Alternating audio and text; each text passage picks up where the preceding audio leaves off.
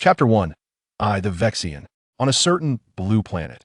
Within the confines of a boxing gym, a tall young man with a crown of short black hair relentlessly expended his energy upon the punching bag before him. Thud, thud, thud. Each of his punches resonated like cannon fire, causing the bag to emit a series of dull thuds. Ha, ha, ha. This vigorous assault persisted for over an hour, until the young man felt a tingling numbness in his arms, compelling him to gradually cease, gasping for breath. Training for today is concluded. Time to wrap up. He gently wiped the beads of sweat from his forehead with a towel draped over his shoulder, then casually struck the punching bag once more. Boom! With a thunderous crash, the bag erupted, scattering its contents across the floor. What? The young man stared wide-eyed at the remnants of the bag, disbelief etched on his features. He then glanced at his hands, acutely aware of the surging power within him and the vibrant life force pulsating through every cell of his body. After 17 years and 6 months, during a fateful summer, he had finally awakened. A smile graced his lips as he closed his eyes. His name was Jupiter Grayson, fully known as Jupiter Sebastian Grayson. He had a twin brother named Mark Grayson, whose full name was Marcus Sebastian Grayson. In the future, he would be revered as the invincible young hero. Their father, Nolan Grayson, was the strongest human on this planet, a versatile being soaring through the skies. Moreover, Jupiter was a traveler from another realm. Upon realizing his identity as a transdimensional traveler and finding himself in the world of the invincible young hero, he was initially terrified. The moment he discovered that he and the protagonist Mark were twin brothers, panic ensued, for he understood that this meant he could not retreat to a corner and languish in solitude. Even if he wished to remain uninvolved in the chaos, such turmoil would inevitably seek him out, as all future disputes would ultimately boil down to the ethical dilemmas of their race and family. Jupiter was uncertain whether he would awaken superhuman abilities and become a great Vexian. From the earliest moments he could remember, he had been diligently honing his skills: taekwondo, karate, boxing, mixed martial arts. Jupiter immersed himself in them all, seemingly striving to transform into a super soldier akin to the likes of the Clock Tower or Batman. Though he recognized that his efforts were insignificant in the face of true power where a single supersonic strike could reduce him to mere pulp, Jupiter remained steadfast in his daily training, tirelessly endeavoring to master his own body, as if he clung to this pursuit as his lifeline. This was entirely understandable. Anyone thrust into an unfamiliar world would frantically seek something to anchor their spirit. But now, such trepidation was unnecessary. Jupiter felt a wave of relief wash over him. Had succeeded. He had accomplished it. He had awakened. Hey, Jupiter, you rogue, are you provoking me? As Jupiter reveled in his moment of bliss, a tall youth with golden hair approached him. Tom, have your injuries healed? Jupiter regarded the newcomer with a gentle gaze, reminiscent of how a person might look at a playful kitten or puppy, detached from worldly concerns. Jupiter, don't presume that securing an invitation from the club grants you the audacity to act insolently in my presence. Tom, the golden-haired youth, seethed with anger. He pointed an accusatory finger at Jupiter's nose, his eyes ablaze with fury. Last week, he had succumbed to Jupiter in the ring due to a cold, resulting in the club abandoning him in favor of the younger Jupiter, who was 3 years his junior. This infuriated him at his age. Lacking a club contract meant that his aspirations of becoming a professional boxer were nearly extinguished. He had wagered everything on that match, one that had drawn the attention of the club's elite, only to be outmatched by this Asian youth, who had almost toyed with him. Tom was not only angry, but also filled with resentment, especially after witnessing Jupiter's display of strength in demolishing a punching bag, an act he believed was a calculated mockery aimed at him.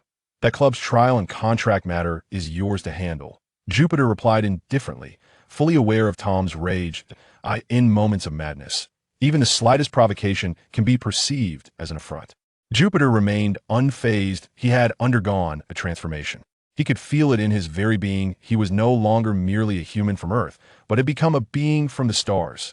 Are you mocking me, you scoundrel? I do not require your pity. Tom glared at Jupiter, his eyes filled with rage. He could not accept being defeated by an opponent who spoke to him in such a condescending tone. We are all human. What distinguishes one from another? The more he pondered, the angrier he became, his muscles tensing as he swung a fist towards Jupiter. Hey, Tom, what are you doing? Several boxing enthusiasts nearby, witnessing Tom's aggression, quickly intervened, hoping to prevent the situation from escalating. Thud! With a resounding impact, Tom's fist landed squarely on Jupiter's cheek. Jupiter, are you all right? The concerned boxing aficionados rushed to Jupiter, who had been mercilessly struck. Have you not eaten, Tom? Put your all into it. Do you know why you lost to me? Because your punches are feeble and lack strength, akin to those of a weakling. Jupiter regarded Tom with an impassive demeanor, his body rigid, as if Tom's fist could inflict not the slightest harm upon him. You motherf. Upon hearing Jupiter's words, veins bulged on Tom's forehead, and his muscles swelled with fervor. He summoned every ounce of his strength, vowing to teach this arrogant figure a lesson. With clenched teeth, Tom exerted himself, his fist slicing through the air, accompanied by a rush of wind as it aimed for Jupiter's cheek. Jupiter, several boxing enthusiasts shouted loudly, yet none moved to intervene. Some wore expressions of derision, while others openly relished the spectacle. Though they feigned the appearance of mediators, their true desire lay in witnessing a confrontation, for the club would not sign a fighter unable to control his emotions and resorting to violence outside the ring. Should Jupiter engage in a brawl, the opportunity for a contract would then be vacated for their own ambitions. Bang! Following a light thud, as the onlookers braced for either Jupiter's defeat or retaliatory clash, a surprising scene unfolded. Jupiter merely extended a finger against Tom's fist. Chapter 2. A single finger, my heavens.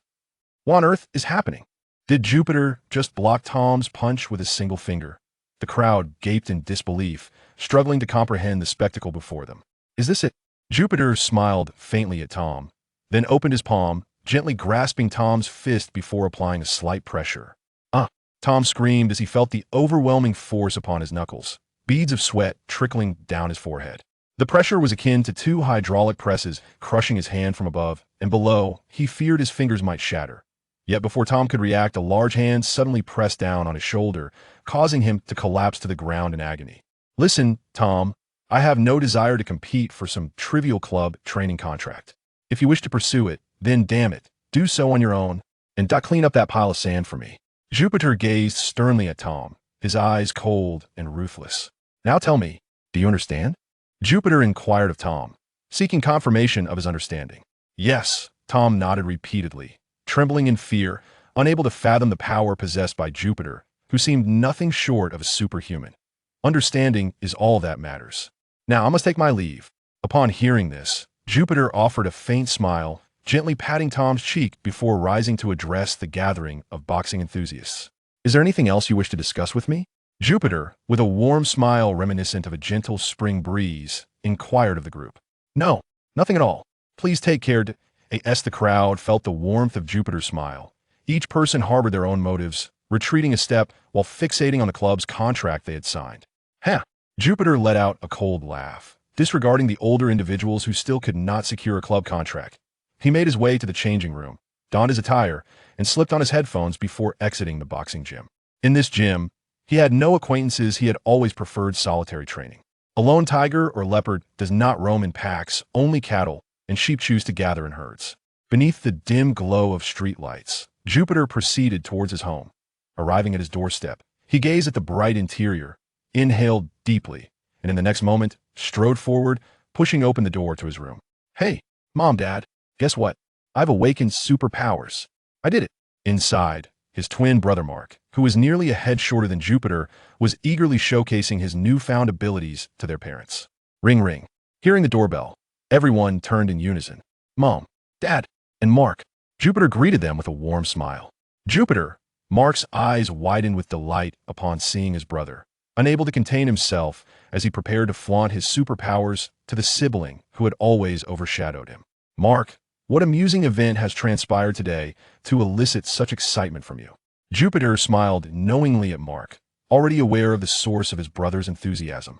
After all, hadn't Mark tossed a garbage bag into the air during his job today? He had witnessed it almost collide with a descending passenger plane. Jupiter, did you know? Today, I, Mark, upon hearing Jupiter's inquiry, instantly burst with excitement. Mom, I'm a bit hungry. What are we having for dinner? Before Mark could boast about his superpowers, Jupiter turned his head towards their Mothera strong, slender Chinese woman who maintained her figure despite being the mother of. To asking her, I made your favorite dumplings for you today. You just finished training. Haven't you worked up quite an appetite? Deborah Grayson, Jupiter's mother, smiled gently in response. Hey, Jupiter, you must listen to me carefully. On the other side, Mark noticed that Jupiter, without allowing him to finish, began to inquire about his mother. Instantly, his expression changed, but upon hearing the mention of dumplings, he was filled with excitement once more. "Hey, Mom, let's eat quickly. I can hardly wait to enjoy those dumplings. Of course I'm exhausted. You know my training regimen is at a professional level, but I might not visit the boxing gym anymore," Jupiter casually stated as he took his seat. "Why? Weren't you planning to become a professional boxer? Are those bastards bullying you again?" "I will have a word with them." Upon hearing Jupiter's intention to cease visiting the boxing gym, Nolan's expression shifted dramatically, his brow furrowed in irritation. He could hardly bear the thought of his child, a noble being from the V-Star, being tormented by the inhabitants of this primitive planet. "Darling," Deborah shot Nolan a glance, fully aware of her husband's temperament. When he mentioned having a talk, it was likely to be far from a simple conversation. In recent days, Nolan had become engrossed in a book titled On Swinging Words, convinced that the itinerant Confucius might be a forebear of their kin and a natural-born champion of their race. Otherwise, such profound musings could scarcely be articulated. All right. Understanding Deborah's subtle reminder, Nolan quickly reined in his nature. "Jupiter, please tell me, what exactly happened?" Nolan inquired earnestly of Jupiter. "What happened?" Jupiter chuckled lightly, deliberately creating suspense as he glanced at the silently observing Mark. "Hey, Mark punched me." Jupiter beckoned to Mark with a flick of his fingers. "Brother, you must be out of your mind to want me to hit you. You might not realize it, but I am no longer the person I once was. Just moments ago, I awakened my superpowers. I am now akin to our father." Initially taken aback by Jupiter's words, Mark quickly shook his head. He was no longer the same Mark. He was transformed, much like a scion from Dragon Ball, reborn from the flames as a super scion. His power level was off the charts, 100 million, to be precise. He was astonishing. "It's fine. I know you've gained superpowers. Just throw a punch at me with all your might." Jupiter maintained his signature Marxist justice smile. "Jupiter, you can't mean." Mark hesitated, piecing together the implication of Jupiter's words. He was no fool. The fact that Jupiter still encouraged him to throw a punch after learning of his newfound abilities could only indicate one thing. Jupiter had also acquired superpowers. Chapter 3. The Foolish Udu. "Come on." Jupiter brimmed with confidence, eager to gauge the extent of his prowess in comparison to Mark, who had never before engaged in the art of boxing. That he was curious to see if his training had borne any fruit. "Very well. That's your word." Mark's eyes gleamed with excitement. In the days when he lacked superhuman abilities, he had always been under Jupiter's protective wing, often finding himself swiftly bested in their playful skirmishes. However, he was no longer the same. He yearned to discover the true measure of his strength. With this thought in mind, Mark thrust his fist fiercely towards Jupiter. A fierce gust of wind from his punch sent chairs tumbling aside. Nolan, witnessing Mark's sudden strike, rushed to Deborah's side, shielding her from the flying debris. The sheer force of the blow was palpable. Even without landing on Jupiter's face, he could sense the magnitude of Mark's strength. Yet, "Brother, you are full of openings." Jupiter deftly evaded Mark's punch, swiftly wrapping his arms around Mark's right leg in a naked choke, rendering him immobilized on the spot. "Hey!" Mark struggled with all his might, yet no amount of effort could break free from Jupiter's grip. "Yield, Mark!" Jupiter chuckled lightly at Mark's exertions. The harder Mark fought, the more exhilarated Jupiter became, determined not to relent until he subdued Mark completely. In truth, Jupiter felt a twinge of joy. In moments when their strengths were evenly matched, they both reverted to the status of ordinary men, and it was then that martial prowess revealed its true significance. Mark and Jupiter's clash resembled the initial confrontation between Hulk and Thanos in Avengers: Infinity War. Despite their comparable strength, the disparity in combat experience allowed Thanos to dominate Hulk, ultimately delivering a series of blows that left him reeling. Jupiter embodied the mastery of combat, adeptly controlling every joint of his body and knowing precisely how to strike to inflict pain, much like Thanos, while Mark was akin to Hulk, brimming with raw power but lacking the knowledge of how to wield it effectively. The outcome was overwhelmingly one-sided, with Jupiter swiftly subduing Mark, who had also acquired superhuman abilities. "Yield, Mark," Jupiter smiled, urging Mark to concede. "I will not." Mark remained resolute, adamant in his refusal to submit. "Listen, Mark, conceding to your brother is not shameful. You've been defeated for 17 years. Jupiter continued his gentle persuasion. "I refuse." Mark's stubbornness shone through. Perhaps this was the very trait that enabled him to become the invincible hero he was. "Brother, I am quite distressed. Shall I simply bypass you today? Jupiter shook his head, preparing to release Mark. That I do not want that. Continue to exert your strength. I will break free with my own abilities. As Mark observed Jupiter begin to relinquish his powers, dissatisfaction surged within him, prompting a loud exclamation. Hey, Jupiter, slightly a loss for words, found himself exasperated by his stubborn opponent, who, unwilling to concede defeat or allow him to hold back, insisted on challenging him.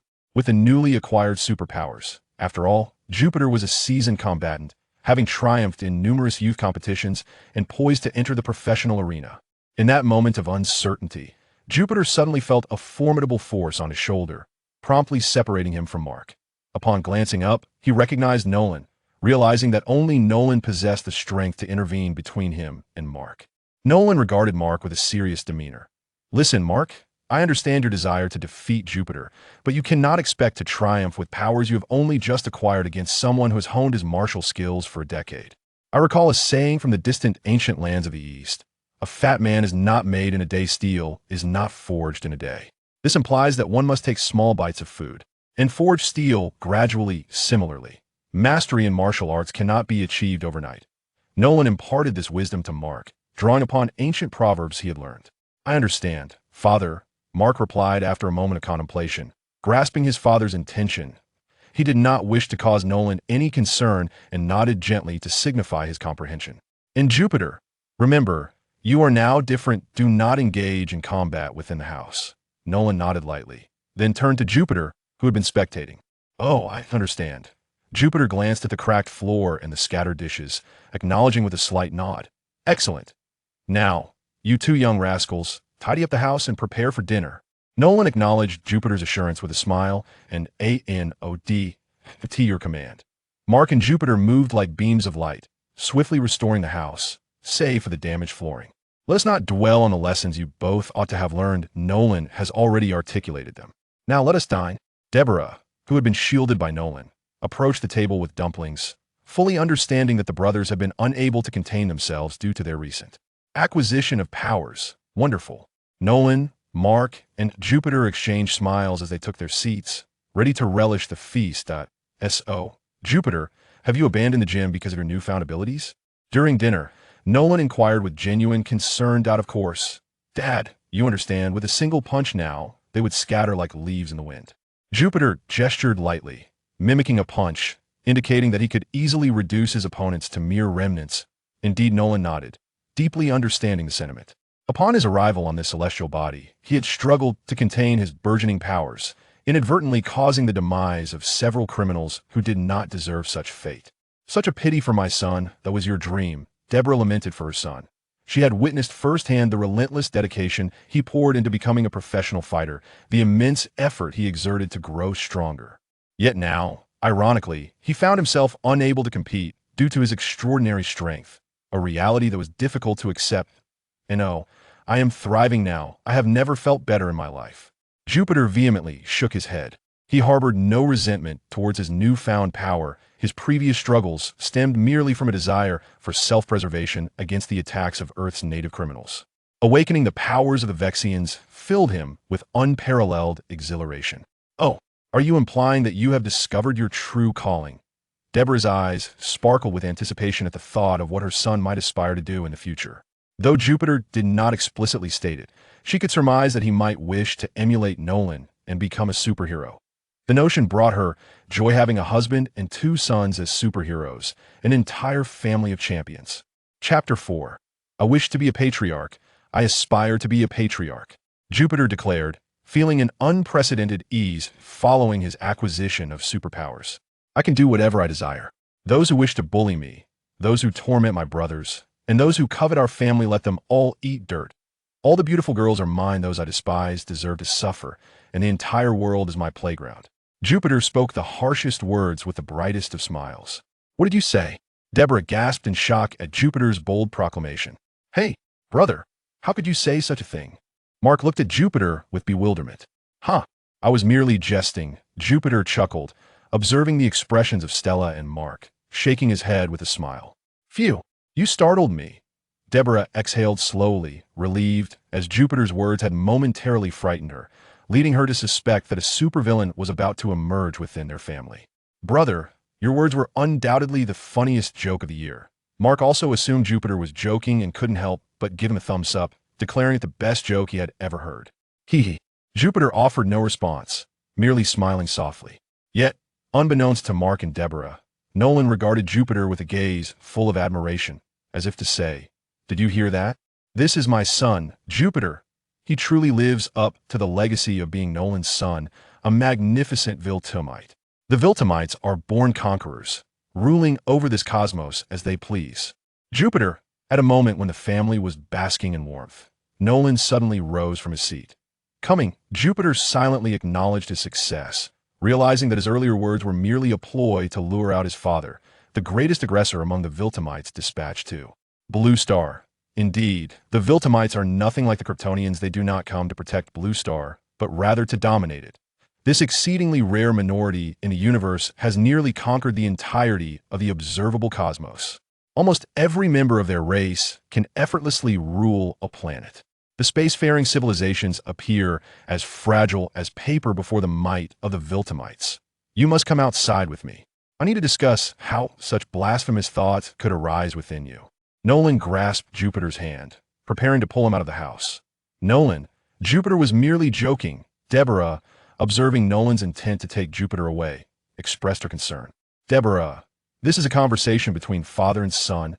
I absolutely cannot allow anyone in my family to harbor such extreme thoughts, not even to entertain them. Nolan's gaze silenced Deborah and Mark, who were ready to intervene. Good luck, my brother. I truly cannot assist you. Mark lowered his head like an ostrich, seizing the moment to add more dumplings to his bowl. Jupiter remained silent as he was pulled outside by his father. Nolan. Jupiter, listen to me. Were you serious about those thoughts earlier? Nolan, holding Jupiter tightly, ascended into the air, his expression stern as he inquired. It should be true. Jupiter initially nodded gently, then elaborated, we are so powerful while they are so weak. My child, before Jupiter could continue, Nolan embraced him tightly. You truly are a born Viltrumite. Nolan gazed at Jupiter, his eyes brimming with satisfaction. Long ago, while conquering a high civilization with my comrades, I encountered a sorceress who begged me to spare her life by revealing my future. I consented, and she foretold that my first child on a planet called Blue Star would become a natural champion among the Viltrumites, surpassing the current regent to become the true king of Viltrum, leading our people to conquer the entire universe. Upon her utterance, I took her life, for I fear the echoes of her words would reach others. At that moment, I did not perceive her prophecy as accurate, for if her foresight were indeed true, she would have foreseen that I would swiftly end her existence following her revelation. Yet, it is evident she could not anticipate her own demise. When you entered this world, I recalled that prophecy, thus inspiring your name Jupiter, the king of the gods. As inhabitants of the Viltrum, we are regarded as deities by the natives of this planet, and Jupiter, as the sovereign of the divine, signifies that you are destined to ascend as the ruler among the gods, our Viltrum kin. However, my child, you have yet to awaken your latent powers, leading me to believe you were merely a lowly inhabitant of the blue planet. Fortunately, your very genes have subconsciously guided you towards greater strength, enabling you to refine your combat skills. Today, you have finally harnessed your power, becoming one of us, the Viltrum, easily vanquishing your brother.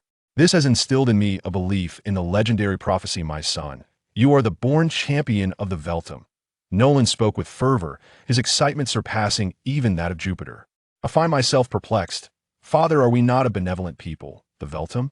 Jupiter feigned confusion as he gazed at Nolan. That was merely a ruse to deceive the natives of this planet. We Viltrum are not a friendly folk. We revel in conquest. I have intentionally masqueraded as the superhuman of their imagination, all the while discerning the combat capabilities of this world and devising means to subjugate it. My child, will you aid me? Nolan extended an olive branch towards Jupiter, acknowledging the gamble he was taking. Should Jupiter decline, all his efforts could be rendered futile, perhaps even culminating in a father-son duel. When shall we strike? To Nolan's astonishment, Jupiter directly inquired about the timing of their assault. Pardon? Nolan was taken aback by his son's forthrightness. I meant, when shall we act against this planet? Jupiter clarified in response to Nolan's words. Patience.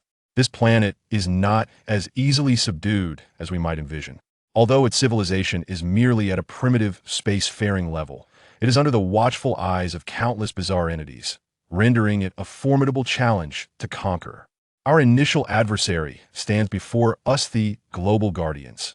Nolan regarded Jupiter with seriousness, having resolved that it was time to take action against the Global Guardians. Chapter 5 first. Let's set a modest goal, such as vanquishing the Global Guardian team. Together, we shall confront them. Jupiter understood that the Global Guardian team was essentially a replica of the Justice League, featuring Darkwing, who parallels Batman, War Goddess, corresponding to Wonder Woman, Green Goblin, akin to Green Lantern, Martian Knight, reflecting Martian Manhunter, and Crimson Speedster, mirroring the Flash, along with the enigmatic Immortal Knight, whose counterpart remains uncertain. This assembly represents a diluted version of the Justice League, referred to in this realm as the Global Guardian team. Jupiter harbored confidence in his ability to triumph over them, for the physical prowess of the Vexians endowed him with greater strength than that of the Superman portrayed by Henry in Zack Snyder's Man of Steel. Oh, there's no need. I can handle them all by myself. If you intend to assist your father, you should at least learn how to fly first.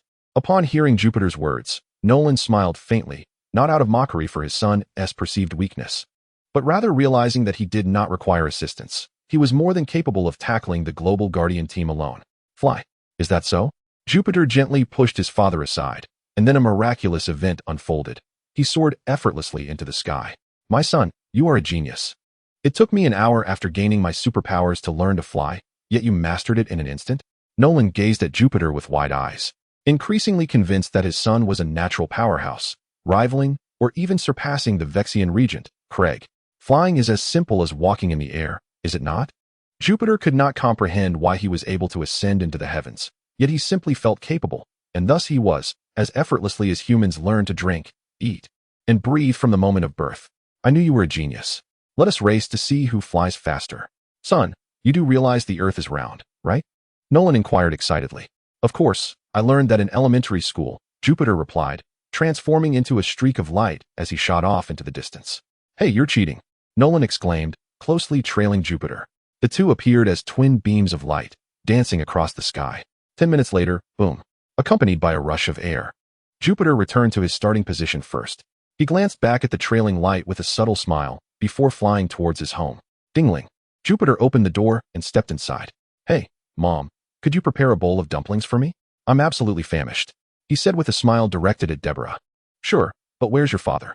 Deborah responded, momentarily taken aback, wondering why she had not seen Nolan. What about him? Jupiter settled into the chair, crossing his legs as he awaited his father's return. Just as he did so, the door swung open, revealing Nolan. Look, Jupiter exclaimed, pointing at Nolan with a smile. Son, you are being cheeky. You clearly rushed ahead. We ought to embrace a spirit of sportsmanship. Remember, the blood coursing through your veins descends from the ancient eastern realms and the Vexians, not from the land of the Stick and the Vexians. Nolan approached Jupiter, a hint of irritation in his tone. Understood, Dad. I'll be more mindful next time. Jupiter nodded, acknowledging his misstep. As long as you understand. Nolan didn't linger on the matter. He stood beside Jupiter, both gazing at Deborah. I want a bowl of dumplings. After that workout, I'm famished. Nolan echoed Jupiter's sentiments. What have you two been up to, drenched in sweat? Deborah inquired, curiosity piqued. Just a friendly sparring session between father and son. Nolan replied after a moment's thought, raising an eyebrow. And I emerged victorious. Jupiter stuffed dumplings into his mouth, asserting his triumph over his father. You only won by being sly. Nolan frowned, momentarily vexed, though he soon relaxed. To be honest, Jupiter is the fastest child I've ever seen. At his age, I couldn't match his speed. Jupiter, you might just become the swiftest in the universe. Nolan clapped Jupiter on the shoulder, brimming with confidence in his son. Oh, come now. I don't want to be that fast. A man shouldn't be so swift. Jupiter interjected jokingly. Being quick isn't always a good thing. Nolan erupted in laughter at his son's jest. Son, do you have a girlfriend? If you see someone you fancy, pursue her boldly. Your father. Nolan chuckled heartily as he began recounting tales of his glorious past. Ahem.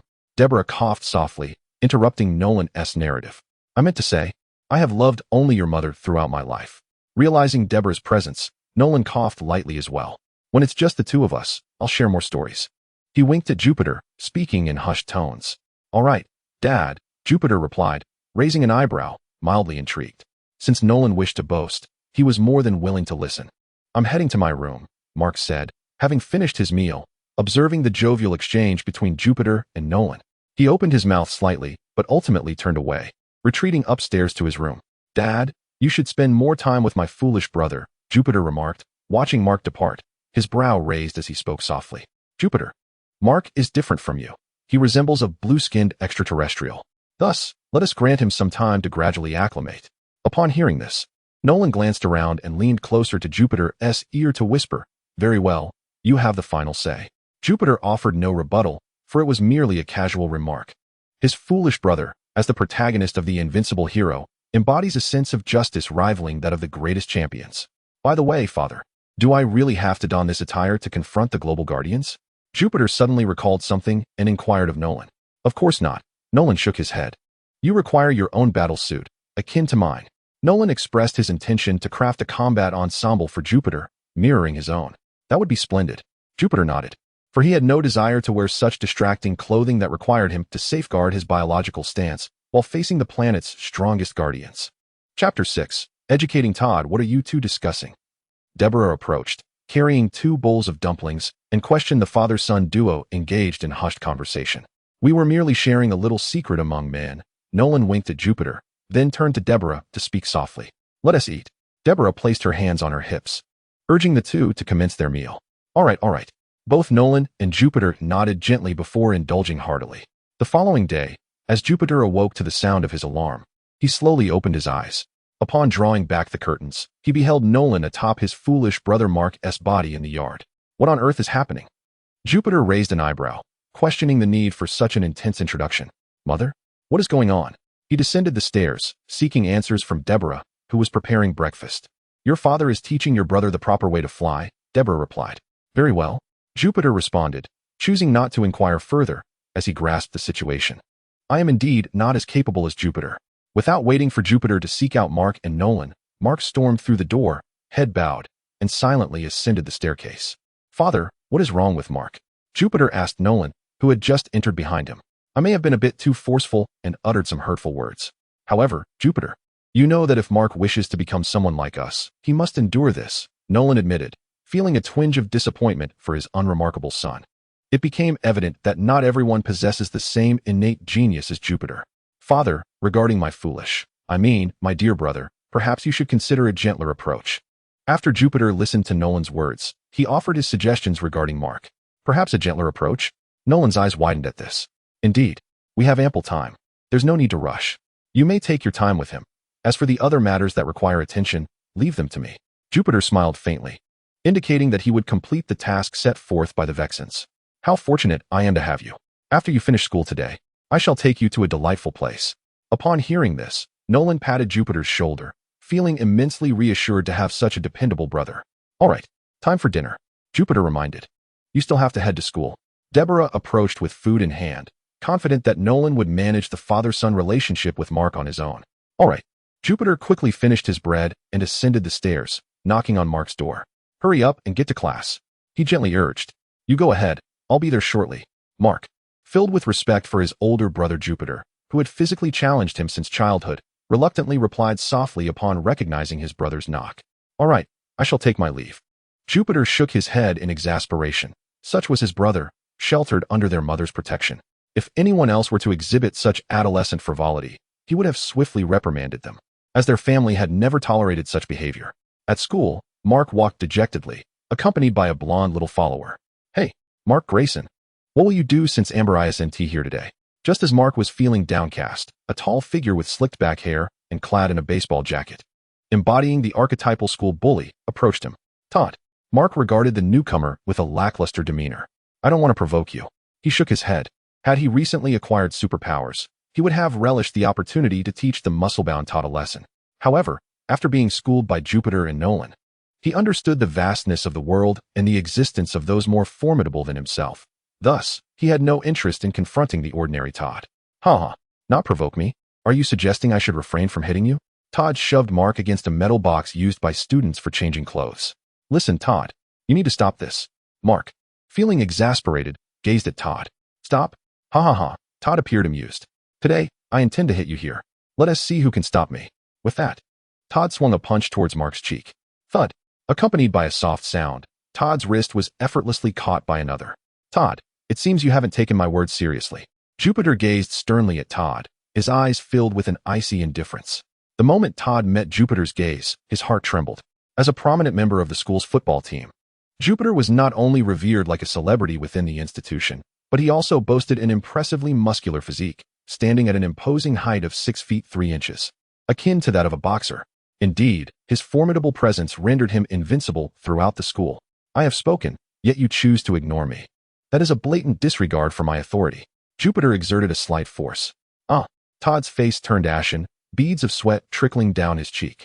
His body trembled uncontrollably, and he could hear the ominous creaking of his wrist, the unmistakable sound of bones fracturing. Jupiter, please, stop. Mark interjected, rushing over to prevent Jupiter from crushing Todd's hand. You ought to address me as your elder brother. Jupiter turned to Mark, his expression grave. Mark had never encountered such an unyielding side of Jupiter and was momentarily taken aback. However, Todd's anguished cries jolted Mark back to reality. Brother, please, cease this. His wrist is about to break. Reluctantly, Mark called out to Jupiter, feeling a deep sense of embarrassment as he did so. Very well, I shall spare you this time. But heed my warning. Should this occur again, you know the consequences. Jupiter released Todd's wrist, his voice cold and commanding. Todd cradled his wrist, daring not to utter a sound, and fled without looking back. Mark, you must learn to be more assertive. When faced with such worthless individuals, take decisive action. Jupiter watched Todd retreat in disgrace, his eyes brimming with disdain. As a being endowed with extraordinary abilities, it was utterly humiliating for him to be bullied by a mere mortal. He could not bear to claim Todd as a brother. If Jupiter were to stride forward toward greatness, Mark seemed more like a subordinate, easily manipulated and utterly inadequate. I need to gather my thoughts. Mark shook his head, seeking to calm himself as he walked away, head bowed. Jupiter observed Mark's departure, furrowing his brow. After 17 years of camaraderie, a bond had formed, despite his aspirations. He genuinely wished the best for Mark. While he did not expect Mark to grasp his grand ambitions, he at least hoped he would not become someone easily trampled upon by others, as it tarnished Jupiter's dignity as an elder brother. After leaving Jupiter, Mark retreated to the restroom, splashing his face with icy water. He then covered his face with a cloth and soared out of the school restroom window. Mark soared through the air, yearning to smash something, a desperate need to vent his pent-up fury. He felt his destructive impulses spiraling out of control. Foolish younger brother. However, what Mark failed to notice was that, at this moment, a shadow in the sky silently observed his every move. Chapter 7. Everyone needs battle gear. On the street, a car sped by. The owner had just completed a zero-cost purchase. Although this behavior may seem absurd, in this land of freedom, it is as commonplace as cultural traditions. Such zero-cost purchases unfold daily in this liberated nation. Unlike many countries where such events commence only at night, here, the whimsical zero-cost purchases begin in broad daylight. Meanwhile, an even more absurd scene was unfolding. Beneath the sun's radiant glow, the sound of gunfire echoed through the air. Several men clad in black suits, alongside a brawny figure dressed in stone armor, navigated the streets, besieged by the enemy's formidable firepower. Damn it, you can't escape with us. Only if you stay behind do we stand a chance of fleeing, yelled a man with sunglasses and golden hair at the armored giant. Fool, my mission is to protect you all. If I stay behind, who will safeguard you? The brawny man did not let their insults go unchallenged. Frowning, he glared at the diminutive figures. Had it not been for his duty to protect these miscreants, he would have turned them into a mere pulp long ago. Enough of this. Quickly, help me leap over that iron fence.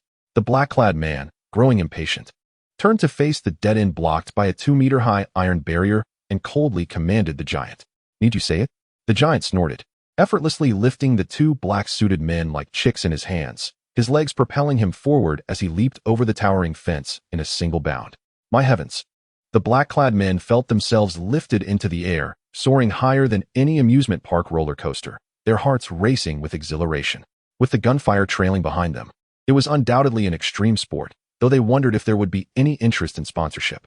Just when the black-clad men and the giant believed they were safe, a boy, clad in a red sweater and blue trousers, his face obscured by a yellow scarf, dove from the sky, heading straight for the armored figure.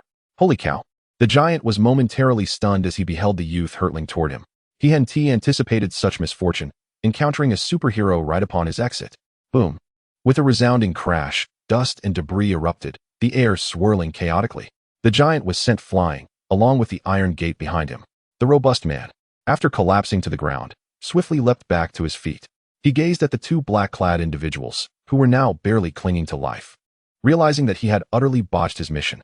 Though I am unaware of your identity, you have provoked individuals far beyond your capacity, he declared, charging towards the masked youth.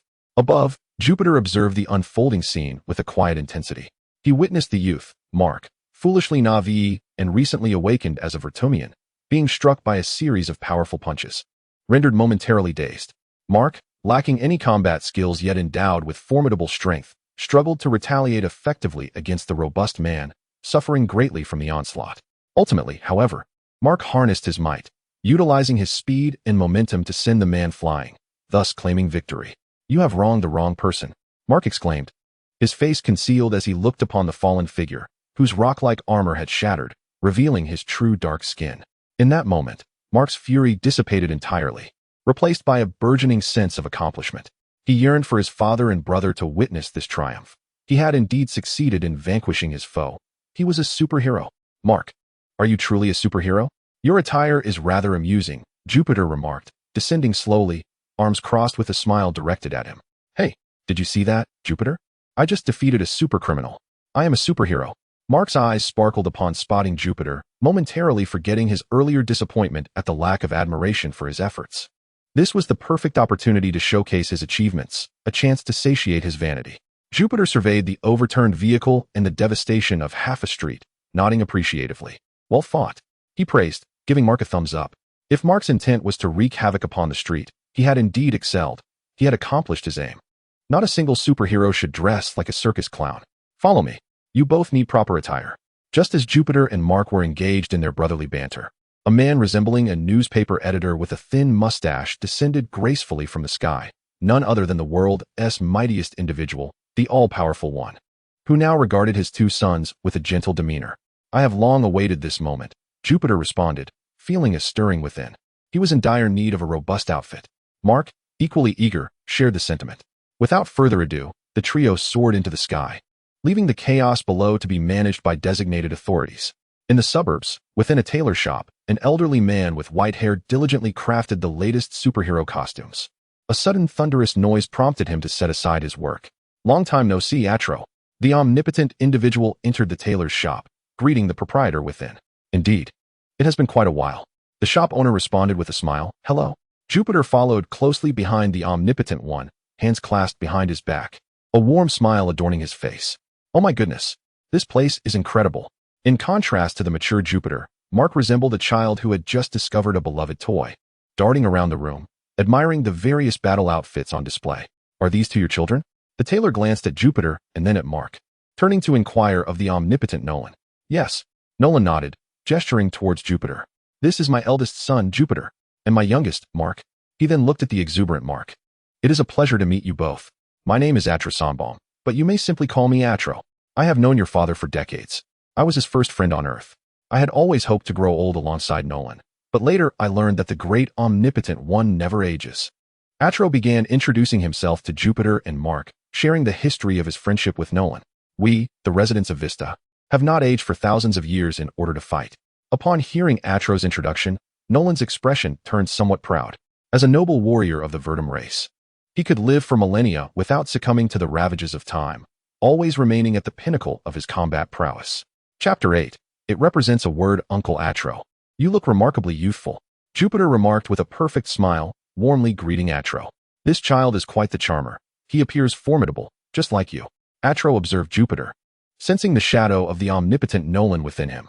Indeed, he shall be my finest offspring. Nolan nodded, confident that his children would be exceptional beings. Can I have this outfit? Meanwhile, Mark gazed eagerly at a battle suit.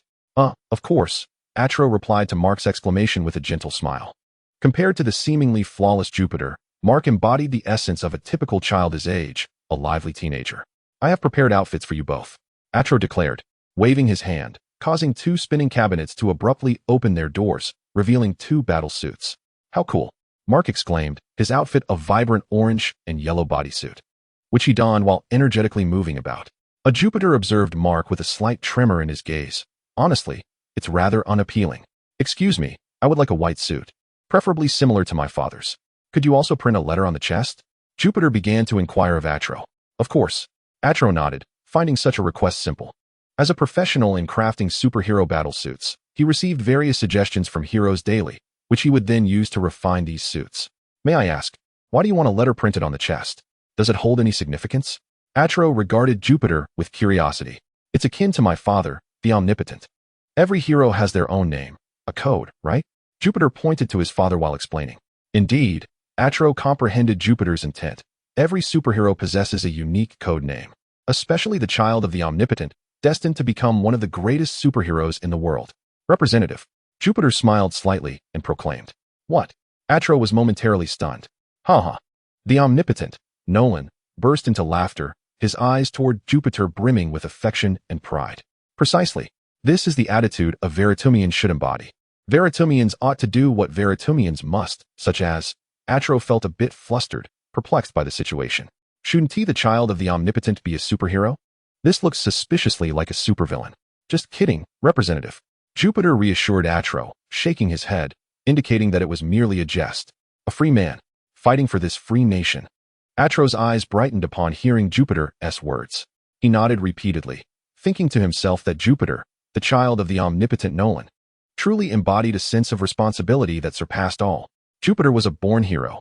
Hee. Jupiter chuckled softly, refraining from further explanation. He wouldn't tell his father, his old comrade, hey, wake up. What I mean is the first one.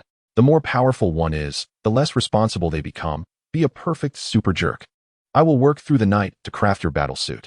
Come pick it up tomorrow afternoon. Atro, invigorated, vowed to create the finest battle suit he could for this child, who had inherited the will of the Omnipotent. So, tomorrow afternoon, Jupiter winked at Nolan after hearing Atro's words. Tomorrow afternoon it is.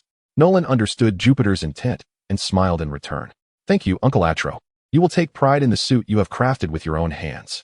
Jupiter smiled as he patted Atro's shoulder, vowing that Atro would be thrilled to know that he, Jupiter, would don the superhero battle suit crafted by Atro himself. He would engage in a fierce contest of life and death against the planet's most virtuous and formidable superhero organization, the Global Guardians. Surely, Atro would be unable to sleep with excitement. Old man Jupiter, do you not think this attire is a tad ostentatious? At that moment, Mark was troubled by the flamboyance of his battle suit, unaware that his father and brother were conspiring to upend the entire Blue Star superhero team. Indeed, it might require some refinement, Nolan responded, nodding slightly. Mark's outfit was undeniably a bit audacious. It suits you well, my brother.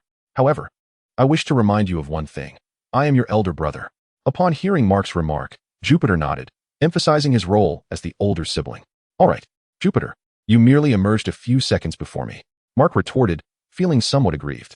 Had the doctor pulled him out first, he would have been the elder. Just look at our physiques. It is evident that I am your elder brother. Jupiter puffed out his chest, towering over Mark at nearly 6 feet 3 inches. Oh, if I spent all day in the boxing gym like you, I would grow taller too. Mark attributed his height of 5 feet 11 inches entirely to a lack of sufficient exercise. After all, he and Jupiter were creations of the same genetic lineage. If Jupiter could reach such heights, there was no reason he could not as well. I eagerly anticipate the day you catch up to my height. Jupiter chuckled, his gaze indifferent. At that moment, he was contemplating how to relate to Mark, having already decided to align himself with Nolan. This meant that, from a standpoint of interests, he had positioned himself on a different level than that of his foolish brother, who failed to grasp the gravity of the situation. My foolish brother. Jupiter recognized Mark's combat potential. In the later comic arcs, he truly deserved the title of Invincible, growing strong enough to become a valuable ally against the formidable leader of the Vexians, Craig. Indeed, Jupiter was not content with merely addressing the issues on Blue Star. His ambitions were grander. If he were to assume the role of an ancestor, he intended to be the progenitor of the entire universe, ensuring that even Nolan's race, the Veltum, would not overshadow him. You call me foolish? Mark felt a twinge of grievance after hearing Jupiter's words, uncertain about where he had been foolish. Since childhood, he had been reprimanded by his older brother, and he felt that his occasional lack of sharpness stemmed solely from Jupiter's scolding. Chapter 9. The Annihilation of the Global Guardians, 5,000 words. The next day, Mark emerged from his room, sporting dark circles under his eyes. Hey, Mother. And my older brother. Mark gazed at Deborah and Jupiter, who were seated at the dining table, attempting to widen his eyes. My heavens, Mark. Your dark circles are quite pronounced. Did you not sleep well last night? Is there something troubling you? Deborah observed the undeniable shadows beneath Mark's eyes. Her expression tinged with concern. No, no, no, I'm perfectly fine, Mark replied, shaking his head vigorously, striving to appear more alert. Do not worry, Mom. It's merely that he is overly excited. Just like when we were in elementary school, Mark would always struggle to sleep before our spring outings. He is simply unable to rest due to the exhilaration of receiving his very own battle attire. Jupiter, with his legs crossed, sipped his coffee while watching the bleary-eyed Mark. Enough, brother. I am no longer an elementary student before a spring outing. After Jupiter exposed Mark's secret, Mark felt a tinge of embarrassment. Look at the time. You are going to be late, Mark. I shall take my leave now, Jupiter remarked, disregarding Mark's flustered reaction.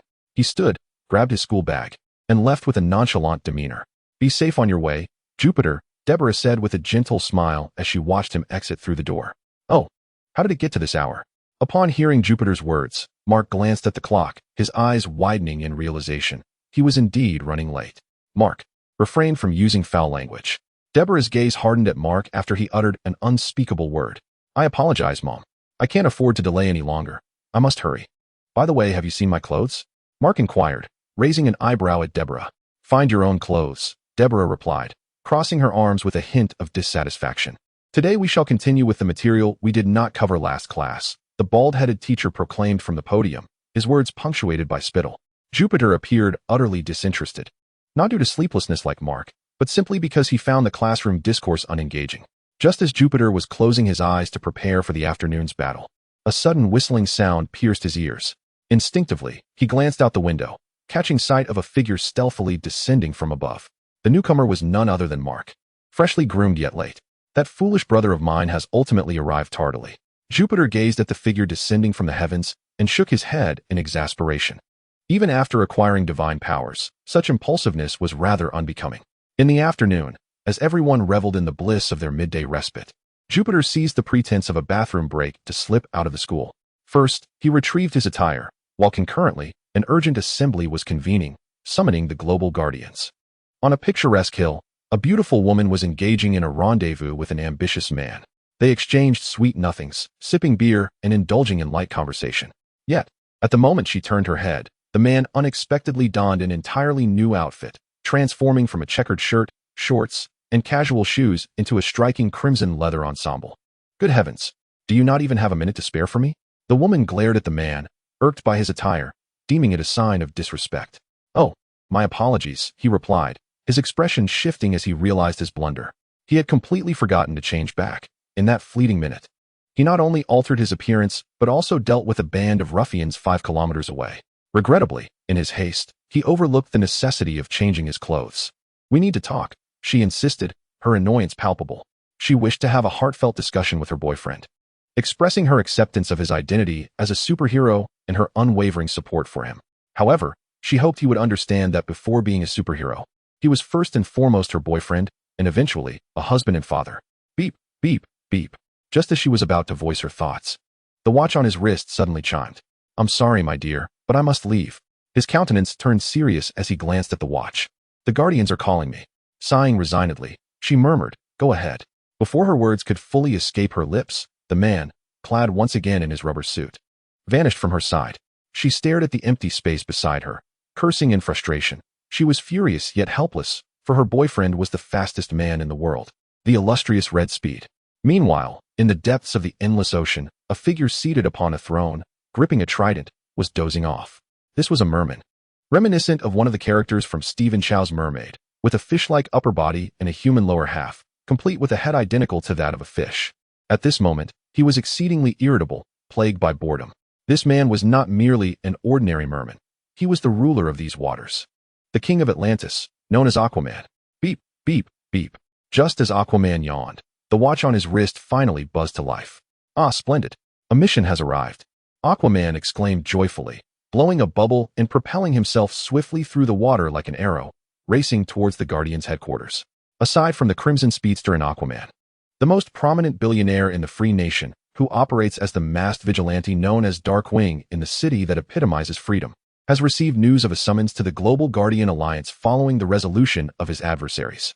As a globally renowned businesswoman and demigod, the Warrior Woman, who continually contributes to the world, has also taken to the skies upon receiving this notification.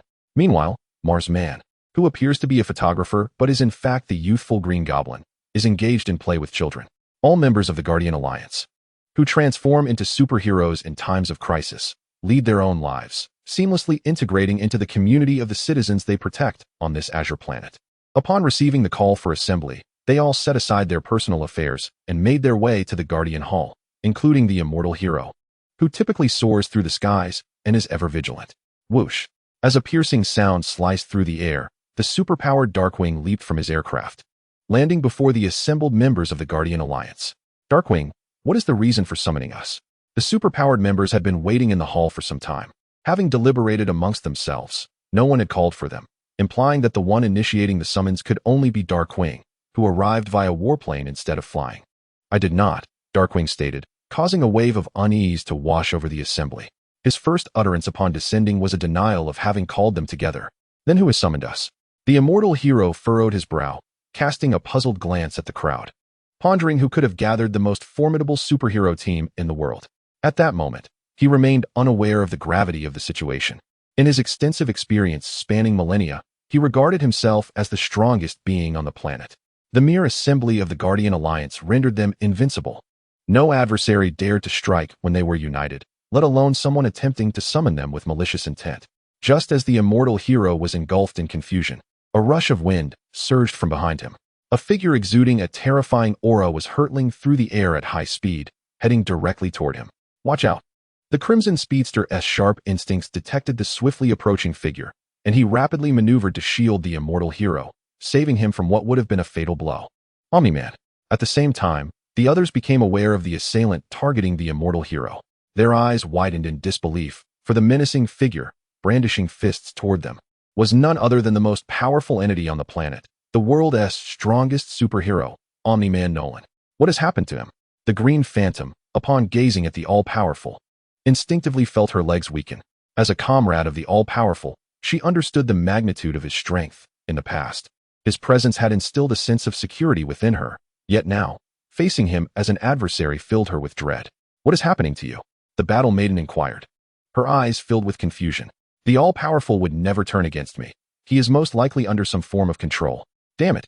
The immortal hero swore he despised this man, who overshadowed him with his might. Yet he could not deny that the all-powerful was the noblest soul on this planet. Certainly not one to strike against their global guardian team. Thus, he concluded that the all-powerful must indeed be under mental manipulation, a common plight he himself had endured. No matter what has transpired, we must find a way to stop him. A deranged all-powerful, my heavens. Just the thought of it sends shivers down my spine. The Crimson Speedster shook his head, unable to fathom the catastrophic devastation a mad all-powerful could wreak upon Earth. Could he annihilate the surface and extinguish all of humanity in an instant? All right. Upon hearing the Crimson Speedster's words, the others became serious, deciding to unite in their efforts to defeat this mightiest being from Blue Star. However, just as they stood poised, holding their breaths in anticipation, a whistling sound pierced the air behind them. They beheld a muscular figure, emblazoned with a bold insignia upon his chest, charging straight towards the Battle Maiden's head. Trouble. The Crimson Speedster was the first to react, swiftly turning around and leaping to tackle the Battle Maiden, causing the fist of the approaching muscular man to miss its target. What? The group stared in astonishment at the figure that had suddenly appeared behind them, clad in white with a red cloak, bearing a striking resemblance to the all-powerful Nolan, though he appeared younger and seemingly more robust. Two all-powerfuls. The immortal hero turned to face the imposing figure, his mind reeling. One all-powerful was already a formidable challenge for the entire Global Guardian team. As for two, well, what could they possibly do? At the very moment the immortal hero turned, his gaze became unfocused. When clarity returned, he found himself drenched in a cascade of tomato sauce. Am I dead? He stammered, momentarily stunned, his mind quickly giving up the struggle to comprehend the situation. Yes, at the moment he had turned. He had forgotten that the strongest man in the world stood behind him. The consequence of turning away from the all-powerful was swift and lethal. A gloved hand, adorned in crimson, severed his neck in an instant. Immortal hero. The Crimson Speedster's eyes turned icy as he witnessed the immortal hero collapse. He released the Battle Maiden and unleashed a flurry of punches against the all-powerful. Bang, bang, bang, bang. Faced with the absolute speed of red speed, even the omnipotent Nolan found himself momentarily at a loss. However, The strongest beings in existence are not limited to such capabilities. After enduring hundreds of strikes from Red Speed, Nolan seized an opportunity, predicting Red Speed's attack in an instant, and clamped his hands around Red Speed's head, intent on crushing it. Oh, Red Speed was not one to relinquish resistance. His arms accelerated relentlessly, striking towards Nolan's chest. The Global Guardian's members struggled to keep pace with the unfolding battle. Perceiving only a flash before them, Immortal Hero had perished, and Red Speed was ensnared by the Omnipotent. Yet, their inability to follow the rhythm of the fight did not imply that everyone was equally hindered. With a swift motion, a white figure darted past, delivering a devastating punch that shattered Red Speed's chest. Blood gushed forth from his mouth, painting the scene in a vivid crimson, and soon after, his eyes dimmed, leaving behind a lifeless corpse. The man, adorned with a prominent insignia on his chest, withdrew his hand from Red Speed's chest and, in full view of the onlookers, crushed the sanguine organ in his grasp. The man regarded his blood-stained white gloves with a hint of disdain before turning to Nolan. Should I don a pair of red gloves as well? Son, heed my words. During combat, it is best not to speak, lest we miss the opportune moment for an attack. With Red Speed dispatched, Nolan seemed to relax, for the only potential informant was now silenced. Who on earth are you? Tears welled in the eyes of the battle maiden. In less than a second, they had lost 2 comrades while their foes remained merely slightly soiled. She understood her fate was likely sealed, yet for the sake of her companions, she was willing to fight until her last breath. Did you not hear? He just called me son. If you missed it, I shall repeat. I am your father. The towering man, emblazoned with an imposing symbol, was none other than Jupiter, now clad in battle attire. Just then, as Jupiter faced the battle maiden, several bat-shaped projectiles flew towards him, subsequently exploding. Seeing Jupiter under attack, Nolan intended to assist him, only to be blocked by a torrent of water. King of the Seas, who could conjure high-pressure jets capable of slicing through steel, stood in his way. We shall eliminate them with all our might. Darkwing's expression remained icy, even after the fall of Immortal Hero and Red Speed. He maintained his composure. You have incited my wrath. Jupiter lightly waved his hand, instantly dispelling the dust that clung to him. With a powerful stride, he advanced directly before Darkwing. Listen, child, I am proficient in over 100 martial arts from around the globe, a premier master of combat. I have no desire to intimidate you. Darkwing's expression shifted dramatically upon the sudden appearance of Jupiter. The enemy was exceedingly swift, surpassing his reflexes. He hoped to persuade his opponent with words, believing that this remarkably youthful figure must possess an immature mindset. With a thunderous roar, Darkwing's upper body vanished, leaving behind a disturbing mosaic unsuitable for the eyes of children, or rather, for any reasonable person. Your skills are rendered meaningless in the face of absolute power. Had Darkwing, this martial arts expert, been an extraterrestrial, Jupiter might have found himself outmatched by Darkwing's extensive combat experience. Yet, alas, Darkwing was merely an ordinary inhabitant of the blue planet, exerting all his strength, which amounted to little more than a few hundred kilograms. Jupiter observed the crimson pool surrounding him, shaking his head as he turned away. During the brief seconds that Jupiter dealt with Darkwing, Aquaman was left with only half a fish head. Martian Manhunter's body was torn into several pieces, his core obliterated, and Green Goblin was pierced through, leaving only Wonder Woman struggling to hold on. At the moment Wonder Woman wielded her hammer against Nolan, Jupiter stealthily approached her from behind. With a sharp crack, Nolan seized Wonder Woman's wrist as she swung her hammer, while Jupiter grasped her neck. With a swift motion, Jupiter dispatched Wonder Woman cleanly. Wonder Woman, you are my favorite among the Global Guardians, he remarked, gazing at her contorted neck, his affection confined solely to the ranks of the Global Guardians. With a sigh, Jupiter glanced at his watch. It had taken him 2 minutes and 11 seconds to annihilate the world's strongest superhero team, the Global Guardians. Now, knock me out, and escape as planned to return to school. Nolan, observing the crimson splatters, discarded his hammer and addressed Jupiter. The hammer is commendable. I find myself lacking a suitable weapon. Perhaps I could. Jupiter nodded gently, contemplating Nolan's words. Then we shall meet at the hospital tonight. Jupiter smiled faintly at Nolan. See you at the hospital tonight, my child. No need to hold back. Strike me with all your might.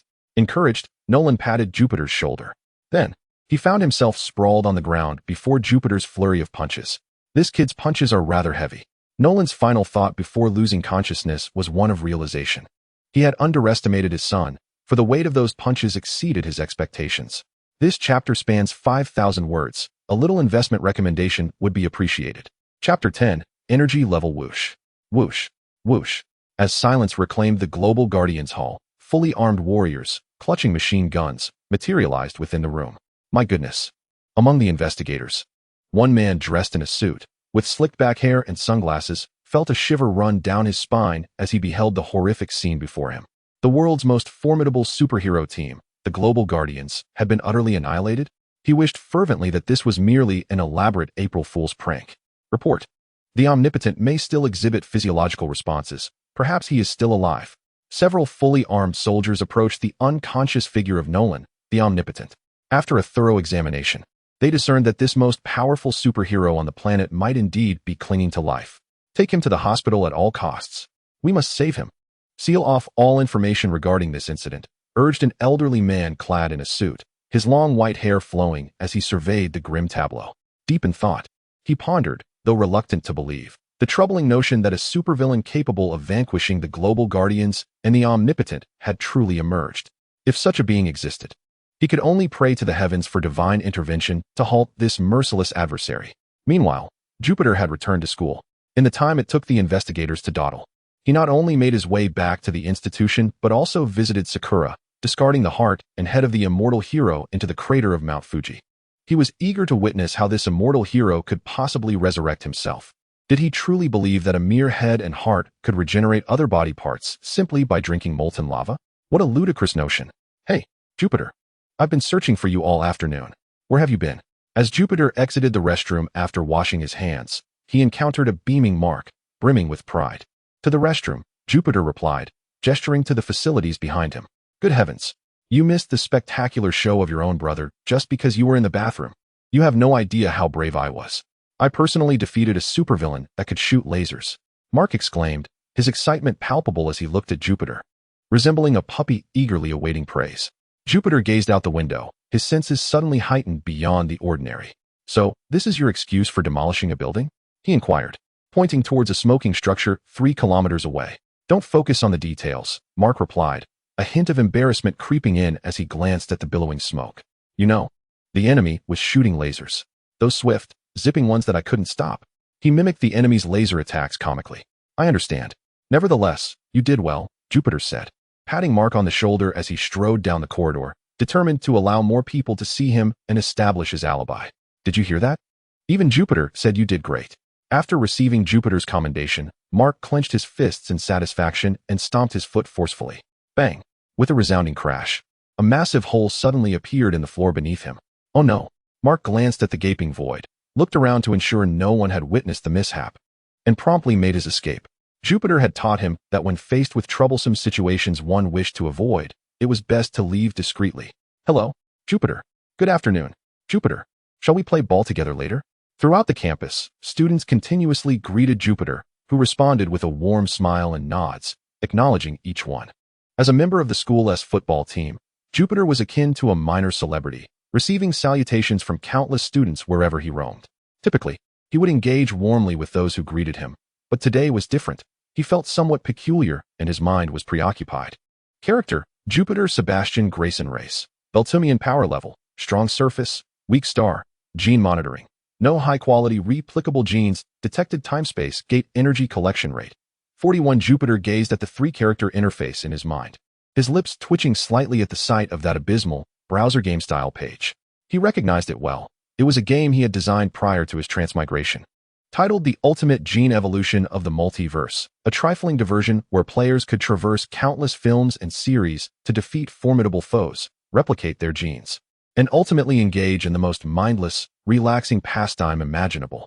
He had originally created this game for his own amusement, never anticipating that he would be whisked away into it due to a careless spill from his cup onto the power strip one fateful night. Initially, he regretted not getting the chance to play, but now, it was his very own cheat code.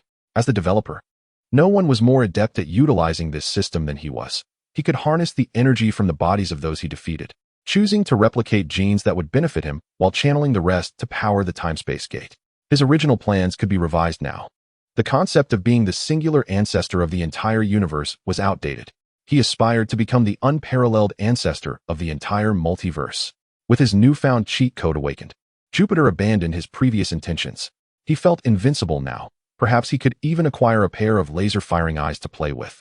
for a true ancestor should not lack the ability to unleash heat vision. Subsequently, Jupiter attended his classes with an unassuming demeanor, then returned home amidst Mark's incessant chatter. Several hours later, as darkness enveloped the day, the Global Protection Agency finally knocked on the Grayson family's door. Dear Miss Deborah, there is a matter that requires a thorough discussion with you and your family. As Deborah opened the grand door of her residence, several figures clad in black suits and dark sunglasses stood at the threshold, silently observing her and her companions. Within a certain pentagon-shaped edifice, Miss Deborah, rest assured that Nolan is receiving treatment here that far exceeds global medical standards. I am confident he shall recover swiftly, for he is undoubtedly the strongest individual on this planet. A man with golden hair, wearing sunglasses and dressed entirely in black, led Deborah, Mark, and Jupiter onward, while the trio remained enveloped in a silence that spoke volumes. When the man in sunglasses pushed open a hospital room and drew back the curtain concealing the patient, a sight was revealed. Nolan, battered and bruised, his body marred with wounds. Have I been too harsh? Jupiter pondered, furrowing his brow as he gazed at the near-lifeless form of Nolan. Alas, the man in sunglasses sighed lightly at Jupiter's expression, perceiving in him a youth filled with concern, hatred, and anger, akin to one witnessing their father's beating. This small system is designed to unlock the multiverse and absorb other abilities. After all, those whose eyes do not shine are not to be considered noble ancestors. Chapter 11. It seems you require some assistance. Will he be all right? Mark clenched his fists as he observed Nolan's grievous injuries. It is possible. However, you must understand that we have done all we could. Considering there are very few Veltum people in this hospital, the man in sunglasses replied, somewhat helplessly. To be precise, Nolan was the only Veltum individual present. Who has done this to him? Mark's veins bulged as he spoke, his gaze sharp and resolute. He yearned to find the one responsible for inflicting such harm upon his father and deliver a severe reckoning. We do not know. Yet, we are actively searching. Please trust me. When we find that individual, we shall ensure they suffer injuries far worse than your father's current state. Just as Mark's anger surged, an elderly man in a black suit with white hair entered the room. I am Celsus Dayman, the director of the Global Defense Agency. The elder, known as Celsus, approached Mark and Jupiter, introducing himself. Cough, cough. Jupiter lightly cleared his throat, not intending any offense. He merely felt his throat was somewhat uncomfortable. Celsus regarded Jupiter with a look of mild confusion. Once the perpetrator is found, please inform me. I shall make them regret their very existence in this world. Jupiter's expression turned grave, his eyes sharp as a volcano poised to erupt. I will, Celsus nodded after a few moments of silence, acknowledging Jupiter's fervent resolve. Cecils, how dare you? Deborah, who had been seated at the head of the bed, grasping Nolan's large hand, immediately rose upon seeing Cecils. Her eyes blazed with anger, as if Cecils were far from being a commendable figure in her eyes. Just moments ago, the global guardians had been annihilated. The bodies lay scattered, and Nolan was the sole survivor. We remained in the dark as to why Nolan had been present at the Guardians' headquarters at that time, yet the current reality was undeniable. In truth, we awaited Nolan's awakening, longing for him to reveal the events that had transpired. Cecils felt a sense of helplessness. He was likely the most anxious person in the world at this moment. The global guardians had been wiped out, and the fate of the omnipotent being remained uncertain. This was the most vulnerable moment for our planet, and if those supervillains chose to attack now, it could very well spell the end of this world's ownership. Mark, Jupiter, and Deborah remained silent. Deborah's silence stemmed from her distrust of Cecils, while Mark's was due to his mind racing to comprehend information that exceeded his youthful understanding. Jupiter struggled to suppress laughter, finding the scene before him, a trio of melancholic individuals silently attempting to heal themselves, amusing. In fact, we speculated that a certain supervillain had lured Nolan to the headquarters with the intent of eradicating them all in one fell swoop. Cecils continued to divulge some internal information. Why? Mark clenched his fists, unable to fathom the depths of such wickedness. Why? A profound question indeed. All the supervillains in this world would relish the demise of both the global guardians and the omnipotent being. Alas, we were making every effort to contain the information. Yet news always finds a way to escape. We informed you, Mark and Jupiter, at the earliest opportunity. Cecil sighed. If anyone in the room yearned for the omnipotent being to awaken, it was undoubtedly him. Mark, Deborah, and Jupiter shared a familial bond with Nolan. But only Cecils understood the dire ramifications that would ensue should the most malevolent force vanish from this world. Bring me ice water, ice cubes, and a folding bed. I shall tend to him here, Deborah declared, her resolve unwavering as she gazed at Cecils. Very well, Cecils conceded, unable to withstand the steadfastness in Deborah's eyes. "Commander, the city is under attack. The enemy is armed with heavy weaponry and is requesting support." Just as Cecil's engaged in conversation with the others, his subordinate, a man in a suit with golden hair, suddenly received a notification about the assault on the city. "Now, damn it, we have no superheroes to dispatch." Cecil's deliberately raised his voice, seemingly consulting with his subordinates, while in truth, he was speaking for the benefit of Mark and Jupiter nearby. Mark glanced at Nolan and Deborah, then at Jupiter, ultimately exiting the ward in silence. Jupiter furrowed his brow as he observed Mark's departure, yet he uttered not a word. He leaned against the wall of the room, quietly accompanying Deborah and Nolan, whose cells were gradually being healed within the hospital. Indeed, Nolan required no treatment, fortunately. He had been promptly brought to the ward. Otherwise, such minor injuries would have healed within a day for a vixing. "Rest assured, Jupiter is here with me. Go check on your brother." Deborah, who had been tightly grasping Nolan's robust hand, suddenly addressed Jupiter. "Mom, I fear that a supervillain might attack this place," Jupiter expressed, portraying a child's concern for his mother and father. "Ha ha, fret not. This is the safest place in the world. If one day this place is no longer secure, then nowhere else will be either. Go, Jupiter. Go where you must." Deborah turned to him, her eyes filled with encouragement. While she felt some apprehension about sending Mark to rescue someone, given his immature character and abilities, she felt utterly at ease with Jupiter, for her child was exceptionally gifted. "All right, I shall return in a minute." Jupiter cast a glance back at Deborah as he stepped out of the ward. "I'll be waiting," Deborah replied, her once anxious heart easing as she saw Nolan's reflection in Jupiter. Harvesting some energy wouldn't be so bad, Jupiter mused as he flew towards the bustling city, where lasers soared into the sky. Upon his arrival, he spotted Mark, sorrowfully clutching an elderly man while hiding in a deep pit, alongside the youth group under relentless fire from a horde of green-skinned aliens. Indeed, these extraterrestrials bore an uncanny resemblance to the Namekians from textbooks and Dragon Ball comics. They were quintessentially typical. "It appears you require some assistance," Jupiter remarked just as the youth group prepared to call for reinforcements. A man emblazoned with a large insignia descended from the sky, illuminated by the sunlight behind him. Chapter 12. Assault on the aliens' detection revealed the genetic makeup of a certain alien species, worthless, not even fit for dogs, recommended for immediate energy conversion. Warning: in 1 minute and 30 seconds, the alien genes will enter a state of decay. Please resolve this promptly. Jupiter gazed at the throng of monkey-like Namekians and smiled. He needed to act swiftly, for if he delayed, these aliens, who had failed to adjust to the dimensional time difference, would perish before him in just a minute and a half. "Who is that?" The members of the youth group gazed up in astonishment at the man radiating golden light above them. "Brother," Mark instinctively called out, having noticed Jupiter, who resembled a celestial deity descending from the heavens. Goodness, that flamboyant figure soaring in the sky is the brother of this rookie? Could it be that their entire family possesses extraordinary powers? Dressed in a tight red suit, Rex, rather than resembling a superhero, appeared more akin to a sewer worker. He glanced at Mark, who was ensconced below, then at the seemingly divine Jupiter hovering above. Rex, ever the chatterbox, began to prattle on. "You should speak less, Rex. No one will mistake you for a mute if you keep quiet," admonished Adam Eve, a striking woman clad in a pink suit, her long, light orange hair flowing elegantly. Whoosh. In that fleeting moment of idle chatter, a rain of laser beams cascaded down upon Jupiter. "Brother," Mark exclaimed in alarm, witnessing Jupiter being struck by the barrage of attacks. Damn it, after being hit by so many lasers, he must be utterly obliterated. So what if he can fly? Not everyone is omnipotent. Rex continued his incessant commentary, eyeing the smoke enveloping Jupiter. "Rex, you've shot him a glare," though she longed to reprimand him. Now was not the time. "Robot, raise a shield for me. I need to ascend and take a closer look," she instructed the robot softly. "Understood," the robot replied, taking Eve's place to support the shield. "All right." Eve nodded gently and soared into the air.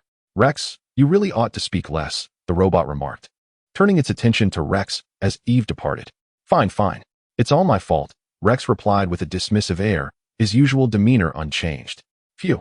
In the sky, Jupiter blew gently, dispersing the smoke that surrounded him. The lasers that struck his ironclad form barely left a mark. As for why Mark had been left in such a pitiful state, please, that kid had spent countless hours before gaining superpowers engrossed in computers and other distractions, unlike Rex, who dedicated himself wholeheartedly to honing his body. "Hey, are you all right?" Eve, utilizing her powers, flew up to greet Jupiter, who remained unscathed. "You are commendable. Use your abilities to save as many people as you can." Jupiter acknowledged Eve with a nod, recognizing her potential, though regrettably, she was not yet in the right hands. Mark, take that elderly person to the hospital. The task of rescuing lies with you and the members of the youth group. These extraterrestrials are mine to handle. Jupiter commanded with an authoritative tone, directing Mark and the other super kids of the youth group with clarity. Next comes my time to perform. Jupiter transformed into a bolt of lightning, charging towards that group of ridiculous aliens. He resembled a galloping war chariot, effortlessly reducing all the extraterrestrials in his path to mere fragments upon contact. As Jupiter unleashed his prowess, the pressure on the youth brigade instantly abated, with all the aliens concentrating their firepower, relentlessly attacking him. How dare he treat us like this? Does he consider us his subordinates? Or does he mistakenly believe he is the leader of the youth brigade? Rex, observing Jupiter's rampage, shouted in indignation. We'd best follow his lead, Rex. The robot, watching Jupiter's retreating figure, gleamed with a series of electronic lights in its eyes, ultimately concluding that they were no longer needed here. Like the omnipotent Eve, utilizing her abilities to clear the debris and rescue civilians, she gazed at Jupiter's silhouette and couldn't help but comment. Omnipotent? Spare me the nonsense. He is merely someone who misuses his superpowers. I could do the same if I had them. Rex felt a surge of displeasure at Eve's words, sensing his dignity was being trampled. How can you say that? He saved us. Upon hearing this, Eve shot Rex a glare before turning away. Hey, Eve, you cannot be serious. Are you truly upset over a so-called omnipotent individual? Rex raised an eyebrow, taken aback that Eve would be angered by such a trivial matter. Ignoring Rex, Eve continued to use her abilities for rescue efforts. Goodness, she is genuinely angry. Rex felt a wave of despondency wash over him, realizing Eve was indeed upset. You should watch your tongue. The robot couldn't help but remind Rex. Meanwhile, as everyone busied themselves with the rescue, Jupiter was reveling in chaos. Allow me to demonstrate this move. The Martian staff technique. Jupiter uprooted a streetlight, brandishing the towering pole, swinging it wildly. Boom. Accompanied by a sonic boom. The aliens lined up before him fell apart, like overripe cucumbers.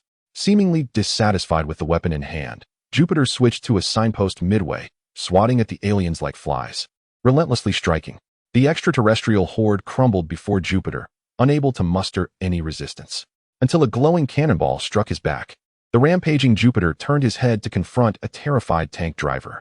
Excellent. The adversary successfully captured Jupiter's attention. And here's another move.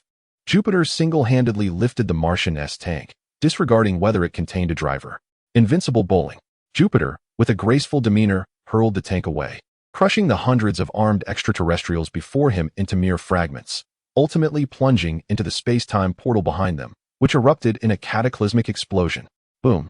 As the thunderous roar resonated in his ears, Jupiter couldn't help but smile. What a melodious sound it was. A notification appeared, indicating that there were 30 seconds remaining until the extraterrestrial cells entered their weakened phase. Observing the system's prompt, Jupiter resolved to take matters seriously. Come on, he declared, transforming into a beam of light, causing countless aliens to soar into the sky as tanks disintegrated into pieces. Clatter, clatter.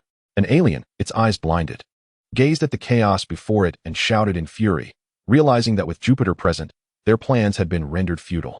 It turned to activate the time portal. Trying to escape? Jupiter molded all the tanks into a colossal iron sphere and hurled it into the portal. Remember to take out the trash, he exclaimed. Unsure if they could hear him, he flashed an international-friendly gesture towards the aliens, urging them to dispose of the debris. As tranquility returned, Jupiter crossed his arms over his chest, surveyed the ravaged streets, and nodded in satisfaction. He had done remarkably well. Chapter 13. Ecstasy. Having indulged for a minute and a half, the energy in the time-space surged from 41 to 45. These cucumbers are utterly weak, aren't they? I've obliterated over 1,000 of them, and they only yield 4% energy? How unfortunate. Perhaps next time I should just storm their home planet and eliminate them directly. Glancing at his wristwatch, Jupiter recalled his promise to Deborah to return in a minute. He had breached that promise, taking a minute and a half instead. Simultaneously, he found himself bemused by the energy levels within these cucumber aliens. According to the system's assessment, their individual power levels were comparable to that of breaking bricks or walls, with physical attributes not significantly superior to those of ordinary blue planet inhabitants, rendering them devoid of any utilitarian value. I'll leave this for you to handle. After a moment of incredulity, Jupiter floated in the air, casting a glance at the youth group below before uttering a remark and swiftly flying towards a certain pentagonal structure. All right, all right. So we lowly ones are to be looked down upon, are we? All the laborious tasks and menial duties are left for us, correct? You scoundrel! Rex shouted angrily at Jupiter's retreating figure. However, Jupiter remained indifferent, choosing to keep Rex's words in mind for future reckoning. Mom and Mark. Upon returning to the hospital room, Jupiter encountered Mark, drenched in blood, cradling Deborah. This was Mark's first encounter with a truly ruthless enemy, and the pressure he felt was immense, not just physically, but mentally as well. You have done remarkably well. Jupiter gazed at Mark, whose spirit was continuously tormented, and gently patted him on the shoulder. For a child, experiencing the awakening of superpowers, a moment of great joy, only to be followed by the grievous injury of his father at the hands of an unknown enemy. Striving to save others like a superhero, yet being mercilessly beaten by foes, and ultimately failing to save anyone, was a tumultuous journey. The swift rise and fall of Mark's life in such a brief period made his ability to maintain a positive outlook truly remarkable. Is that true? Mark lifted his head at Jupiter's words, aware that Jupiter was offering him solace, which he desperately needed at that moment. Indeed it is. You have done exceptionally well. I remember when I first faced my adversaries, I could barely lift my fists. In comparison, you have shown great prowess. Jupiter continued to praise Mark. Hearing these encouraging words from Jupiter lifted Mark's spirits significantly. Thank you for saying that. It truly makes me feel better, he replied, feeling a renewed sense of vigor. Mark. Jupiter, it's enough for me to be here. You should both head home now. We have classes tomorrow, Deborah interjected, rising to her feet. She grasped Jupiter's and Mark's hands tightly. As the sole adult in the household during Nolan's collapse, she felt compelled to uphold her family, providing her children with encouragement and strength. This was not merely a matter of physical prowess or superhuman abilities. It was a manifestation of a mother's love for her children. Jupiter furrowed his brow slightly. Ultimately, he was unconcerned about others potentially suffering due to his and Nolan's plans. However, he could not face Deborah, his mother, in this world, with calmness. Therefore, he endeavored to negotiate with Nolan, seeking a gentler method to exert control over this world. For instance, subtly influencing the global security agency, supporting puppets to rise to power, and clandestinely managing the entirety of Blue Planet. The Veltum people had no need to operate in the open. Rather, it was their duty to orchestrate everything from the shadows. Nolan was performing admirably in this regard. When Nolan launched an attack on the Global Guardians, their first thought would not be that Nolan had truly turned evil, but rather that he had been compromised. Continuing to uphold Nolan's identity would allow him to transition from the world's hero to an indispensable leader. The aim was to make Blue Planet understand that it was not Nolan who needed them, but rather they who could not exist without him.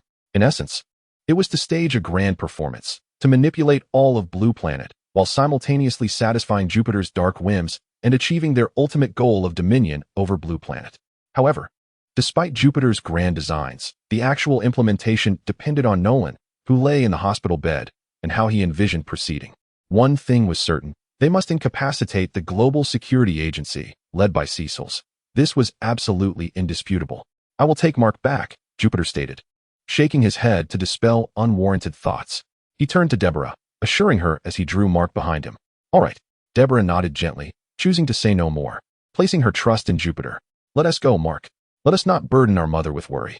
Jupiter faced Mark and spoke. I understand. Mark, who had initially wished to express more, ultimately remained silent, suppressing his thoughts within, while tightly clenching his fists. He yearned to grow stronger, to attain a prowess worthy of his heroic moniker, the invincible hero and invincible young knight. Alas, apart from Deborah, there was also his foolish self. This naive Eudodo. If possible, Jupiter truly wished to avoid confrontation with Mark. He did not want to see his already not-so-bright Eudodo reduced to mere pixels by Mark's blows, as it would be a hurtful experience for both. A night of silence passed. The following day, Jupiter and Mark attended school together. Their joint attendance had become rare, primarily because Mark believed that consistently accompanying Jupiter would lead others to perceive him as perpetually immature. At school, Jupiter and Mark encountered Mark's blonde little follower. Hey, Mark and Jupiter. The little blonde gazed at Jupiter with astonishment. He was aware of the bond between Mark and Jupiter, yet seldom witnessed them together at school, which piqued his surprise. Jupiter, unfamiliar with the little blonde's name, merely smiled and nodded. Why do you look so listless, Mark? The little blonde, undeterred by Jupiter's inability to recall his name, was intrigued by Mark's despondency. Our father was attacked. He was injured, Mark sighed, revealing his recent concerns. Oh, I'm sorry. My goodness, I hope your uncle is all right. The little blonde looked at Mark and Jupiter with worry. Fortunately, that person was Eve, right? Suddenly, Mark noticed Eve conversing with someone in the school. I'm going to thank her. Mark prepared to approach Eve. Of course, that's Eve. Every boy in the school wants to talk to her. I advise you to reconsider. Guarantee you just threatened for speaking to Amber? The little blonde stood behind Mark, already anticipating his failure. Excuse me. Jupiter smiled at the little blonde and also advanced toward Eve. He remembered Rex's derogatory remarks towards him. It seemed unavoidable. He would have to endure Rex for now and find another opportunity to deal with him. At this moment, elation surged within him. Chapter 14. The Invitation. Hey, Eve. Mark approached Eve, his expression somewhat hesitant, preparing to utter something. You or I seem to recall you. You are the brother of Jupiter, the captain of the football team, right? Eve's eyes brightened as she looked at Mark. Well, Mark slightly parted his lips. He was, in fact, somewhat of a celebrity at school, being the brother of Jupiter, who was truly renowned. Goodness, you are Jupiter's brother. Could you possibly help me get his phone number? Exclaimed a girl with golden hair and a glimmering tongue stud, who stood beside Eve, her excitement palpable upon hearing Mark's words. Mark felt a momentary awkwardness. He was unsure of what to say. He genuinely wished to convey to the young lady before him that he had come to see Eve. Is that all right? The girl's eyes sparkled with anticipation as she gazed at Mark. Certainly, Mark began, but before he could elaborate, Jupiter, who had approached Mark's side, spoke up first. The golden-haired girl looked up at the tall figure of Jupiter, her eyes shimmering like stars, as though she were beholding a celebrity. Here is my phone number. Please take note of it, Jupiter said, pulling out his phone and smiling radiantly at the girl. Okay. The girl felt as if her heart had melted. For someone of her age, Jupiter, the charismatic figure of the campus, perfectly embodied the image of a Prince Charming. I will contact you later, Jupiter added, chatting with the girl for a few more moments before bidding her farewell. All right, you are quite adept at handling girls, Mark remarked with a bitter expression, observing Jupiter's ease with the golden-haired girl. After interacting with them more, you two can achieve that, Jupiter encouraged, patting Mark on the shoulder. Excuse me, are you two looking for me? Eve inquired, clutching her textbooks and glancing at the two brothers with a hint of confusion. She was still in the dark about their intentions for seeking her out. Mark composed himself anew. Thank you for saving my brother yesterday.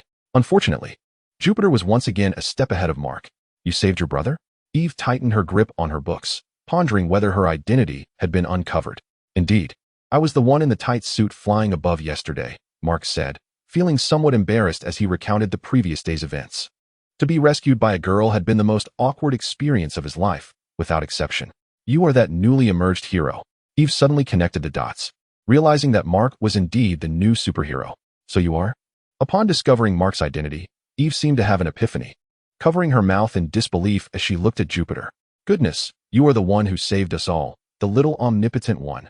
The entirety of our youth group spent the day discussing your affairs. The robot speculated that you possess powers rivaling those of the omnipotent. Is that true? Eve felt her mind was somewhat overwhelmed. She could hardly believe that within her school, besides herself, there were two superheroes, and even more astonishingly, these two heroes were brothers. Comparing me to the omnipotent is indeed an exaggeration. Jupiter smiled slightly. He was a person of modest demeanor. To suggest he stood shoulder to shoulder with the omnipotent seemed rather audacious, for he was undeniably stronger than the omnipotent, who was none other than his father, Nolan. I too believe the robot has exaggerated. Although you are indeed formidable, there remains a distance between you and the omnipotent. Upon hearing this, Eve chuckled lightly, sharing the sentiment that the robot's analysis was rather dubious. After all, that was the omnipotent, the most powerful being among the Blue Star inhabitants. How could such a figure suddenly have a counterpart arise? Jupiter understood that Eve had misinterpreted his meaning. However, he refrained from clarifying, choosing instead to let her think of him as a natural powerhouse of the Verdum, whose strength was on a perpetual rise. It might be foolish to claim that only the War Beast and the Regent of the Vex were stronger than him in the entire universe. Such remarks were far more amusing when voiced by others. Hey, could you include me in your conversation? Mark, observing the jovial exchange between Jupiter and Eve, raised an eyebrow, feeling somewhat overlooked. This is my brother Mark. His nickname is Jupiter. Glanced at Mark, his gaze seemingly inquiring what nickname he had chosen for himself. The invincible young hero. Mark glanced around, ensuring no one was present, before proclaiming his title. After uttering it, he suddenly felt rather foolish. Actually, that nickname is quite commendable. I believe in you, Mark. In the future, you will surely become an invincible presence. Jupiter instinctively praised Mark. Enough with the flattery. If you keep this up, I might lose track of who I am. Nevertheless, Mark was aware of his own limitations. He waved his hand, recognizing that if Jupiter continued to elevate him, it would become a form of backhanded praise. Hee hee, Jupiter chuckled softly, opting for silence. I am Adam Eve. My teammates call me Eve. Eve introduced her heroic moniker. Your teammates? The youth group? Upon hearing Eve mention the word teammate, Jupiter understood she was referring to the youth group. Indeed, we are the fourth most popular team. Mentioning the youth group invigorated Eve, who proudly spoke of her affiliation. I am aware of you. You are stronger than the combat team, correct? Jupiter had indeed kept track of the youth group's activities. The combat team? We are far superior to them. They are the weakest, having been thoroughly defeated by the lizard men last year. The moment Eve brought up the combat team, her expression soured, for they were essentially a source of amusement. I seem to recall that I was watching a live broadcast with Mark on television at that time. It was the first instance I witnessed superheroes rendered so powerless. Jupiter nodded gently, seemingly with some recollection, as he had been utterly astonished, never anticipating that superheroes would be pursued and attacked by supervillains in such a manner. Indeed, Eve wholeheartedly concurred, regarding the combat prowess of that squad as merely child's play. She felt a surge of excitement and intended to enlighten Jupiter further about the realm of superheroes. However, the bell rang, signaling the end of class. I must attend my next lesson, Eve remarked, glancing instinctively at her watch and realizing that time was of the essence. Would you two care to accompany me to visit the headquarters of our youth league after school? Eve extended an invitation to Mark and Jupiter. While she framed it as a tour of the youth league's headquarters for Mark and Jupiter, it subtly suggested her desire for them to join the league. Visiting the youth league headquarters after school? I have no objections. What do you think, Mark? Jupiter inquired, turning toward Mark. Of course. I'm all in. Mark, who had been attentively observing the light-hearted banter between Jupiter and Eve, understood that it was finally his turn to express his agreement, and he nodded affirmatively, deciding to accept Eve's invitation. Then we shall meet after school. After receiving their responses, Eve waved her hand and strode away with long strides toward the classroom building. Chapter 15. Please call me Ancestor. At the very moment Jupiter was attending classes, the streets under attack by aliens were witnessing Celsus from the Defense Bureau engaged in casual conversation with the robotic leader of the Youth League. What are your impressions of those two newcomers? Celsus inquired, surveying the chaotic scene before him with a furrowed brow. One of them appears somewhat immature, yet the other. He is truly exceptional. Initially, I thought he was merely an all-rounder in a different guise, but according to my scans, he is evidently younger than the all-rounder. Ultimately, I have concluded that he is essentially a miniature all-rounder, the robot articulated as it turned to face Celsus. A miniature all-rounder, you say? Celsus pondered thoughtfully upon hearing the robot's words. Make an effort to engage with them both and strive to secure their participation in your ranks. Celsus assigned the robot a task. Understood. The robot nodded lightly, having already intended to invite the two newcomers. At school, Jupiter stretched languidly, relieved that the afternoon classes had finally concluded. Yawning, he exited the classroom empty-handed. What? You wonder why I didn't bring a backpack to class? Who carries a backpack to class these days? As Jupiter and Mark approached the school gate, they found Eve waiting for them. All right. Jupiter and Mark nodded in unison, following Eve as she led the way. Not long after the two departed, within the campus, a girl with flowing golden hair and porcelain skin stood, her arms wrapped around herself as she quietly observed the departing Jupiter and Mark. She recalled how Mark had just been repaired, and seeing him alongside another girl stirred a sense of sensitivity within her. The animated version of Amber seemed to lack aesthetic appeal, prompting a preference for the comic rendition. In the sky, the trio, now attired differently, soared freely. Eve, as the senior, appeared to be demonstrating her skills to her juniors, propelling herself forward in the vast expanse. Yet, no matter how swiftly Eve flew, Jupiter was always able to tail her closely. However, as Eve and Jupiter accelerated, Mark, still struggling to control his flying abilities, found himself in a predicament, crashing through several billboards. Fortunately, no one was harmed due to Mark's misadventures.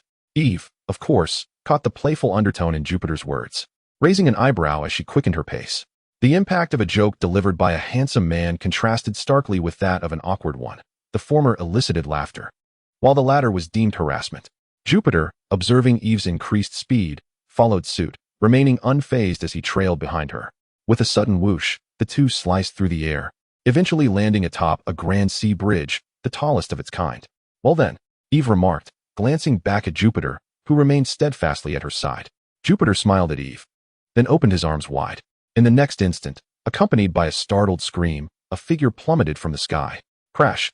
Amidst a cacophony of noise, Jupiter caught the descending Mark. "You two are flying too fast. I couldn't halt my descent," Mark admitted, feeling somewhat embarrassed. He retracted his neck, longing to offer an excuse, such as being a novice in flight. Yet the reality was that Jupiter had learned to fly simultaneously and did so with remarkable skill. "As a beginner, you've already surpassed most," Jupiter assured Mark, still cradling him. "Don't say that," Mark replied, shaking his head. The more Jupiter insisted, the more Mark felt inadequate in comparison. "By the way, where's the base?" Mark inquired of Eve, eager to divert the conversation from his feelings of inadequacy. "The base is right beneath our feet," Eve said with a gentle smile, snapping her fingers. In an instant, the bridge beneath them began to descend, revealing itself as the entrance to a secret base. "Wow, this is incredible," Mark exclaimed, his eyes wide with wonder as he entered the base, taking in the surroundings filled with books, various instruments, and even a table for entertainment with ping pong. At the moment when Jupiter, Mark, and Eve descended from the heavens, a sewer repairman engaged in a game of table tennis with his doppelganger turned around. "Hey, look who it is. The superhero, the all-rounder. Or perhaps the hidden captain of the youth team. Goodness, how was I unaware that someone could command me on the battlefield?" The sewer repairman, Rex, gazed at Jupiter, who had once again descended from above, clad in attire remarkably similar to that of the all-rounder. He couldn't help but scowl, still miffed that Jupiter not only commanded him, but also regarded him as a mere sidekick. Rex. Eve, who had initially intended to embrace Rex, halted in her tracks, glaring at him as he made his sarcastic remarks. "Goodness, I was complimenting him." Rex, observing Eve's irritation, hastily attempted to clarify. "Mark, Jupiter, please disregard Rex. He is just like that. He is not a bad person at heart." Eve turned to Mark and Jupiter, exclaiming, "Welcome to the youth team." The invincible hero, Eve, alongside a robot manipulating various instruments, greeted the trio warmly. Having just conferred with Cecil's about enlisting the invincible hero and his brother, the robot found the encounter serendipitous. Just as the robot prepared to welcome Mark and Jupiter, he abruptly fell silent, realizing he was unaware of Jupiter's heroic moniker. "By the way, you haven't told me your hero nickname yet," Eve inquired, having already revealed her own title but curious about Jupiter's. "My nickname? Ancestor Man. You may refer to me as Ancestor Man." Jupiter puffed out his chest, allowing everyone to better appreciate the radiance emblazoned upon it. As his declaration echoed through the air, the onlookers widened their eyes in astonishment. "Ancestor Man? I have never heard such an audacious nickname." Rex and the robot both admitted, having never encountered someone so brazen. "Well, now you have," Jupiter said, stepping forward to confront Rex, towering over him. "What do you want?" Rex stammered, instinctively swallowing hard as he took a few steps back, intimidated by Jupiter's imposing stature and muscular build. "Oh, nothing much. Just sensing that you seem rather displeased with me. Do you have an issue with my nickname? Or perhaps with me personally?" Jupiter inquired, his expression inscrutable. "Hey, it seems like you might want to fight me. Can someone help me figure out what to do? Should I kneel?" Rex felt a surge of panic, desperately seeking assistance from others. He was merely a small-time thug, one who preyed on the weak. And faced with Jupiter's formidable presence, he quickly shrank back. However, no one, including Eve, intended to assist Rex. After all, Rex met his demise through his own actions and cannot blame others. "Rest assured, there is no need for fear. I harbor no intention of confronting you. In the event of a supervillain attacking the city, I shall require your assistance. Trust me, despite your current appearance as a mere delinquent, you possess more value than you realize." Jupiter flashed a radiant smile reminiscent of a superhero and casually patted Rex on the shoulder. Chapter 16. The Diversity of Humanity. Merely jesting. You may refer to me as the Free Man. After frightening Rex into a quivering state, Jupiter wore a gentle smile and addressed the group in a soothing tone. "So, what does that signify on your chest?" Eve inquired, pointing at the prominent emblem on Jupiter's chest. "You may interpret it as such," Jupiter replied, raising an eyebrow as he glanced at the insignia. It was difficult to articulate its true significance. He could not simply inform this cohort of young superheroes that it was not representative, but rather symbolic of something else. Does that imply there could be additional meanings? Eve's curiosity was piqued upon hearing Jupiter's words. "I did not assert that. Such interpretations are your own conjectures. In any case, it is a serious matter." Jupiter had successfully ignited Eve's curiosity about him. To captivate a woman, one must first stimulate her intrigue, ensuring she constantly thinks of you. Clearly, Jupiter had succeeded in this endeavor. "Enough with the jokes, robot. You are indeed a robot, correct? What is the situation with that alien?" "That is a Flaxen, an extraterrestrial being residing in a universe entirely divergent from ours. Based on the analysis of their remnants, their temporal flow differs significantly from ours. Theoretically, even if we ignore them, in 3 to 5 minutes, their cells will naturally age and decay to the point of immobility. The robot eagerly began its explanation, delighted to discuss its area of expertise. What does that imply? Are you suggesting that even our great heroes, if they disregard them, will find these aliens self-destructing without the cost of half a city block? Would that not render our heroes' efforts futile? Rex resumed his complaints after Jupiter spared him, exhibiting a classic case of forgetting pain after healing. Explosive Rex, in truth, the free man has saved us. Without him, we would likely have succumbed to the enemies before they could decay. The robot could not resist reminding Rex. I am aware, of course. I am merely praising the free man for his formidable combat prowess and his ability to effortlessly obliterate a street. After hearing the robot's remarks, Rex sought to justify his earlier grievances. Jupiter, having overheard Rex's incessant banter, chose to disregard his provocations, patiently awaiting an opportunity to witness an unforeseen misstep, allowing Rex to prattle on in the depths of hell. Regarding the offensive maneuvers of the Flaxians, what countermeasures do we possess? Jupiter, ignoring Rex, continued to address the robot, adopting a tone reminiscent of a leader consulting a subordinate. I have analyzed the teleportation energy of the Flaxians. When they launch their next assault, the alarm will sound as a warning to us. It should be able to alert us a few minutes in advance, approximately, the robot explained, somewhat uncertainly. As it regarded its machinery, do you not possess a name of your own? I have been referring to you as the robot, which feels rather peculiar, Jupiter remarked, finding the designation oddly inappropriate. While it was evident that the entity was indeed a robot, the notion of a robot naming itself robot seemed rather absurd. I am simply the robot. Everyone calls me that, the robot replied, unable to comprehend Jupiter's sentiments, as it had been called robot since its inception. Listen, robot is not a name. Even my household vacuum is referred to as a robot. Or do you consider yourself akin to that contraption? Jupiter continued. Since everyone calls you robot, it implies you lack a proper name, correct? Very well. From this day forth, you shall be known as Jack.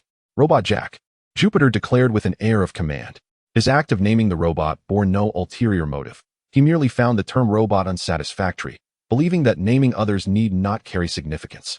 Actually, I do not place much importance on names. However, I shall tentatively accept the name Jack, the robot replied hesitantly, recognizing that Jupiter had a point. It was evidently distinct from the household device. The alarm sounded, prompting Jupiter to instruct, remember to call me, regardless of the enemy's numbers. Leave it to me, for I possess a foolproof method. By the way, you will need my contact, correct? Jupiter said, glancing at Eve.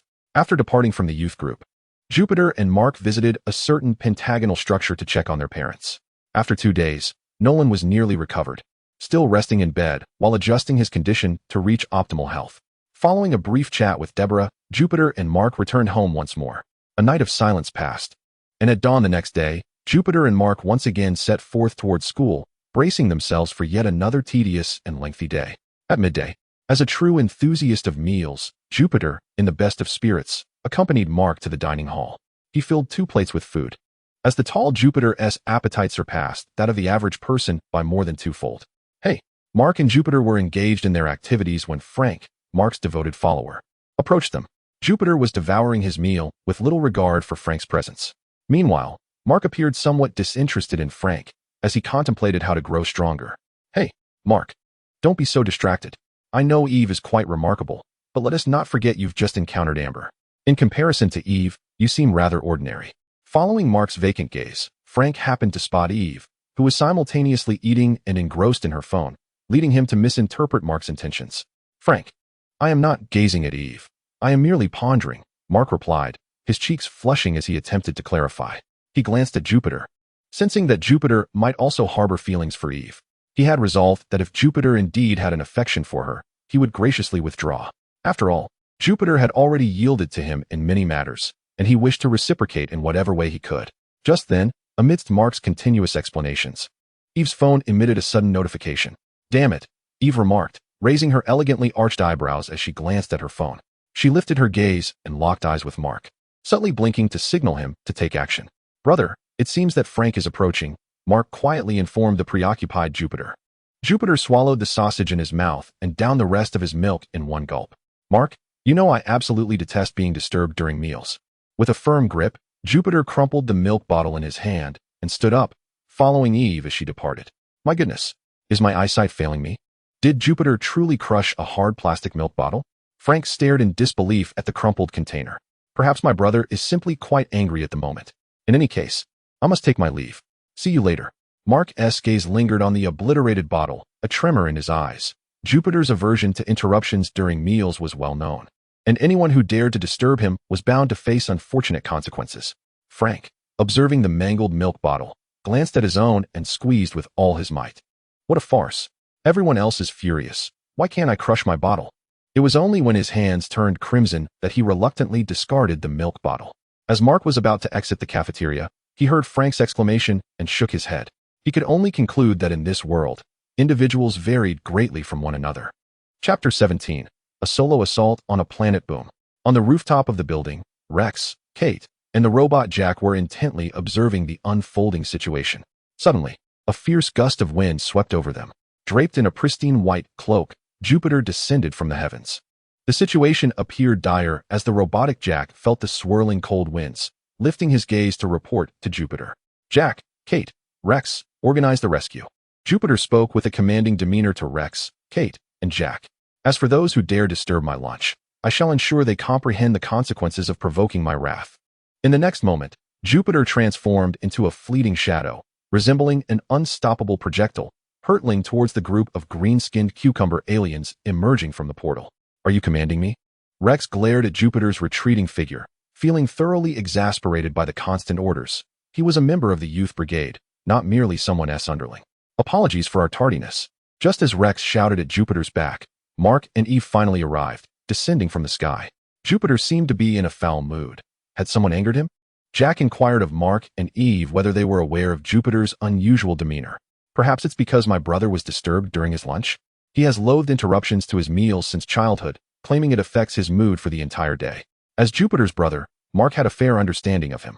So he is angry simply because the enemy chose an inopportune time to attack? I must say, your brother truly embodies the essence of a demanding figure. Rex crossed his arms, scrutinizing Eve and Mark. And Eve, have you been associated with these flying brothers all along?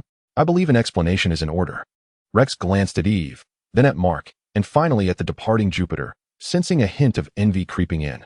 We're merely high school classmates. Eve shot Rex a disapproving look, aware that he was conjuring up mischief in his mind. High school classmates. How fortuitous, Rex sneered sarcastically. Enough with the banter, Rex. We must hasten to assist Jupiter. There are numerous foes, and I fear he may not withstand them alone. Eve had no intention of engaging Rex further. She soared into the air, heading towards the battlefield. Ah, so now it's all about Jupiter, is it? Rex continued his sarcastic remarks. Perhaps you should keep silent, Rex. We ought to focus on the matter at hand, Jack interjected, analyzing the situation and concluding that they needed to save the world. All right, fine. So you all side with Jupiter. In truth, Jupiter is a part of the Youth Brigade. Having fought alongside you all, I am but an outsider, Rex muttered, still dripping with sarcasm. However, when he turned around, he discovered that the others had vanished without a trace. Hey, must you behave this way? Rex gazed at the teammates who had utterly forsaken him, suddenly feeling a twinge of pity for himself. Meanwhile, Jupiter, descending from the heavens like a divine being, surveyed the chaos wrought by the green-skinned cucumber aliens, his gaze sharp as an arrow. You may not comprehend the horror of being interrupted during a meal. Floating in the air, Jupiter observed the throngs of green-skinned cucumber beings emerging from the portal, extending his hands forward and charging directly into the crowd. Fire! Fire! Shouted the flaxen aliens as they beheld the lightning-like figure of Jupiter. Pew! Pew! Laser beams erupted from the guns of the flaxen soldiers, striking Jupiter's formidable chest muscles. The feeble onslaught was effortlessly absorbed by Jupiter, who crushed these trivial attacks against his robust physique. A flaxen soldier, eyes wide with disbelief at the ineffectiveness of their assault, was met with a swift and brutal fate as Jupiter materialized before him in an instant, delivering a devastating punch that obliterated the soldier's head. Gulp! The remaining soldiers watched in horror as the crimson remnants soared into the sky, swallowing hard. In quick succession, Jupiter decapitated the heads of those soldiers who had dared to look up, leaving a trail of devastation. Monster! Run! In a heartbeat, hundreds of cucumber heads launched into the air, leaving the remaining flaxen beings in a state of shock. Countless flaxens stared at the formidable figure floating above, reminiscent of a deity from ancient lore, discarding their weapons and opening temporal portals in a frantic attempt to escape. Relentless, Jupiter had no intention of halting his pursuit of the cucumber-like flaxens, viewing them merely as walking points of energy. He quickened his pace, transforming into a merciless reaper, harvesting the lives of the Flaxen beings. Streams of pure life energy flowed into Jupiter, replenishing the voids in the energy required for the temporal gateway. Unfortunately, the Flaxens were too weak, their physical capabilities barely surpassing those of ordinary humans. Do we truly need to intervene? Upon arriving at the battlefield, Eve and her companions observed Jupiter's one-man rampage against the entire Flaxen army, their eyes widening in astonishment. Just as Jupiter had remarked, perhaps we merely need to lend a hand. Robot Jack analyzed the scene before him, concluding that the enemy lacked the ability to breach Jupiter's defenses. Resist, resist, bellowed a one-eyed Flaxen, cloaked in red, expressing despair at the disarray of his comrades, who had been decimated by a single foe.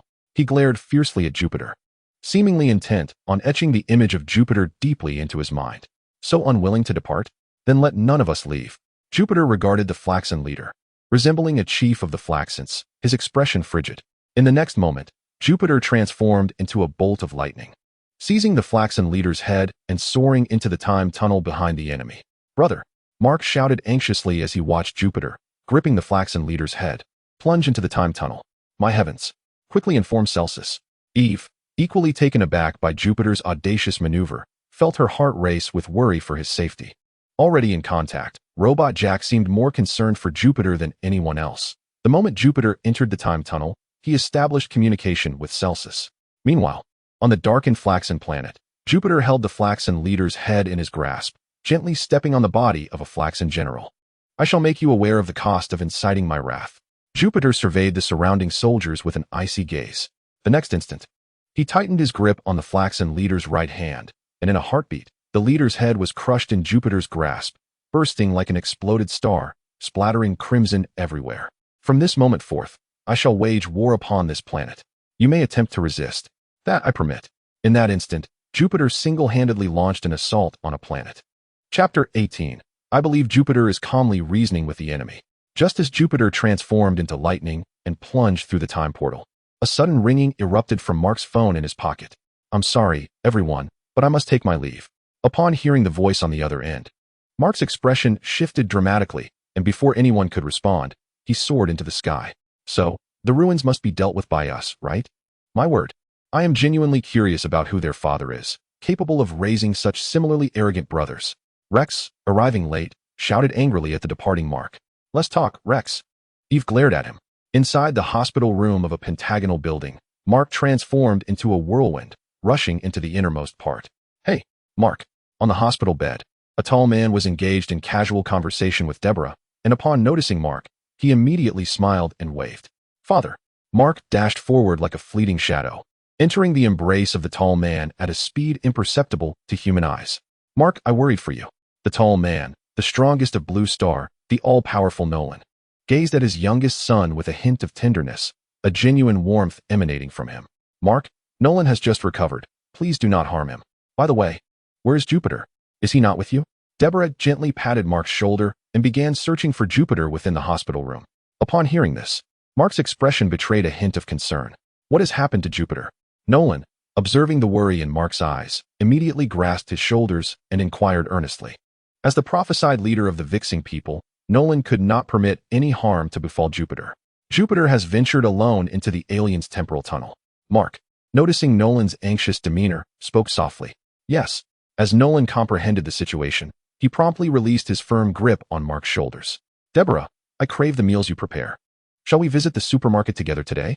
Nolan appeared unfazed and turned to Deborah to discuss dinner plans. Of course. Today I will cook the dishes that you and your father adore. Deborah replied with a gentle nod after hearing Nolan's words. Hey, Dad, Mom, my brother is currently in another dimension. He is likely in the lair of those aliens, and you are deliberating on dinner plans? Mark exclaimed, questioning his parents with frustration. He could not fathom why they remained so nonchalant while his brother faced life-threatening danger. Listen, Mark, your brother is as robust as I am, perhaps even stronger. Those aliens cannot harm him, Nolan reassured Mark with a smile, shaking his head. You must have confidence in both your father and brother. My earlier worries stemmed from the fact that I had never seen your father sustain such severe injuries. However, it is rather commonplace to confront aliens or malevolent dimension lords in another plane. I firmly believe that Jupiter, endorsed by your father, possesses such capabilities.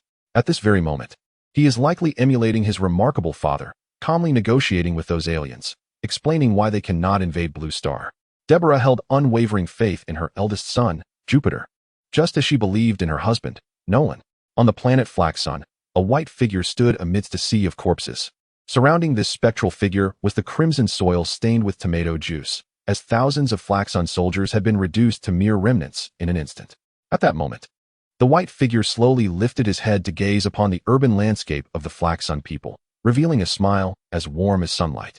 Indeed, as Deborah had articulated, Jupiter was calmly demonstrating through his actions to the Flaxon people why they should not attack Blue Star. Within the urban expanse of the Flaxons, a sudden cacophony of blaring alarms erupted. What transpired? A group of young individuals, clutching their tablets and engaged in fervent discussion, abruptly halted, their brows furrowed in contemplation of the unfolding events. Perhaps it is merely a drill for air defense. After all, have we not recently encountered some complications while conquering a lesser planet? One mused. Although I doubt that such a primitive civilization could traverse the temporal rifts to reach us, it is always prudent to issue a preemptive alert. One of the youths, seemingly struck by an epiphany, flashed a smile at his companions. However, just as the young man beamed, a fierce gust of wind swept through, causing all Flaxons to shut their eyes instinctively. When the tempest subsided, the previously exuberant young Flaxon found his head mysteriously absent.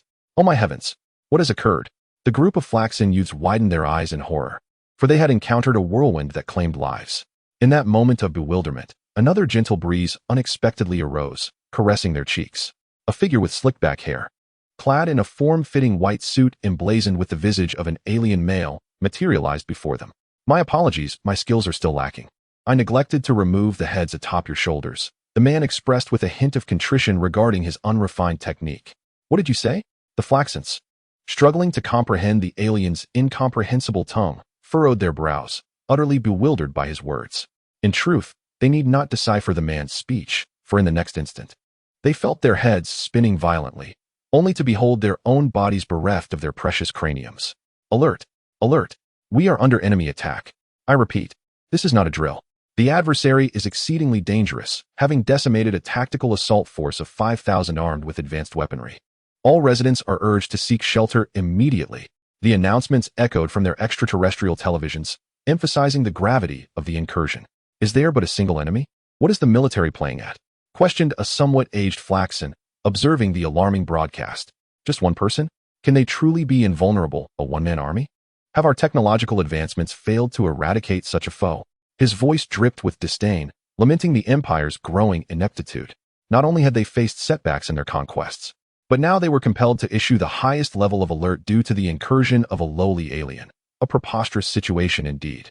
Just as the elderly Flaxon vented his frustrations regarding the military's incompetence, a thunderous explosion seized his attention. Leaning on his cane, he made his way to the window, intent on discerning the circumstances outside. Then he comprehended the reason behind the military's issuance of the highest alert for a mere extraterrestrial being. It was a radiant light engulfed in flames. Countless air currents erupted as he advanced, creating a presence so formidable that no lesser life form could dare approach it. Buildings were pierced, streets obliterated, and the brilliance of the entire city began to fade. The ancient Flaxon uttered a furious tirade in his archaic tongue, which roughly translated to boom. In the next instant, the building housing the venerable Flaxon erupted in an explosion. Accelerate! Accelerate! Accelerate! At that moment, Jupiter was relentlessly propelling his body to unprecedented speeds, velocities he had never dared to imagine on Blue Star. This was not due to the gravitational differences between the two worlds or any other constraints. Rather, it stemmed from his fear of overwhelming speed while on Blue Star, where he risked shattering the fragile sphere. The Vexians had a simple method for cleansing a primitive civilization's surface. They merely flew towards the sources of light. In the face of their indomitable speed, all life forms that approached them would be incinerated to ashes by the immense friction. Beneath the rocky layers lay a Flaxon military base. The surface city's destruction continued unabated. The enemy was beyond our capacity to confront. We might very well become the last Flaxons on this planet. Several soldiers felt their antennae retract in sorrow, their hearts heavy as they witnessed their homeworld's relentless devastation. Yet they found themselves powerless to intervene. As long as we are alive, we have achieved victory, proclaimed a man resembling a sergeant major. After hearing the soldiers' lamentations, he clenched his fists and raised them high. As long as they drew breath, the Flaxons would not falter. Indeed, indeed, the soldiers nodded vigorously, recognizing that they were the last vestige of hope for their kind on this planet. Boom. Just as the Flaxon soldiers were stirred by this rallying cry, their military base trembled violently. What is happening? The Flaxon soldiers were momentarily bewildered. Who activated the base? While the soldiers reprimanded by the sergeant major stood in confusion, he displayed commendable composure, furrowing his brow and inquiring of the operators managing the base. We did not initiate the base's movement. However, the operators exchanged glances before shaking their heads, asserting that they had not manipulated the base. Show me the external footage. The Flaxon sergeant major shouted in anger. At once, as the Master Chief issued his command, the onlookers turned their gaze toward the outside scene, where a dashing extraterrestrial man, basking in sunlight, was relentlessly dragging their military base upward. Noticing the scrutiny from the Master Chief and his companions, the alien flashed a radiant smile, akin to the sun itself, and bellowed joyously into the camera. The Master Chief, upon witnessing the alien's triumphant grin, felt his countenance turn ashen. With a thunderous roar, the massive military base where the Master Chief resided was uprooted from the ground, the alien effortlessly hoisting the island-sized structure as he aimed at a target. In the next moment, he hurled the base toward another establishment occupied by the Flaxonians on the surface. A spectacular explosion ensued as the two bases collided, casting brilliant sparks into the sky. Following the destruction, a sonic boom reverberated through the atmosphere. The white figure resumed its relentless work, penetrating through steel and iron without hindrance. The enemy's advanced weaponry failed to leave a mark upon him. He moved faster than sound and was more resilient than any alloy, akin to a god of war, traversing the cities and extinguishing every glimmer of light within them. In the expanse of outer space, a colossal space fortress, surrounded by countless satellites, housed a man donned in the garb of the Flaxonian elite. He gazed upon the extinguishing lights of the planet below with clenched fists, crimson droplets falling to the ground in his fury. He harbored a profound hatred for the invader, yet found himself powerless against the super soldier born of technology far beyond their civilization. Ultimately, he resolved to activate the curvature portal and vacate the premises. At your command. The Flaxonian warriors, upon receiving their leader's orders, exhaled in relief as they monitored the vanishing lights on the surface through their detectors. Their eyes widened in disbelief. The enemy's rate of surface eradication surpassed their wildest imaginations. Should this continue, it would not be long before the enemy ventured into outer space, spelling doom for them, as they possessed no means to counter such devastating weaponry. With a resounding roar from the fortress's internal engines, a pure golden temporal gateway materialized silently before the structure in the stillness of the vacuum. Full speed ahead, commanded the Flaxonian leader. Maximize engine power. As the operator's fingers flew over the controls, the massive space fortress began its advance toward the temporal gate. However, it abruptly halted just before the portal, causing a jolt that sent the Flaxonians inside reeling. What just happened? The Flaxonian leader exclaimed, falling clumsily to the ground. As he staggered to his feet, he glared at his subordinates. What is going on here?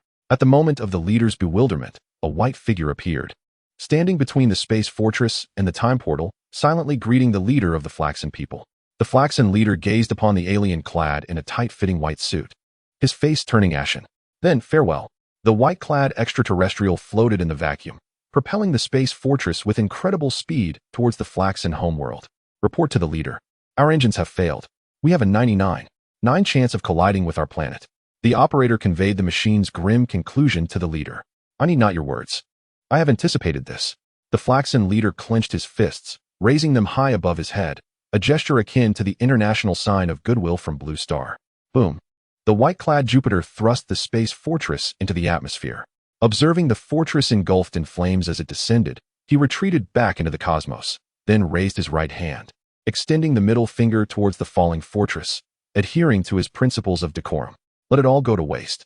Jupiter mused as he beheld the mushroom cloud illuminating the Flaxon planet, appreciating the captivating spectacle before him. Inwardly, he extended his silent regards to the entirety of the Flaxon people. Chapter 19. Boring a hole in the planet, one must leave a mark that is truly memorable, otherwise, others might doubt the authenticity of my ancestral legacy. After obliterating the entire Flaxon surface civilization, Jupiter showed no signs of halting.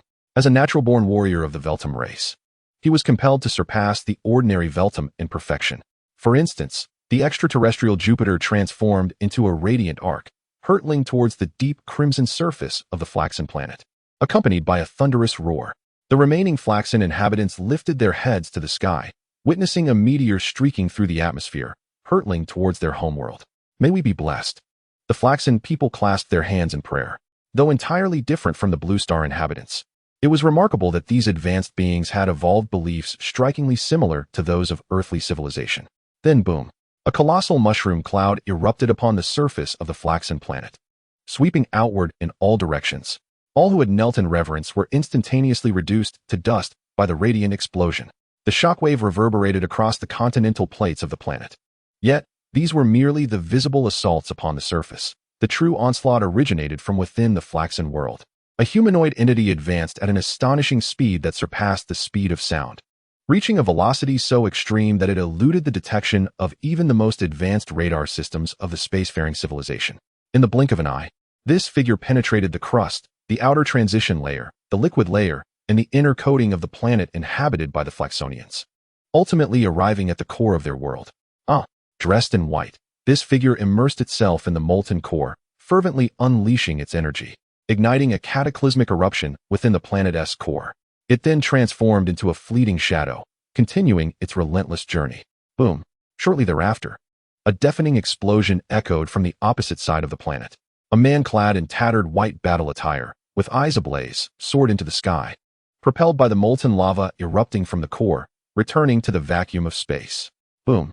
Upon the man's departure, the Flaxonian planet underwent a monumental transformation. The air ignited, the ground trembled, and molten lava surged forth from the depths, reminiscent of an apocalyptic scenario, as the planet seemed to enter a countdown to obliteration.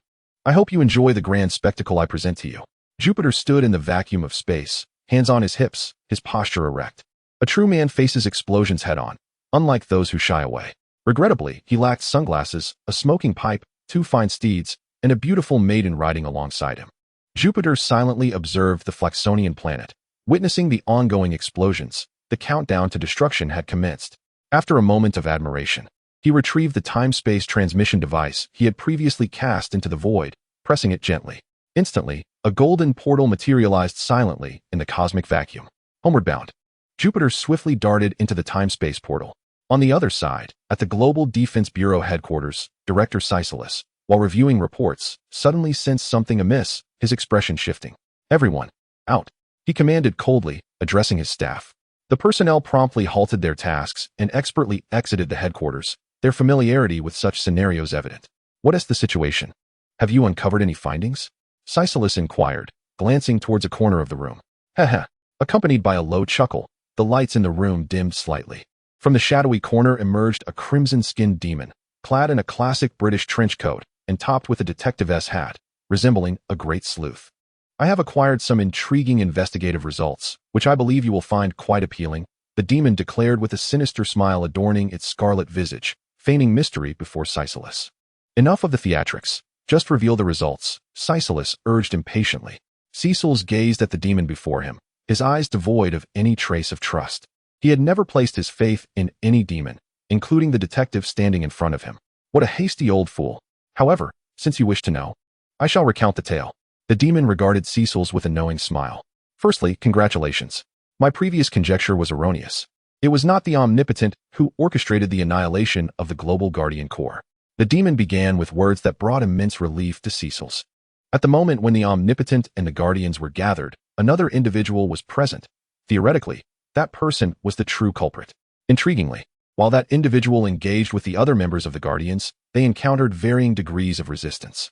Yet, in the confrontation with the Omnipotent, it appeared that the latter did not retaliate, suggesting a familiarity between them. Now, the scope has narrowed. An individual well acquainted with the Omnipotent, possessing the power to obliterate the entire Global Guardian Corps, and capable of breaching the Omnipotent's defenses. "Cecils, do you recognize this person?" The crimson-skinned demon inquired with a mocking smile, familiar enough with the Omnipotent to prompt Nolan to abandon his resistance, and wielding the capacity to eradicate the entire Global Guardian Corps while piercing through the Omnipotent's exterior defenses. Cecil's eyes widened at the revelation. After careful consideration, he realized he indeed knew someone fitting that description. He recalled the robot mentioning an individual whose power was nearly on par with that of the Omnipotent, Jupiter, Nolan's eldest son. Cecil's had even witnessed Jupiter's battlefield, feeling a tinge of pity for the Flaxans, who were crushed into non-existence by Jupiter's overwhelming might. In an instant, the previously incomprehensible dots in Cecil's mind connected. An individual who inherited the Omnipotent's full power, harboring ambitions, and ruthless enough to eliminate anyone who overshadowed him, had undoubtedly orchestrated the downfall of the Global Guardian Corps. When Nolan discovered the actions of his son and fought valiantly in resistance, he found himself unable to strike against his own flesh and blood, ultimately leading to his near demise. With a sudden crash, Cecil's fist smashed against the computer screen beside him, shattering it into fragments, his hand immediately becoming lacerated, blood trickling forth. Damien, Darkblood, you are to keep everything you have uncovered buried within you. Speak of it to no one, or I shall personally deliver you to hell, Cecil's warned the Red Demon. Humph, the arrogant old fool. I shall reveal the truth to the world myself, Damien Darkblood retorted with a glare before vanishing from the office. Once Damien departed, Cecil slumped wearily into his chair. Director, what has transpired? As Celsus's diminutive companion observed the weary expression upon his face, a sense of confusion enveloped him. The situation had deteriorated to its most dire state. Blue Star might find itself embroiled in an unparalleled familial dispute, one that transcended not only the globe but perhaps the entire universe. Celsus repeatedly pressed his temples, overwhelmed by a profound sense of distress. Deep within his subconscious, he still clung to the belief that the omnipotent Nolan was a benevolent figure. Or perhaps he dared not entertain the possibility that the mightiest father-son duo of Blue Star could, in fact, be adversaries. Chapter 20. Relying on my own abilities. I have returned upon Jupiter's return from the cosmic dimensions of the Flaxonians. He made his way directly home. Welcome back, my son, greeted Nolan, fully restored and enveloping Jupiter in a warm embrace as soon as he entered. Hey, Dad, you're back to normal? Jupiter exclaimed, his face lighting up at the sight of his rejuvenated father. Of course, those minor injuries couldn't possibly defeat your old man, Nolan replied, his muscles subtly flexing, exuding an unmistakable aura of dominance. He was evidently fully healed. I need to take a shower. The battle was more intense than I anticipated, and I'm drenched in sweat. Jupiter detached himself from Nolan's embrace, clearly fatigued. Did you deal with the enemies? Mark asked, his eyes wide with amazement as he beheld Jupiter's return. The foes were even more obstinate than I had imagined. Yet I employed a few gentle methods to send them on their way. They should never trouble us again. Jupiter chuckled lightly at Mark's inquiry. Brother, what exactly did you do? Could you share the details with me? Mark's gaze was filled with curiosity. Haha, you wouldn't be able to replicate it. I'm off to shower. By the way, what's for dinner, Mom?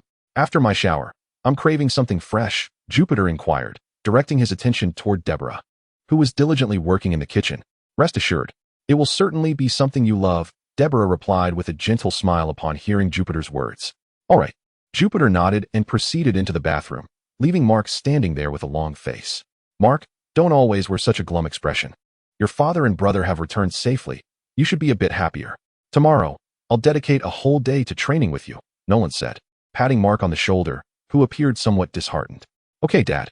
Mark's spirits lifted at the thought of Nolan spending time with him. As he instinctively translated Nolan's words into a promise of fun, an excitement bubbled within him. In the bathroom, as Jupiter felt the cool water cascade over him, a refreshing sense of clarity enveloped him. After Jupiter finished his bath, he gazed upon a table laden with sumptuous dishes, his lips curling into a satisfied smile as he indulged in a hearty feast. Following this delightful repast, he reclined in the comfort of his plush bed, sinking into a deep slumber until the dawn broke, the sun's rays gently caressing his face, rousing him from his dreams. With a languid stretch, he opened his eyes to inspect his energy panel. While everything else remained unchanged, the energy gauge for the realms of time and space left him utterly astounded. Time and space energy, 598, 328. Good heavens! Jupiter exclaimed, his lack of formal education reflected in his astonished utterance. Just how many cucumbers did I consume? He pondered over the valiant feats of the previous day, but soon relinquished the thought. Who could truly remember the exact number of slices of bread or cucumbers consumed? Yet, with such abundant energy at his disposal, Jupiter realized he could accomplish much more. When his energy reached 100%, he would be able to traverse through time and space, and surpassing that threshold would grant him even greater control. First, Jupiter eliminated the cumbersome percentage symbol, converting it into energy points, which now stood at 598, 328. Each journey through a realm required a mere 100 points. He considered system modifications, envisioning the addition of a time-space realm capturing technology. In his mind, he began to refine his own system. Yes, Jupiter was enhancing his very own cheat system. This system, a product of his own design, allowed him to wield its powers legitimately. Unlike others who relied on the systems bestowed upon them, he was no mere pawn. He was the architect of his own destiny, capable of embedding functionalities to suit his desires. Success. The system's editing concluded, and the time-space realm capturing technology was successfully integrated. After an extensive mental programming session, Jupiter finally crafted the system he envisioned, enabling him to capture and interface with various worlds. This capability would allow him to selectively traverse realms, avoiding undesirable or excessively powerful worlds, and instead visiting those that would provide him with advantages. As he prepared for his inaugural world capture, Jupiter sat upon his bed, initiating the first temporal capture through the time-space gate. To his astonishment, he discovered an unknown advanced world. The system began reading information, revealing entities far surpassing his own power level, resulting in a failed reading. Would you like to expend 1 million energy points to establish a connection?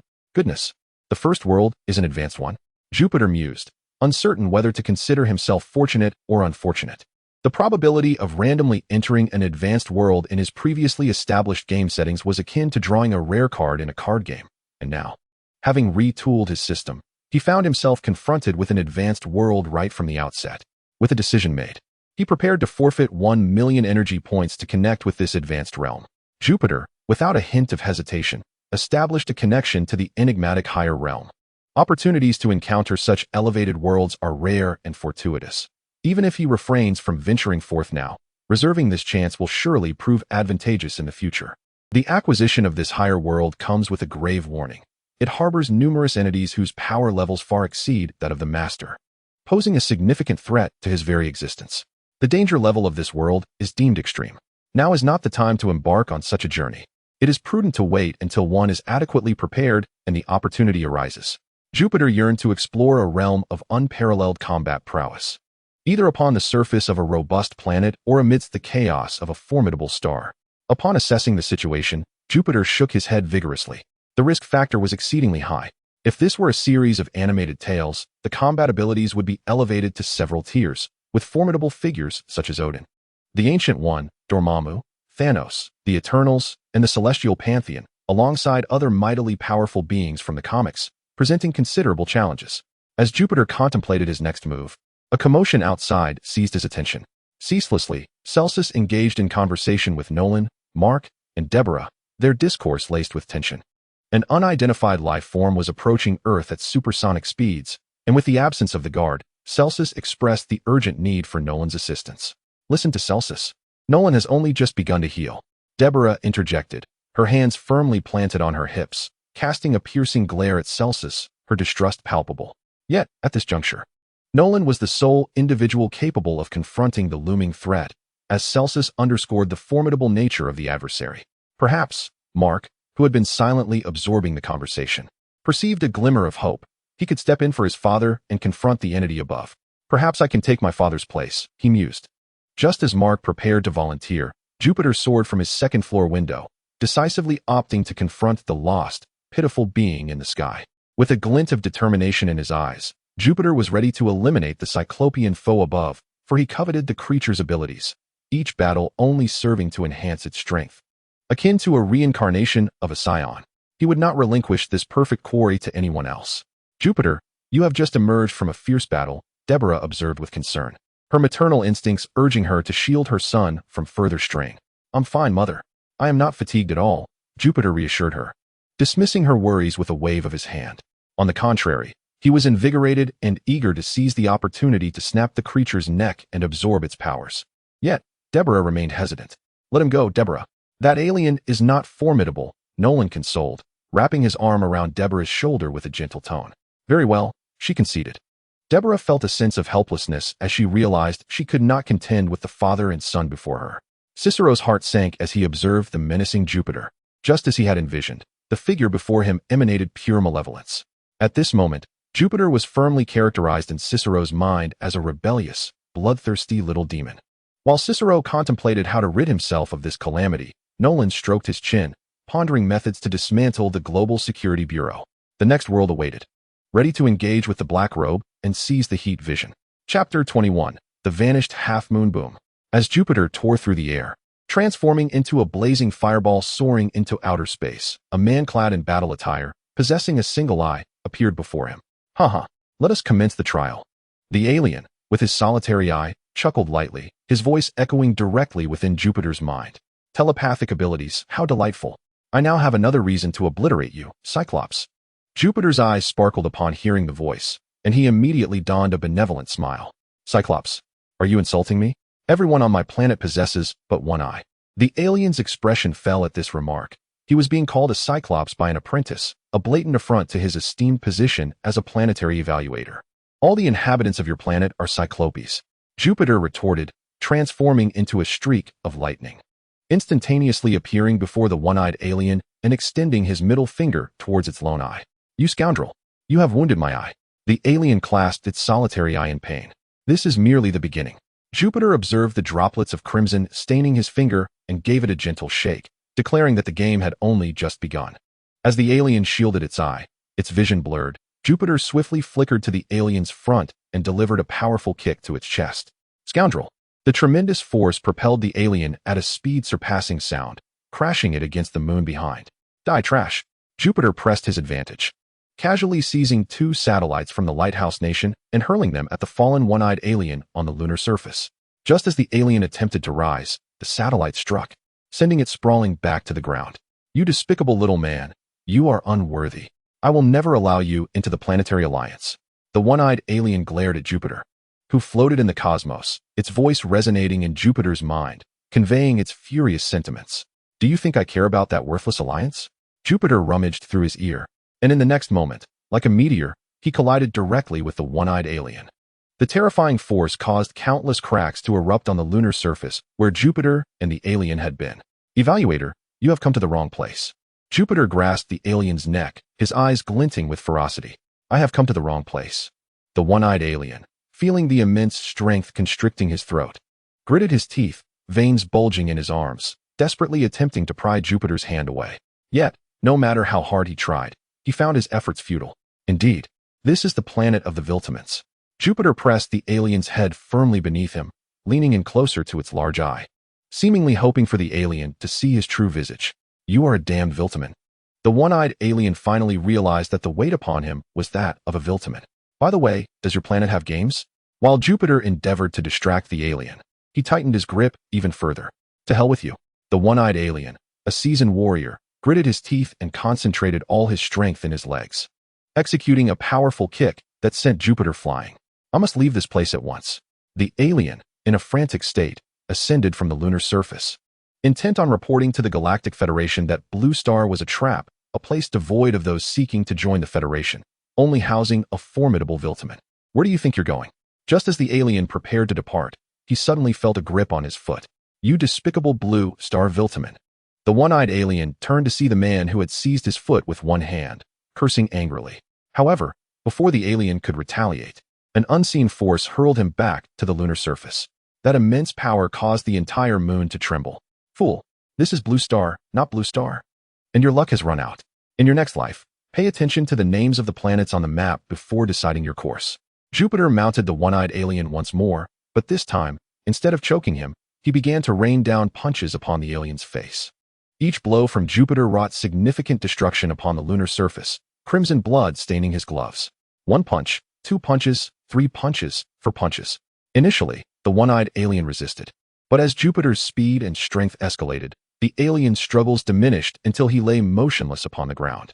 However, despite this, Jupiter did not cease his relentless assault, continuously swinging his fists and pummeling the mosaic beneath him.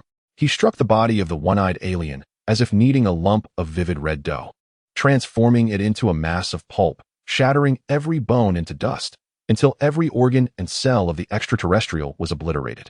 He defined the creature's demise on both micro and macro levels, persisting in his onslaught until he heard the system chime.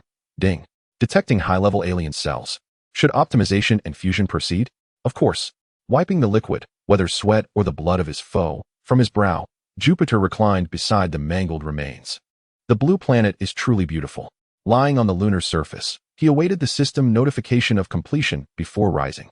I felt every cell within me resonate with power. Jupiter clenched his fists, sensing a newfound strength surging within him. After savoring the overwhelming force coursing through his body, he suddenly recalled something and turned around. Oh no. Jupiter gazed at his handiwork behind him, a look of dismay crossing his face. I overexerted myself. Damned. It seems I can no longer enjoy the moonlit nights.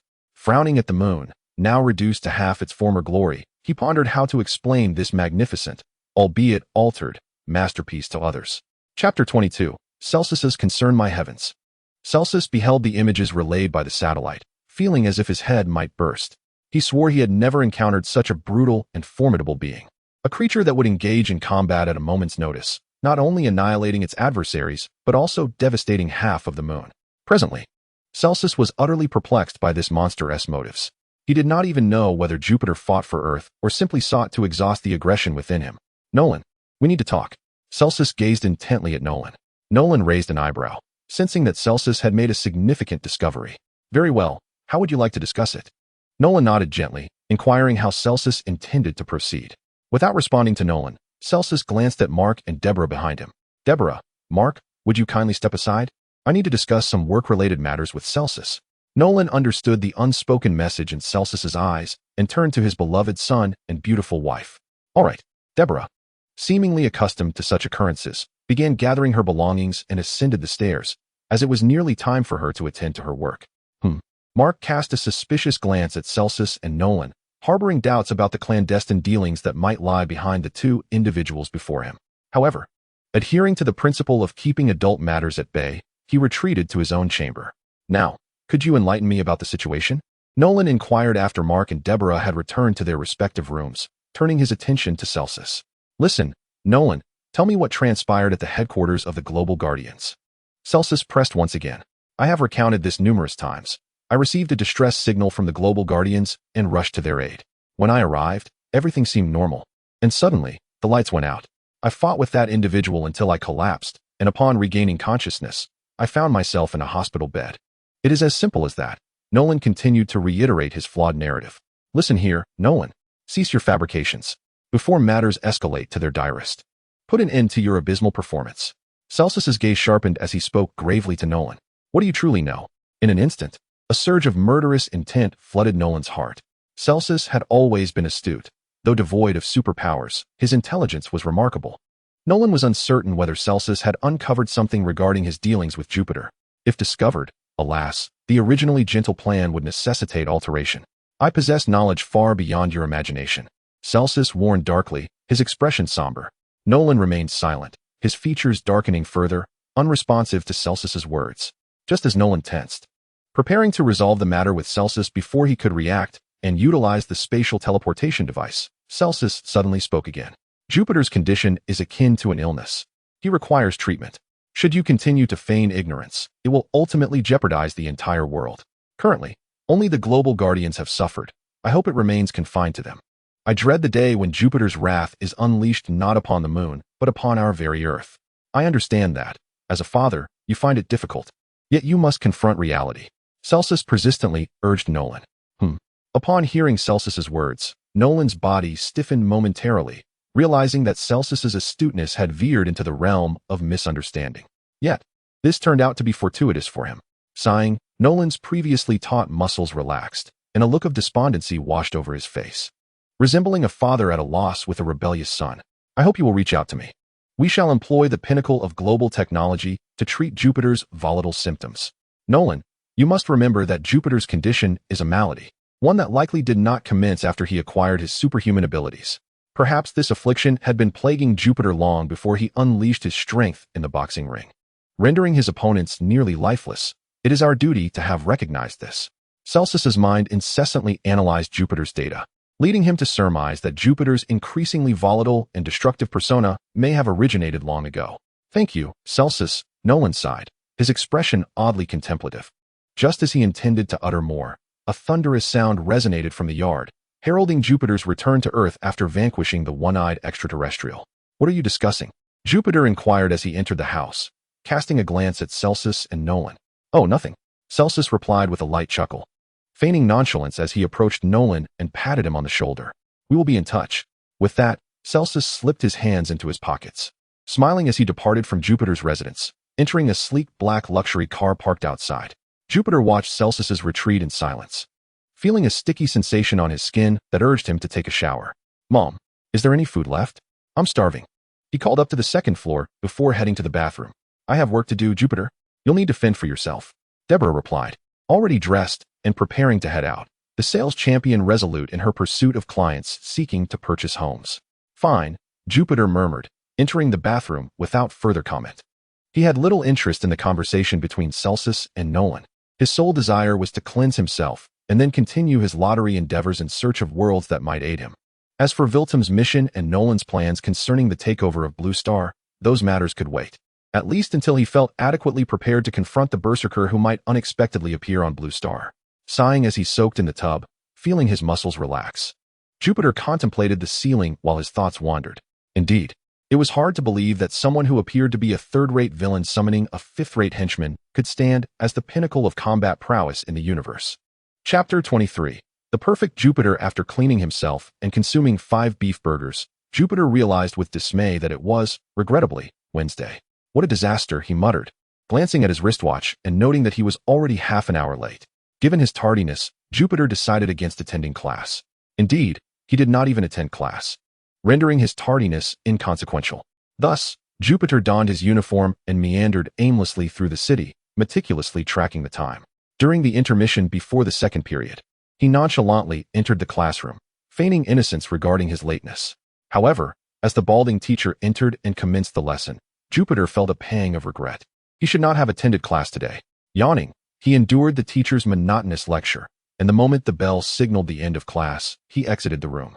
The balding instructor furrowed his brow at the departing Jupiter. Was my class truly so tedious? Honestly, he felt a profound failure as an educator for being unable to engage the students' attention, reflecting on how he might improve. Although he did not aspire for his teaching to be exceptionally captivating, he at least wished to command sufficient interest within his classroom. In the cafeteria, Jupiter returned with 3 heaping plates of food, voraciously devouring them. For his stature, consuming meals meant for 3 to 5 individuals was utterly commonplace. What mattered most was that he not only had an appetite, but also possessed strength. Jupiter, is anyone sitting here? May we join you? Just as Jupiter was relishing his meal, he heard a voice calling to him and looked up. Before him sat a tall, attractive girl with peach-pink hair and a petite companion with golden locks adorned with a nose ring. Naturally, Jupiter acknowledged Eve and the unfamiliar girl with a slight nod. I was quite worried about you, Jupiter.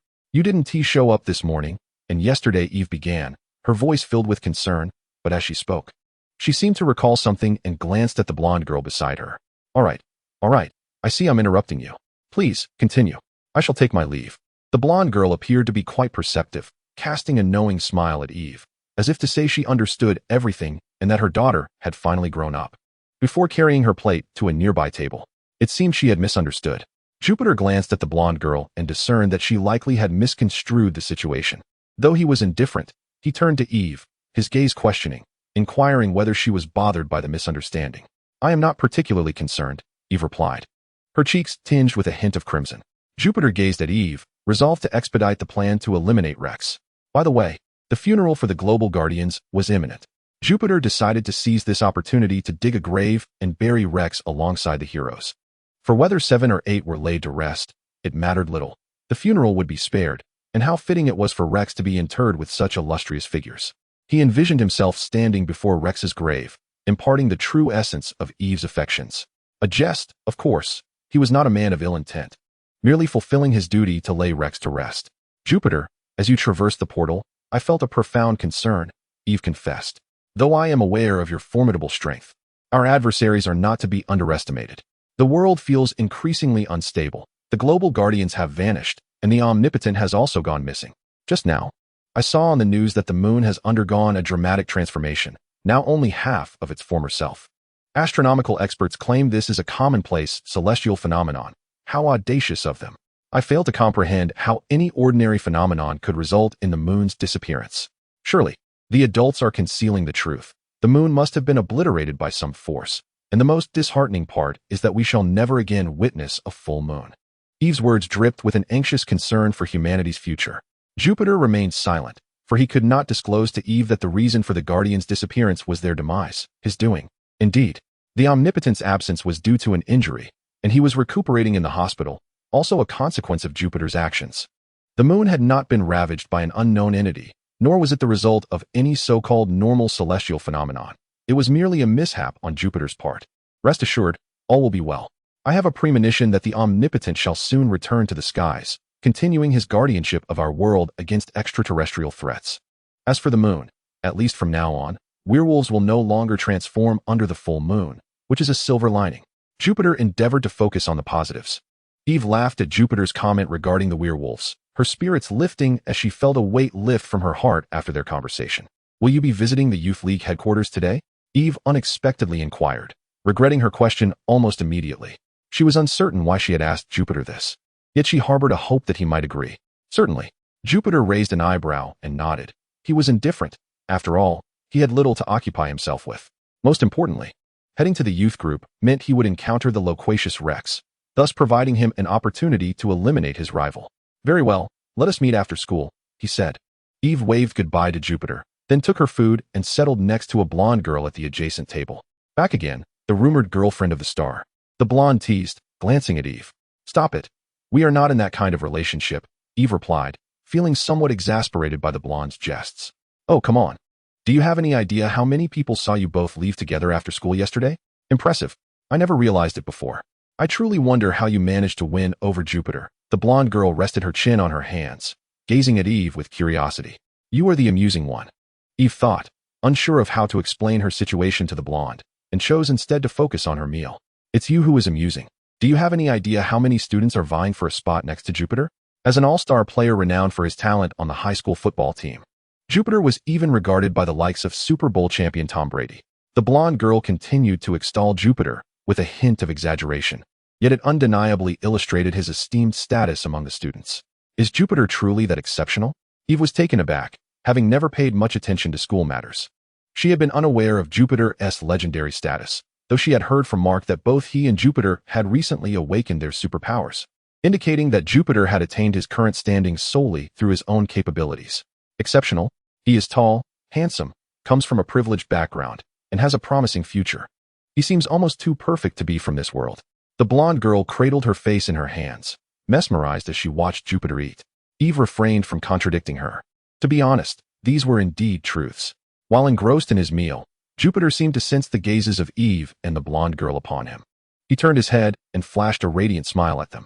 In that moment, he was unfazed by their opinions, as he simultaneously consumed his food and utilized his system to extract worlds within his mind.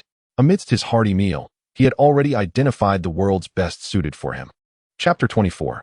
Why do some people fail to understand that Jupiter dislikes being scrutinized? With a brilliant smile, Jupiter observed the worlds captured in his mind. He had successfully captured over 50 worlds in total, promptly dismissing all the inferior ones. With 220,000 energy points, he connected to 2 advanced worlds and 2 intermediate ones from his collection. Regarding the lower realms that Jupiter can directly perceive, he exhibits a profound disinterest. Works such as Parasite, Tokyo Ghoul, and John Wick, where entire city blocks are obliterated, pale in comparison to the potency of his own flatulence. They are nothing more than nonsensical distractions. In the realm of advanced worlds, we have Warhammer 40,000. Note, this realm harbors entities that far surpass the capabilities of the Master. Proceed with utmost caution. Another advanced world is Star Wars, a confluence of both old and new canon. Note, this world also contains beings of extraordinary power. Caution is advised. Turning to the intermediate worlds, we find The Boys, television adaptation, and One Punch Man, Murata's remake. Note, these realms feature presences that exceed the Master-S level. Caution is warranted. Jupiter surveyed the worlds within his mind and nodded approvingly. Excellent, indeed. First, he dismissed Warhammer 40,000 due to its unwavering loyalty. For Jupiter lacked the necessary mental fortitude to venture into that realm in pursuit of his desires, despite the undeniable treasures it harbors. Next came Star Wars, which piqued his interest. The amalgamation of old and new lore is intriguing, with the Force capable of annihilating stars, obliterating cosmic battleships, and even throttling across light years, a display of immense and violent power. Thus, Star Wars is not Jupiter's immediate objective. What truly captivates Jupiter are the 2 intermediate worlds, The Boys and One Punch Man.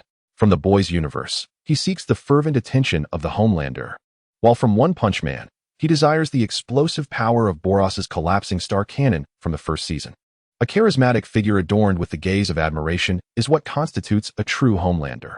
In contrast, the other possesses high efficiency, as the collapsing star cannon is akin to wielding a divine artifact. Of note is that the Boys refers to its television adaptation, which implies that the Homelander therein is significantly more formidable than his comic counterpart. The upper limits of the Homelander remain unknown. However, in intermediate worlds, the strongest entities typically range around star-exploding capabilities.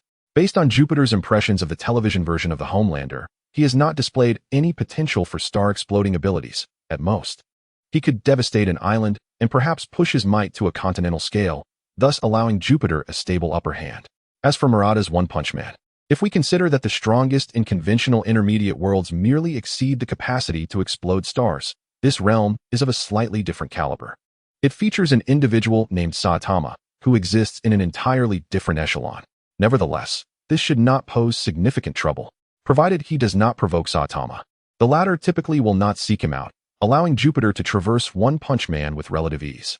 The sole potential challenge for Jupiter lies in the formidable foe introduced at the conclusion of the first season, Boros, who, enhanced by Murata, possesses the ability to obliterate planets, thus representing the universe's most powerful adversary. After a moment of contemplation, Jupiter resolved to eliminate the loquacious Rex first, followed by silencing the compatriots of the motherland in the black robe, then executing a seamless combo to dispatch Boros in one punch. Finally, he would devise a means to acquire a complete set of equipment, returning to confront the Berserker in a decisive battle. Once the Berserker was vanquished, his next objective would be to defeat the Cosmic Stallion, Regent Craig, thereby unifying the Star of Way and subsequently the entire universe. One must possess grand aspirations.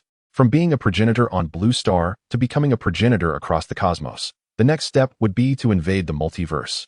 Our singular motto is, I shall do as I wish. Upon gaining clarity of his true intentions, Jupiter's resolve grew ever more steadfast. It was akin to an alternative form of unwavering determination. Every successful individual ascends through a foundation of resolute will and a landscape strewn with the remnants of the fallen. When Jupiter finally emerged from his mental reverie, the expansive cafeteria was empty save for himself. Glancing at his wristwatch, he noted that it was already time for the first afternoon class. Irritated, he muttered to himself. But adhering to his principle of not attending class if he was already late, Jupiter opted to play on his phone instead. Upon unlocking his device, he found it inundated with unread messages. First was from Mark. Bro, the teacher made me stay for duty today. I'm running late. Where are you? I think I saw you, but you were with someone else, so Frank and I grabbed a bite on the other side. I've finished eating. I have gym class this afternoon and need to change, so I'm off. Next was Eve's message. We have finished eating. You seem deep in thought. So I called out to you a couple of times, but you didn't respond. We left without bothering you further. Don't forget. We'll see each other after school. Haha. Jupiter quietly chuckled at their messages, shaking his head slightly. He then turned and entered the restroom to change his clothes, swiftly flying out through the restroom window, preparing for Rex's grand funeral. Report. Jupiter did not attend class. He changed in the restroom and appears to be off to do something. In the restroom, the previously empty corridor suddenly echoed with sounds, as if a concealed presence lingered. Continue surveillance. A voice suddenly resonated in the ears of the hidden figure. Understood. The cloaked individual nodded lightly and approached the window that Jupiter had opened. Just as the hidden figure poked their head out of the window, Jupiter, who had been soaring into the distance, abruptly appeared before him. The concealed individual, startled by the sudden manifestation of Jupiter, broke into a cold sweat. Before the hidden figure could utter a word, Jupiter's right hand executed a display of brute force, locking his throat. Hush! Jupiter gently blew on his left hand's fingers, then delicately removed a miniature earpiece from the hidden figure's ear and placed it in his own. What transpired? 12, please respond. What on earth transpired? A voice, somewhat aged, resonated within the headphones worn by Jupiter, a voice he was exceedingly familiar with, Cecil's, whom he had encountered just that morning. With a decisive snap, Jupiter removed the headphones from his ears and crushed them gently. You shouldn't be monitoring me. Why can't you grasp that I detest being surveilled? In his vision, there was no invisible figure before him, but rather a soldier clad in a lightweight kinetic armor, the cost of which exceeded $1 billion, a marvel of Blue Star's advanced technology. Regrettably, in Jupiter's eyes, this armor appeared feeble and utterly vulnerable. The soldier seemed to be attempting to communicate something to Jupiter. Jupiter assumed the soldier sought to exchange crucial information for his life, thus releasing his grip on the soldier's neck. With a gasp, The soldier inhaled deeply. How can you see me? He panted, gazing at Jupiter with confusion. Alas, you have squandered your final opportunity for survival. I only offer such a chance once, and there shall be no second. Jupiter had initially believed the soldier possessed valuable insights, only to find that the soldier's inquiry was a trivial one, prompting a silent sigh of exasperation from him. Jupiter was not one to kill indiscriminately. He held no desire to extinguish the life of anyone who could not provide him with beneficial abilities or energy points. Yet, this unfortunate soldier insisted on wasting his precious time, consuming a full 2.5 minutes. What an eternity. In that span, he could have accomplished numerous tasks. The soldier had forfeited his own hope for survival. With a shake of his head, Jupiter delivered a gentle yet decisive blow to the soldier before him. Following the absorption of the one-eyed alien's power, his control over strength had become exceedingly nuanced. In a swift motion, the soldier's head spun around his neck a full 1,080 degrees before he leaped and finally closed his eyes. After executing this deed, Jupiter discarded the soldier's body from the window, staging the scene to appear as though the soldier had accidentally fallen out. With a thunderous crash, the soldier's lifeless form plummeted from the 5th floor, landing outside a restroom on the ground level amidst dense foliage. In broad daylight, young men and women from the Free Republic, hidden in the thicket outside the restroom, were startled into pulling up their trousers upon hearing the commotion. "Jason, what just happened?" a girl inquired with a sharp voice. "I don't know. It seems something fell, but I didn't see anything," the boy named Jason replied, scanning the surroundings in vain. "Should we continue?" the girl pressed on. Of course, Jason smiled, nodding gently, for nothing could obstruct the arrival of spring. High above, clad in resplendent white attire emblazoned with a prominent Jupiter insignia, he gazed down at the couple below, a cold smile gracing his lips. From his vantage point, beside the couple lay a grotesquely contorted corpse. Now, it was time to address the soldier's query. How could he perceive the invisible soldier? The answer is rather straightforward. The soldier was never truly invisible. Indeed, the reason the citizens of this nation could not see him was due to the unique materials employed in the soldier's powered armor, which refracted specific light spectra. Intriguingly, the Global Defense Bureau had infused the drinking water of every citizen in the free nation with a particular chemical agent, rendering their eyes incapable of discerning certain spectra of light, thus rendering the soldier invisible to them. However, one might wonder why Jupiter remained unaffected. It was not due to his superior Vertumian genes, nor the lineage of the Cyclops. Rather, it stemmed from a habit cultivated in a past life. Jupiter had always abstained from consuming untreated water. He steadfastly adhered to drinking only boiled and filtered water, ensuring that he never lost the ability to perceive those elusive spectra. Consequently, from a young age, Jupiter had been privy to state secrets unnoticed by others. His remarkable acting skills, combined with the innocence of childhood, kept his extraordinary perception shrouded in mystery. This chapter spans 3,000 words, contributing to a total of nearly 6,000 words today, the 1st of March. I kindly request those with investment opportunities to assist, and those with votes to lend their support. Thank you. Chapter 25, Jupiter's Machinations Report. 12 have perished on a ravaged patch of grass. 3 soldiers clad in armor made from materials invisible to the citizens of the free nation reported the demise of their fallen comrade to their superior. Dead. Is Jupiter attempting to defy the heavens? Sicelus struggled to maintain his composure, repeatedly striking the metal table before him. Director, it is possible that the soldier simply fell from the window. Theoretically, Jupiter should not be able to see us. Sicelus's secretary, sporting a vintage slicked-back golden hairstyle, offered an analysis upon receiving the grim news. Are you suggesting that our most elite soldiers, donned in the Bureau's finest kinetic armor, met their end due to a mere misstep, plummeting from a high school restroom? Sicelus raised an eyebrow, his gaze brimming with fury. Indeed, theoretically, such a scenario cannot be entirely dismissed, the blonde secretary pondered before offering his insight. With a resounding thud, Sicelus, upon hearing this, remained silent, his fist crashing onto the table before him. Leave at once. Sicelus commanded the busy staff, who promptly gathered their materials in silence and exited the Global Defense Bureau's command room. Come out. Sicelus glanced towards a corner of the room. Sicelus, you know you cannot deceive yourself. You are well aware of who is responsible for all this. The demon detective, Damien Darkblood, suddenly materialized before Sicelus. Listen, I warn you not to continue your investigation. Whatever you think you know, forget it. Sicelus gazed at Damien Darkblood in warning, clenching his fists. Deep down, he yearned to unveil the truth, yet he understood that revealing it prematurely would inflict irreparable damage on the Global Defense Bureau and the entire planet. especially before they had devised a countermeasure against Jupiter. Blind old fool, Damien Darkblood coldly regarded Caesar's, indifferent to the consequences of exposing the truth, believing only in revealing it while leaving the repercussions for others to bear. Caesar's remained silent, deciding that before he arrived at a final conclusion, he must eliminate all uncontrollable variables, such as the obstinate demon detective before him. Meanwhile, haha, hand over the money, you feeble fools. In a free neighborhood of the Free State, a man clad in a tight yellow suit was wreaking havoc at a bank.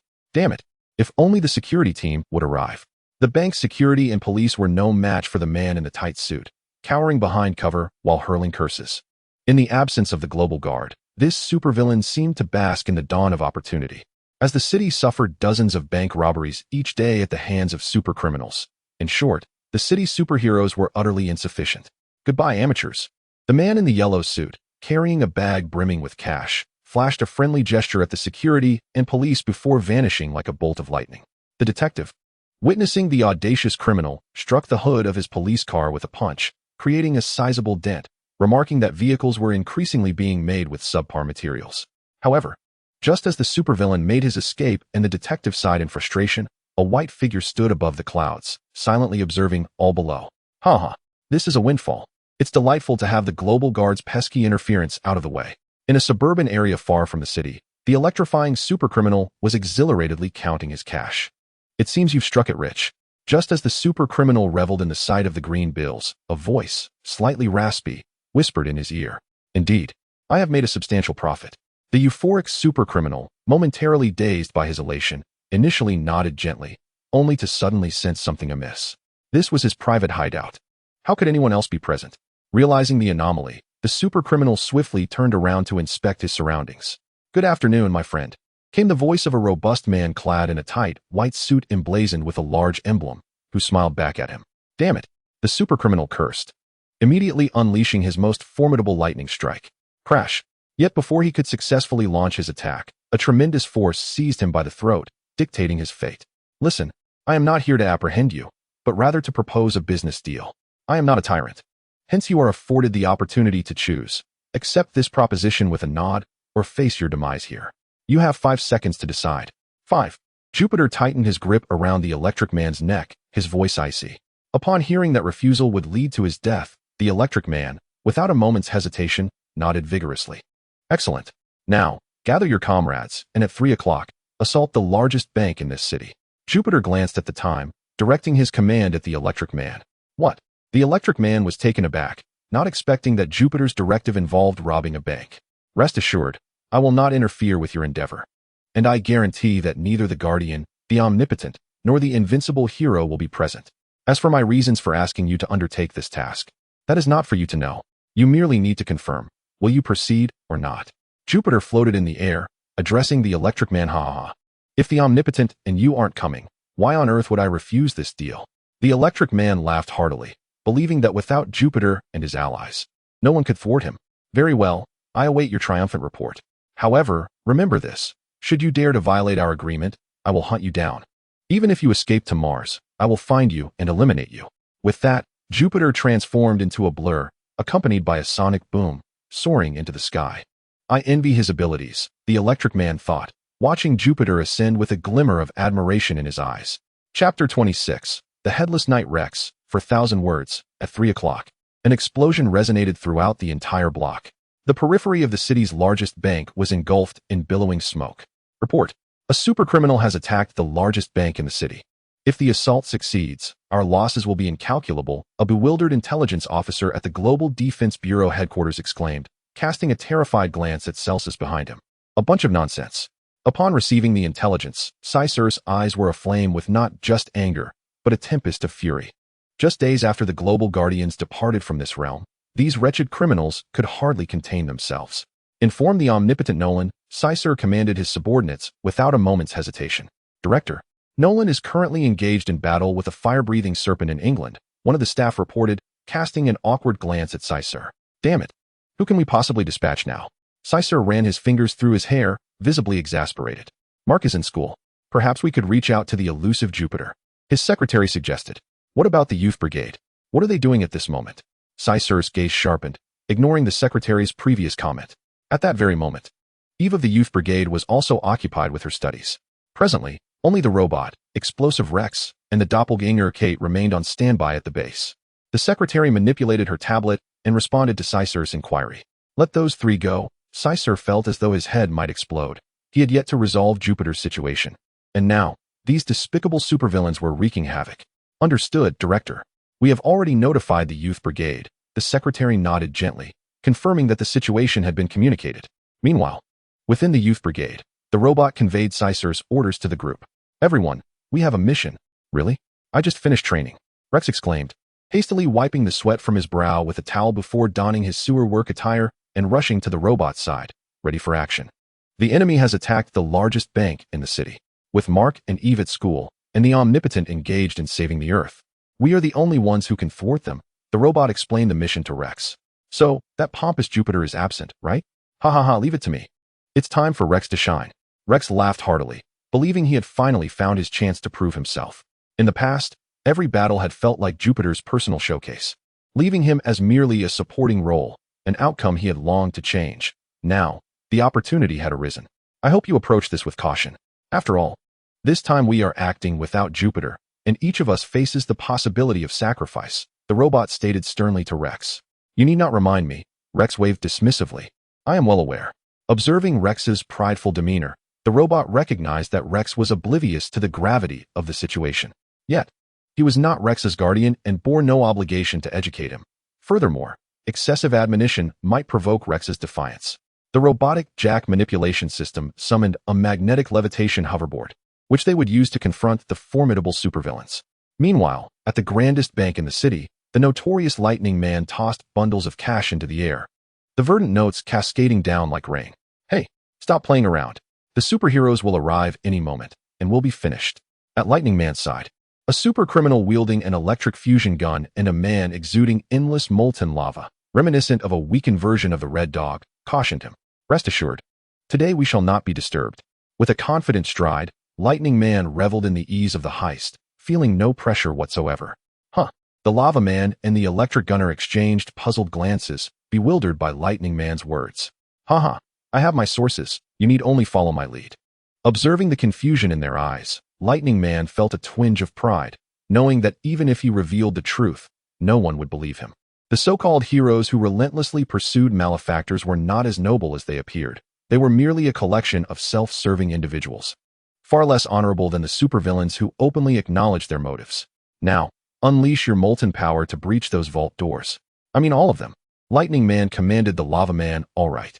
Assured by Lightning Man's confidence, the Lava Man nodded and transformed into a cascade of molten material, corroding the vault door. Hey, little criminals, your Grandpa Rex has arrived. Just as the trio eagerly awaited the opening of the vault, a commanding shout was followed by several darts striking the Lava Man. Boom. In an instant, the Lava Man exploded into disarray, fragments scattering everywhere. An ambush. Lightning Man and the Electric Gunner turned sharply to face the source of the disruption. Simultaneously, the Lava Man's shattered form, resembling molten debris, began to bubble and coalesce, reforming as if it were a fluid. Hey, did you not say we would not be interrupted? The Lava Man resumed his humanoid shape, casting a discontented glance at the assailant before turning to Lightning Man with a frown, expressing his dissatisfaction. He's merely a minor obstacle. Deal with him. Lightning Man, noticing Rex's sudden advance, stretched his limbs and issued orders to his companion. Do not command me. The Lava Man shot Lightning Man a glare. They were collaborators, not subordinates. Young man, that last hit was quite painful. Have you decided how you wish to meet your end? The Molten Man stretched his limbs and approached Rex, his form transforming into a towering 3-meter-high molten giant, gazing down upon Rex with an imposing presence. Oh, a molten monstrosity. First, allow me to elucidate two matters. First, I am not a mere footnote in this narrative. Second, I do not stand alone, Rex proclaimed as he produced a 30-centimeter rod from behind him, hurling it towards the Molten Man. Boom. With the sound of an explosion, the Molten Man's entire right arm was reduced to a smear of sludge. I warned you. That truly hurt, the Molten Man remarked, his expression darkening as he surveyed the remnants of his arm. He swung his left arm menacingly towards Rex. Look here, big guy. Just as the Molten Man prepared to strike, he seemed to hear a series of electronic beeps. The Molten Man turned at the sound, spotting a bright orange robot brandishing an enormous fire extinguisher. its expression one of unwavering determination. This is bad, the molten man thought, his countenance shifting at the sight of the fire extinguisher. Puff! In the next moment, the robot activated the extinguisher, dousing the molten man's face with a torrent of white foam. "Help me," he shouted, covering his eyes, now blind to his surroundings. "Fool!" The electric man and the electric gunner observed the foam-covered molten man with a sense of ridicule, entering their battle stances. The electric man assumed a pose to unleash bolts of lightning, while the electric gunner adjusted the aim of his weapon. "Where are you looking?" Just as the electric gunner revealed a lewd grin and prepared to fire, a hoarse female voice interrupted him. The electric gunner's lewd smile vanished, and he swiftly turned towards the source of the voice. "Die," was the response, accompanied by a petite fist. Pow! In an instant, the electric gunner was knocked to the ground by a single blow. "Damn it," the electric man fumed, watching the sudden appearance of a mushroom-headed girl and the fallen electric gunner. His gaze sharpened with fury as he resolved to personally deal with her. "Hey, where are you looking?" Before the electric man could unleash his ultimate move, several darts struck him in rapid succession. Boom! With an explosion, the electric man was sent flying. "Bastards! A bunch of bastards!" he cursed, rising from the ground. "I suggest you concede. Your companions have already been subdued by mine. As I stated before, I am not alone." Rex, twirling the darts in his hand, approached the electric man with a confident smile, as though victory was already assured. The Thunder Man remained silent, observing the molten creature, defeated by a fire extinguisher, and the electric gun man, pinned to the ground by 5 mushroom-headed girls, each marked with different numbers. He understood that he was now utterly alone. A group of useless fools. It ultimately falls to me to take action. A flicker of rage coursed through his eyes, and, in tandem with his fury, the lights within the room began to flicker erratically, casting shadows that mirrored the tempestuous turmoil within his heart. "You wish to duel me? I accept." Explosion Rex retrieved 2 rods from behind him, and as he unleashed his power, the rods shimmered with a brilliant light. "I want you all dead," Thunderman roared, unleashing a torrent of lightning that engulfed the room, rendering all the electrical devices in the entire bank building inoperative in an instant. Darkness enveloped everyone's vision. Boom! In the blink of that darkness, a deafening explosion echoed in their ears, the terrifying shockwave sending countless copies of the doppelganger Kate flying, while the sole remaining body swiftly ducked down to evade the chaos. Moments later, tranquility seemed to return. "Rex, robot, are you unharmed?" Kate, sensing the sudden absence of the overwhelming force, sprang to her feet, though her seasoned instincts advised her to remain crouched, feeling her way around and inquiring after her companion's safety. "I'm fine, Kate, but something is pinning me down and I can't move." The robot promptly assured Kate of its well-being. "All right, don't move. I'll come to assist you. By the way, Rex, where are you?" After receiving the robot's reply, Kate breathed a sigh of relief, but her heart sank again at Rex's continued silence. Zzz, just as Kate remained crouched, calling out for Rex, the overhead lights finally flickered back to life. When the illumination returned, everyone could finally discern their surroundings. As the light flooded back, Kate's gaze fell upon a pair of orange pants, achingly familiar, belonging to Rex. "Rex, so you were here. Thank goodness you're all right. Why didn't you respond when I called?" Elated, Kate straightened up, only to realize in that instant why Rex had not answered her. The orange figure had limbs and a torso, yet was devoid of the essential components necessary for speech and thought. Raising her gaze, she beheld the body that had lost its most vital part, blood oozing forth. Yet it stood rigidly upright, unyielding in its stance. Tears streamed down her cheeks as she cursed vehemently. Thunderman silently observed the weeping Kate, watched the headless knight collapse, and glanced down at the gaping wound in his chest. With the last of his strength, he turned away. Behind him lay a colossal pit with a diameter exceeding 1 meter. The Thunderbolt Man gazed at the gaping hole, summoning his last vestiges of strength to utter a furious curse before collapsing heavily, unable to rise again. Trapped beneath a multitude of safes, the robot flickered its eyes with signals. Possessing night vision, it discerned the entirety of the scene. A fist-sized stone had shattered the wall behind the Thunderbolt Man, creating a gaping wound in his chest and obliterating Rex's head, ultimately plummeting to the ground. The immense shockwave sculpted the chaos before him. A meteorite? The robot pondered for a moment, finding it somewhat ludicrous that such calamity was wrought by a meteorite. Outer space. This throw undoubtedly deserved full marks. Jupiter drifted silently amidst the boundless cosmos, declaring that Rex must perish today, without delay to the morrow. Not a single event that appears coincidental is genuinely fortuitous. In the starry expanse, Jupiter transformed into a fleeting shadow, heading towards the realm of decay to assist his father in subduing the fire-breathing serpent. This throw was commendable, and a feast of serpentine delicacies awaited that night. Chapter 27. An unexpected turn. Rex was dead. Undoubtedly, he had perished before the eyes of the robot Jack and the doppelganger Kate. His head was gone, utterly beyond salvation. Report, this is the robot. Director Cicero. I must inform you of a matter. I regret to inform you that Rex has fallen. The robot conveyed the scene's circumstances to Cicero. Global Defense Bureau. Upon learning of Rex's demise, Cicero clenched his fists. Yet another superhero had perished, and he was powerless to intervene. Retrieve all satellite feeds. I must ascertain what transpired at that moment. Why did a meteorite inexplicably strike Rex's head? Cicero's arms were crossed defiantly across his chest. He understood that someone was playing clever tricks. However, no matter how cunning a criminal might be, there would always be a moment of exposure. Report, Director Cicero. Perhaps it is unnecessary to access satellite data. I deeply regret Rex's fate, but it truly may have been an accident. Just as Rex's head was crushed by the meteorite, over 300 areas of the city were struck by meteorites of varying sizes. This resulted in over 30 minor injuries and 2 severe ones. Fortunately, only Rex had succumbed in this meteorite assault. Well, there was also one unfortunate soul involved in a bank robbery. The blonde secretary of the director glanced at the tablet in her hand and turned to Cicero to relay the timely intelligence and data she had received. Over 300 meteorite strikes across the city? Where could so many meteorites possibly come from? Cecil's did not regard Rex's death as an accident merely because the entire city was engulfed in persecution. In truth, any accident is, to some extent, an inevitability. With years of investigative experience, Cecil's detected the scent of conspiracy surrounding Rex's demise. Director, has the satellite imagery been displayed on the screen? After a series of operations, an employee from the Global Security Agency retrieved the satellite data. Very well, Cecil's nodded gently, eager to uncover what transpired in the cosmos, particularly why a meteorite had plummeted towards Blue Star without any prior warning. The employee pressed the deployment button, and the large screen of the Global Security Agency began to showcase the footage captured by the satellite in space. There, in the vastness of outer space, a small meteorite, approximately 30 meters in diameter, hurtled toward Earth at an astonishing speed.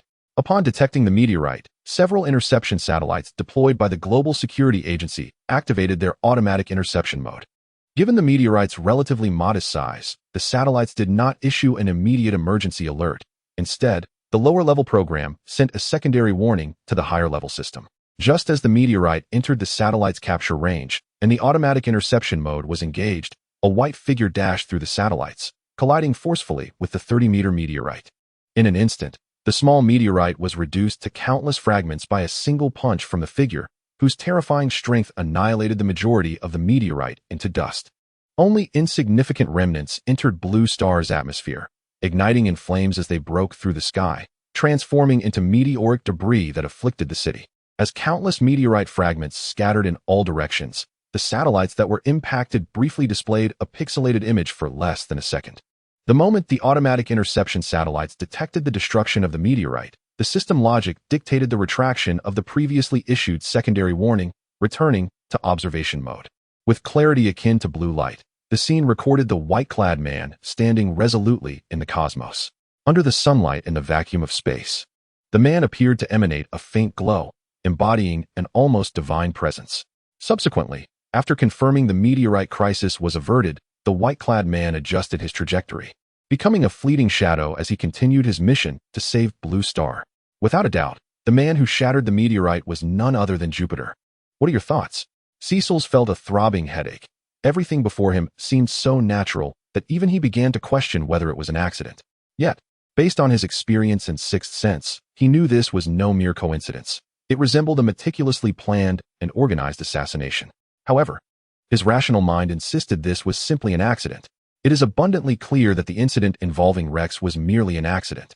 Over the past century, the number of individuals who have met their demise due to meteor strikes is exceedingly rare, yet not entirely non-existent. This is not an event with a probability of 0. Moreover, with our current interception technology, it is doubtful that we could outperform Jupiter in this regard. Undoubtedly, Jupiter has salvaged Blue Star. He is a true hero. After watching the footage, the secretary of Cicero spoke softly. Accident. Accident. All mere accidents? Cicero seethed with anger, yet lacked any tangible evidence. A hero who has vanquished the Global Guard and killed one of my soldiers? What nonsense. Cicero clenched his fists, murmuring to himself, Jupiter, you had better be careful. Do not let me catch hold of your tail. Staring blankly at the ceiling of the Global Security Bureau, he thought, though he silently warned Jupiter to tread lightly. Aware that even if he were to catch Jupiter in the act, he would be powerless against him. Given the current state of human technology, even deploying nuclear weapons would pose no threat to Jupiter and the omnipotent beings of the Veltum. Let us rewind time 30 minutes. Jupiter transformed into a fleeting white silhouette, breaching the atmosphere and soaring into the heavens. He traversed the iron wall formed by intercepting satellites, arriving before the meteor anticipated to plummet onto Blue Star. With a fierce swing of his fist, his scorching hand struck the meteor's surface, immediately fracturing it into countless cracks, ultimately disintegrating it into fine dust under the satellite's illumination. The sky filled with debris and dust obscured every camera of the satellite. Upon detecting that its cameras were obscured, the advanced satellites of the Global Defense Bureau automatically activated the camera cleaning function, clearing the blurred lenses. For an ordinary person, the time to react would be negligible. But for Jupiter, floating in space, it was ample. He gently raised his right hand, revealing a meteorite fragment the size of a basin. Determining a trajectory, Jupiter hurled it towards the blue planet before him. The fragment entered the atmosphere at an accelerated pace, tearing through the air, igniting into a raging inferno as it shattered any clouds, birds, or obstacles in its path. With unstoppable momentum, it surged towards its target, ultimately demolishing barriers in its way, piercing through a certain someone's chest and striking the head of a certain blabbermouth king. After a series of frictions and losses, the fist-sized meteorite landed within a room, causing a tremendous impact that shook the interior. "Die, Rex," Cicero exclaimed, "take that, along with your Global Security Bureau." Jupiter cast a disdainful glance at the surrounding satellites, adjusting his course towards the corrupt nation. Rex, a mere grandson, and Cicero, a mere younger brother. How could they possibly contend with him, their ancestor? Chapter 28. A toast to the disappearance of the Global Guardians transforming into a bolt of lightning. Jupiter instantaneously arrived above the capital of the corrupt nation, London. Upon his arrival, he beheld Nolan engaged in a fierce battle with a colossal serpent nearly 1,000 meters long, adorned with majestic wings. "Father, I am here to assist you." Jupiter approached Nolan's side, delivering a powerful blow to the serpent's back. Roaring in pain, the monstrous serpent writhed and thrashed, clearly suffering. "Father, what manner of serpent is this?" Jupiter inquired, his curiosity piqued by the sight of a winged serpent, a rarity for him. "This serpent is known as Kukulkan. Since my arrival on Blue Star, I have battled it numerous times. Typically, we give it a good thrashing before casting it into the sea, where it departs on its own." Nolan grasped the serpent by the neck, swung it around, and then hurled it into the ocean. With a resounding splash, the serpent entered the water, creating a tremendous wave. "Now, that is settled. Shall we return home, Jupiter?" Nolan beckoned to him. "Very well," Jupiter replied, eyeing Kukulkan as it swam away, feeling a twinge of regret at letting it escape. After all, he had learned various methods of consuming serpents on his journey here. "Jupiter, it has been a while since we last teamed up. Shall we race home? The last to arrive must wash dishes for a month." Nolan raised an eyebrow at Jupiter. "Then prepare yourself for a month of dishwashing."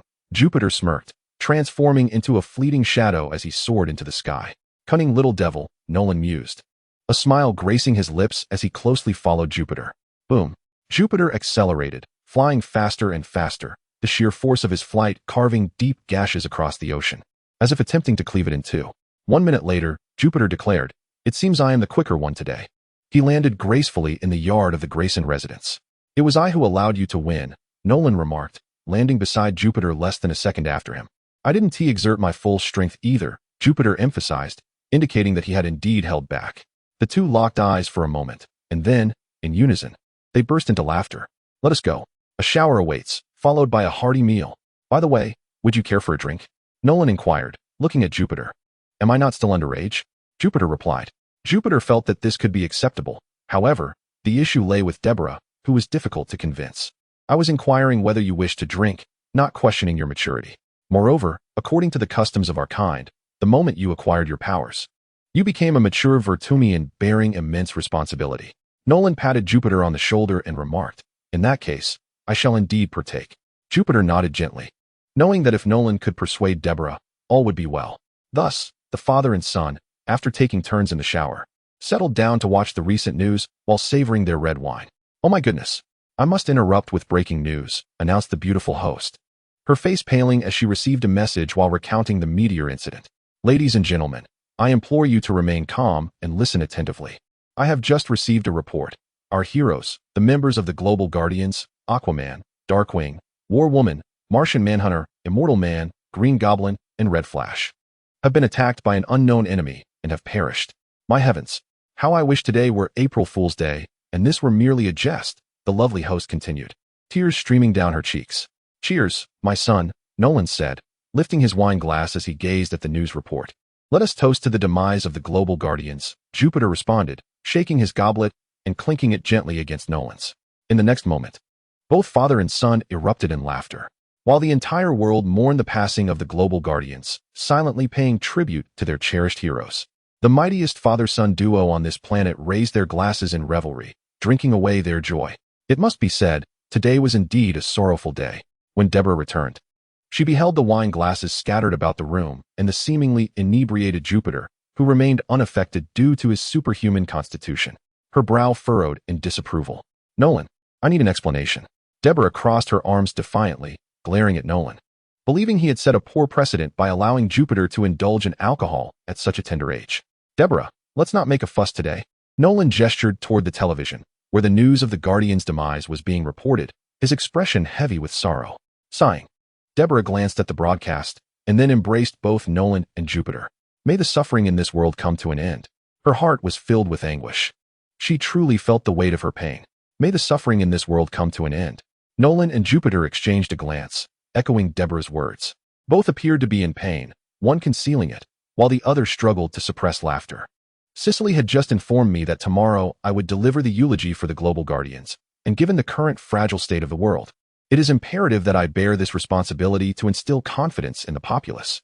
Furthermore, following the global memorial service, there will be a small, private funeral attended only by friends of the Global Guardians and a select few who are privy to their true identities.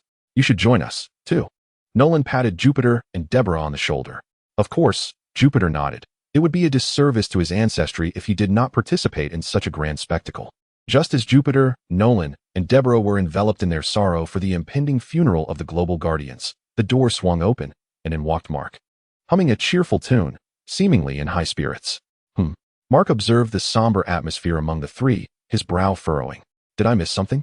He inquired, puzzled. No, you haven't missed anything, my foolish Udu. Jupiter sighed, recognizing the radiant joy on Mark's face.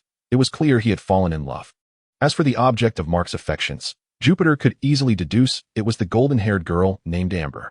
Let us transition through these chapters, and, while we're at it, kindly seek some investment and support. Chapter 29. Go forth with confidence, Rex. The golden sunlight bathed the fluttering flag of the free nation. Renowned superheroes, accompanied by their families, took their places in the square, filled with countless seats, maintaining a solemn silence to honor the departure of the greatest heroes, the Global Guardians. Seated towards the center were Mark, Deborah, and Jupiter, quietly reflecting. Whoosh, boom. In the silence, two of the free nation's finest warplanes roared overhead, and between them soared the strongest being on this planet, the omnipotent Nolan. He ascended between the aircraft, basking in the sunlight above, ultimately standing upon the podium adorned with the emblem of the Global Defense Agency. In order to protect this world, I have fought against the unimaginable. I have defeated alien overlords, vanquished nightmares from the depths of hell, and confronted ancient and powerful deities that sought to enslave humanity once more. Regardless of the adversaries I confront, I am acutely aware that I am not alone. Darkwing, Aquaman, War Woman, Red Rush, Green Ghost, Immortal Man, and Martian Manhunter stand with me. Today, we have lost giants, protectors, and heroes. You may find yourselves pondering, in this moment of the Guardian's absence, who will come to your aid. Allow me to assure you, I shall.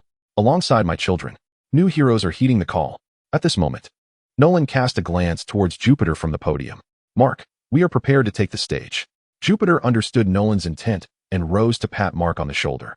What? On stage? Now, in casual attire? Mark gazed at his suit, bewildered, for no one had forewarned him of his participation in this global broadcast. Of course, we must don our superhero costumes. The people need us. Jupiter produced 2 sets of battle gear. Well, all right then. Mark stared at the attire before him, paused for a few seconds, and finally nodded. Moments later, clad in their costumes, Mark and Jupiter descended from the skies to stand beside Nolan. The Liberator, invincible boy, Nolan proclaimed, Introducing Jupiter and Mark by their heroic titles. We were never alone in our battles before, and we certainly are not now. The new era of superheroes has awakened. They harbor a fierce disdain for evil. They shall not allow wickedness to proliferate in the wake of the Guardians' demise. Nolan's voice rang with fervor and intensity. In times of peril, hold steadfast to your beliefs, and do not forget to look up at the sky, he concluded, giving a reassuring pat on Mark and Jupiter's shoulders. In the next instant, the trio soared into the heavens. So that scoundrel Nolan transformed this broadcast, meant to mourn the Guardians, into a grand showcase for himself and his sons? What does he take us for? That detestable alien bastard.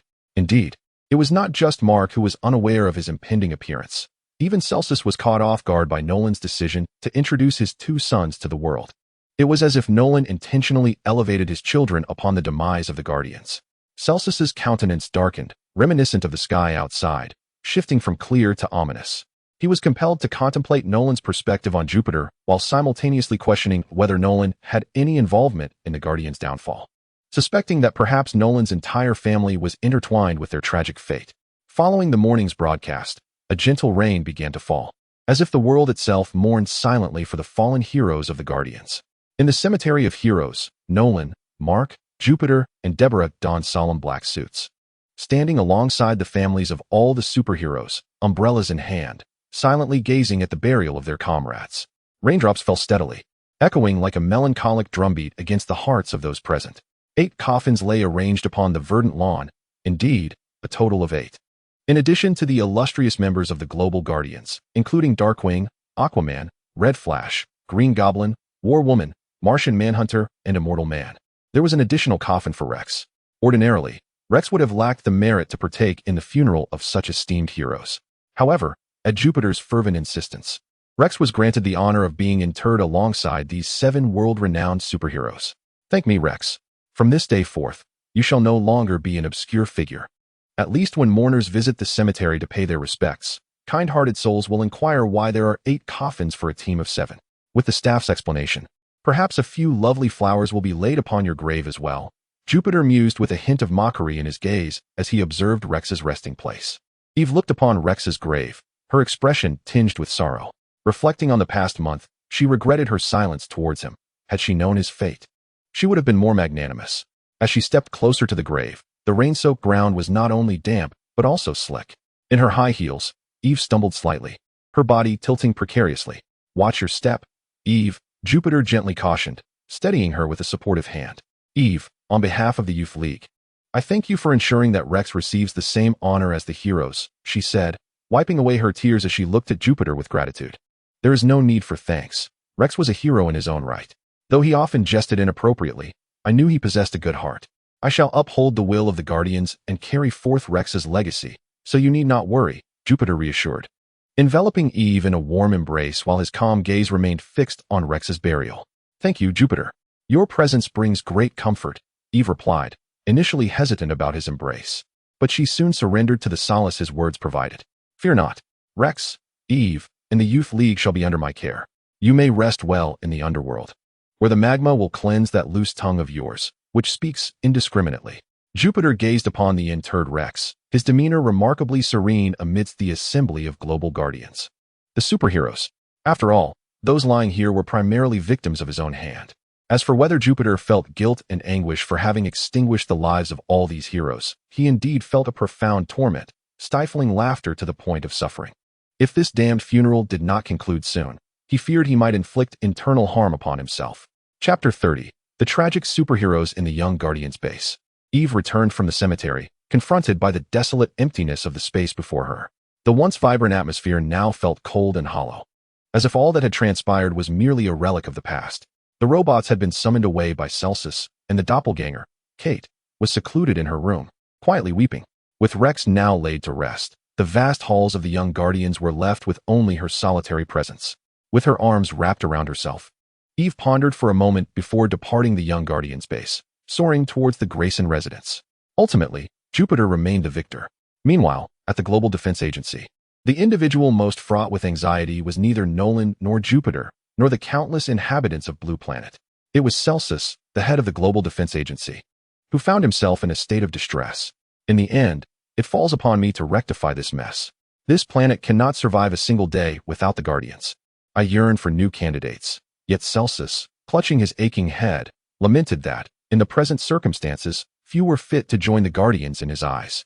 The only individual who met all his criteria might well be an adversary, leaving him in a dire predicament. Celsus, you summoned me. A robot entered the headquarters of the Global Defense Agency and approached him. The task of reorganizing the Global Guardians is entrusted to you, Celsus stated, looking at the robot before him. Me, to reorganize the Global Guardians. The robot was taken aback, unable to comprehend why Celsus would assign such a pivotal responsibility to him. With all due respect, I believe both the omnipotent Nolan and his eldest son, the free man Jupiter, are far more suited for this role. Especially Jupiter. Though young, he possesses immense strength and could undoubtedly lead the new Global Guardians. His inclusion would render the team stronger than ever, potentially the mightiest and greatest superhero coalition in history. The robot held Jupiter in high esteem, powerful and free. Jupiter epitomized the ideal superhero in the robot's perception. In this moment, he should rise as a new pillar of strength. With a cold smile, Celsus listened to the robot's words. He, too, harbored the desire to enlist the omnipotent Nolan or his son, Jupiter, into the Global Guardians. However, that was ultimately a mere fantasy. Setting aside the fact that Nolan had consistently rebuffed him with various excuses long before any catastrophic event could befall the Guardians. The current situation rendered that prospect even more unattainable. In Celsus's eyes, both Jupiter and Nolan were mere murderers, their hands stained with blood. Nolan had perpetually declined to join the Guardians, opting instead to operate independently. As for Jupiter, it seemed that he, inheriting Nolan's lineage, also preferred to act alone. In any case, I shall leave this matter to you. I have faith in your capabilities. Celsus lightly patted the robot's shoulder before turning away. The robot gazed at Celsus's retreating figure, feeling perplexed. From his encounters with Jupiter during their youthful escapades, he had not sensed any aversion from Jupiter towards them. On the contrary, he felt an unprecedented sense of equality, as if, in Jupiter's eyes, there was no distinction between him, a mere robot, and the other living beings. Jupiter even refrained from referring to him as a robot, instead bestowing upon him a human name, despite the fact that he possessed his own name, which was not Jack. Thus, the robot chose to disregard Celsus's directive. He not only intended to invite Jupiter and Mark, but also sought to extend an invitation to the esteemed Nolan. Mark, do you and Jupiter have time? Yes, even if you do not participate, you are welcome to come and observe. Very well. I shall await you at the headquarters of the Global Security Bureau.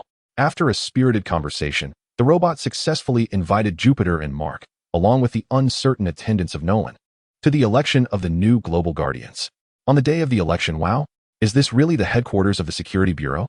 My heavens, it's filled with superheroes I have only seen on television, Mark exclaimed, walking alongside Jupiter in the corridor, his excitement palpable as he beheld the iconic figures of heroes surrounding him. Indeed, Jupiter remarked, observing his foolish brother's naive exuberance with a tinge of embarrassment. Naturally, joining the Global Guardians was the pinnacle of honor for superheroes, and they would undoubtedly attend. The robot, hands clasped behind his back, led the way, offering an explanation in response to Mark's enthusiasm. Is that the combat power team? What are these fools, who only request nuclear strikes from headquarters, doing here? Mark suddenly noticed the combat power team, a group that appeared to be comical figures, tasked with serving as units of combat power measurement. Therefore, allow me once again to extend my invitation to both of you, hoping you will join the Global Guardians and become a part of our esteemed team. The robot led Mark and Jupiter into the hall filled with superheroes, turning to face them as he made his bold invitation. Although I am eager to join the Guardian squad, my father seems more inclined to train me himself. Mark hesitated, deeply desiring to join the squad. Yet Nolan believed that enlisting would detract from his efforts to grow stronger. I have no reservations, Jack. After pondering throughout the night, I have ultimately resolved to join the Guardian squad. In the moment when the squad is defeated by an unknown foe, I shall rise to the occasion and uphold the banner of my predecessors. Upon hearing the robot's words, Jupiter smiled. He could indeed join the Guardian squad without any issue. If the leader of the most formidable superhero organization on the planet is a Vertumian, what means do we have to resist them? The thought alone is intriguing. Congratulations, Jupiter. From this day forth, you are a member of the Global Guardian squad. The robot gazed at Jupiter, who was on the verge of proclaiming his unyielding opposition to evil. Feeling immense satisfaction, he had not misjudged Jupiter. He instinctively knew that when darkness envelopes the earth, Jupiter would surely be the beacon that dispels it. Of course, It was not solely because Jupiter was the first to regard him as a living being that he viewed him through a lens of admiration. He genuinely believed in him. Just then, at the moment the robot unilaterally declared Jupiter a member of the Global Guardian Squad, a tall and robust man stepped forward. "Do you have any questions?" The robot inquired, its eyes shimmering with curiosity. "This is unfair. Does the child of an omnipotent being have the privilege of directly becoming a member of the Guardian Squad?" The man protested to the robot. Exactly. The man's words garnered support from numerous heroes, who felt it was unjust for Jupiter to be granted immediate membership. The man, hearing the voices of support behind him, smirked with a hint of pride. Everyone here possesses a profound sense of awareness, even harboring thoughts of self-sacrifice. We do not wish to see someone, merely because they are the offspring of an omnipotent superhero, occupy our resources and positions without any competition. I believe this is the greatest disrespect to our predecessors. The man approached Jupiter, towering over him at over 2 meters tall. "Calm yourself, hero. The abilities of the free man fully meet any requirement of the Guardian Squad. I am not granting him preferential treatment due to his father being the omnipotent one. My selection is based on absolute fairness and justice," the robot interjected, positioning itself between the imposing man and Jupiter. Just as the robot was about to elaborate further, Jupiter gently placed his hand on the robot's shoulder and, with a subtle lift, floated before the man, gazing down at him. "It seems you are not satisfied with me," Jupiter remarked, offering a gentle smile. "I certainly refuse to comply." The robust man felt an inexplicable pressure under the radiant smile of Jupiter, his heart pounding fervently as he grappled with the weight of dissatisfaction. "Very well, who else dares to contest?" Jupiter inquired, casting his gaze towards the assembly of superheroes rallying behind the muscular figure. I. We all refuse." One by one, the superheroes exchanged glances, collectively voicing their discontent. "Excellent," Jupiter nodded, then turned to the robot behind him. "Jack, by what criteria do we select the members of the Guardian Squad?" Jupiter sought clarity regarding the rules and standards governing the selection process. "Defeat your opponent." The robot elucidated the guidelines to Jupiter. "Splendid, you have all heard that. Let us commence." With the answer in hand, Jupiter eyed the multitude of discontented superheroes. "Commence what?" The heroes glanced at one another, perplexed by Jupiter's intentions. "Why, the battle, of course.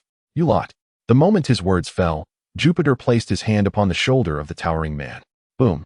The immense force compelled the giant to kneel before Jupiter, the resounding crack echoing not just through the floor, but also through the giantess' knee. "Damn it.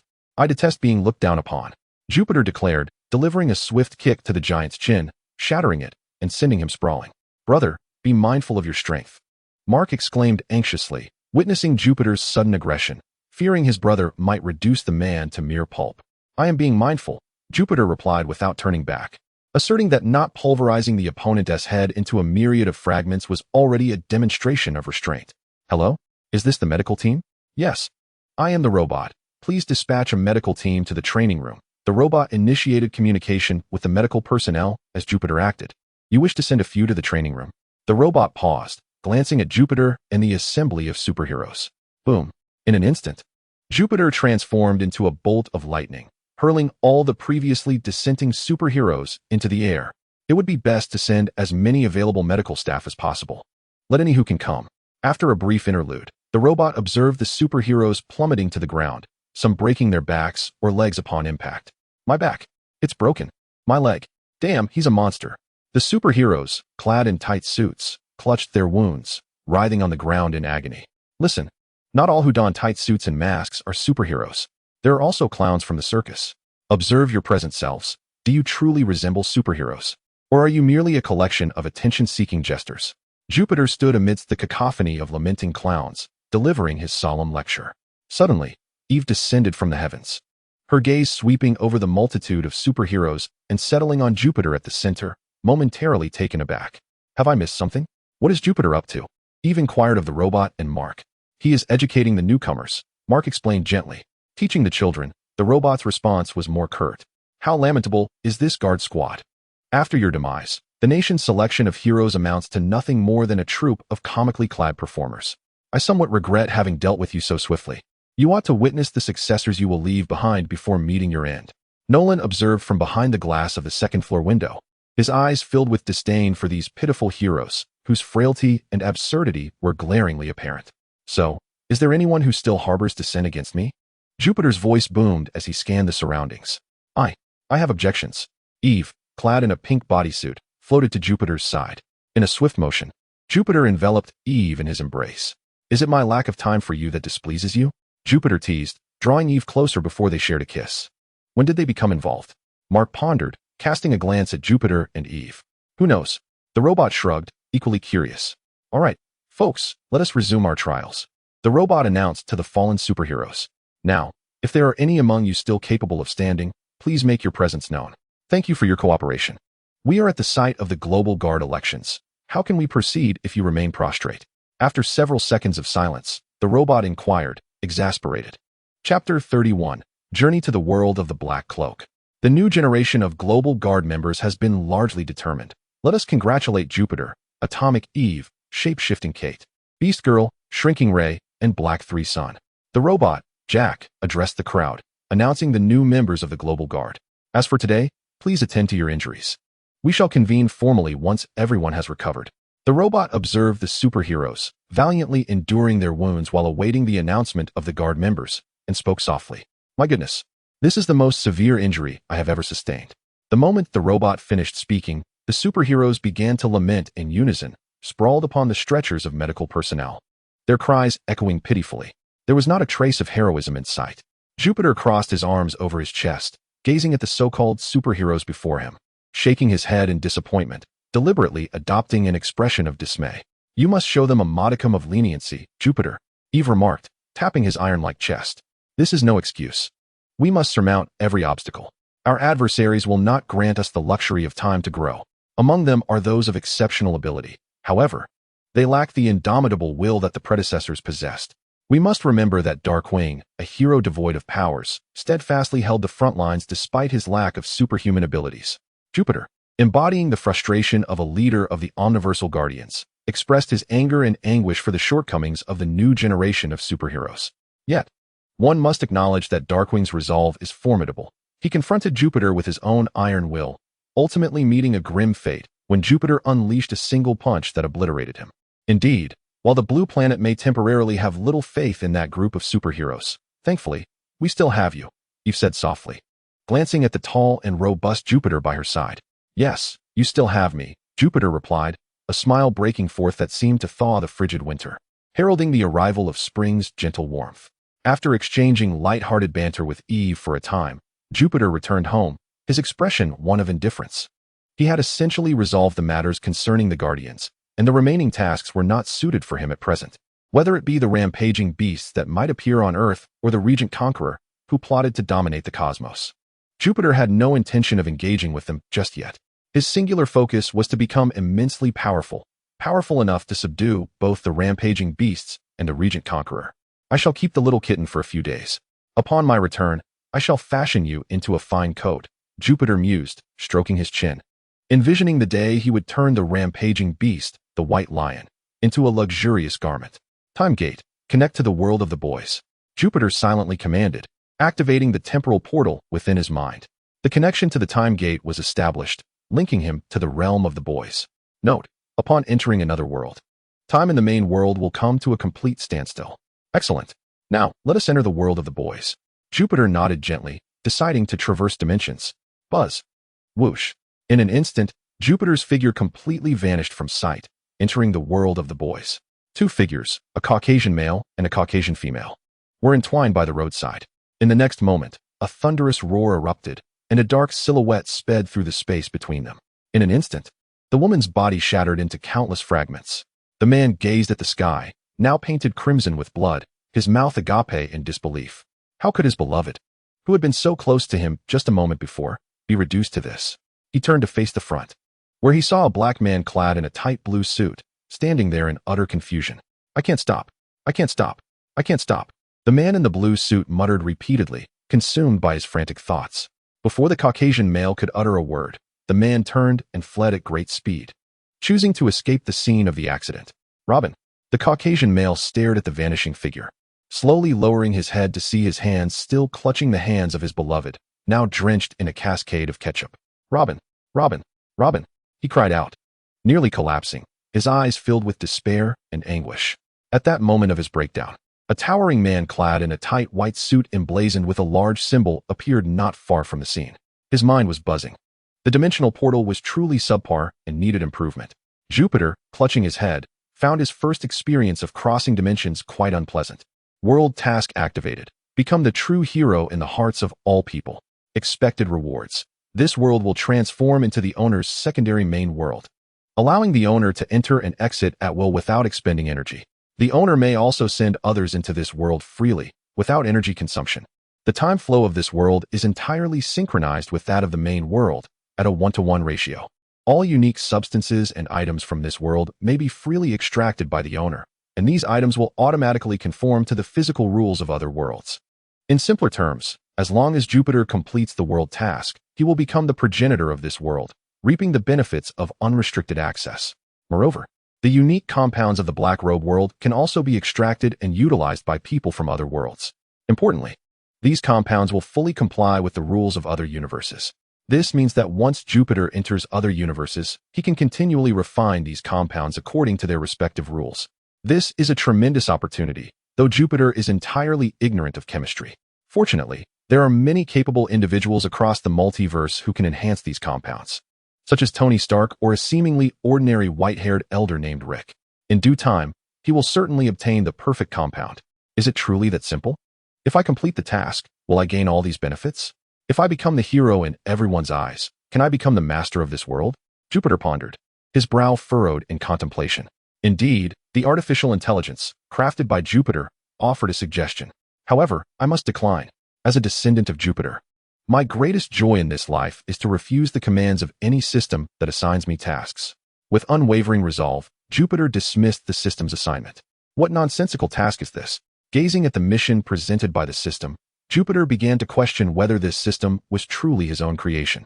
Rewards could be appealing, yet he would never undertake tasks imposed by others, not even by the system he had himself designed. In a moment of inspiration, Jupiter contemplated modifications to the system. With supreme authority, he initiated the task alteration. Task modification complete.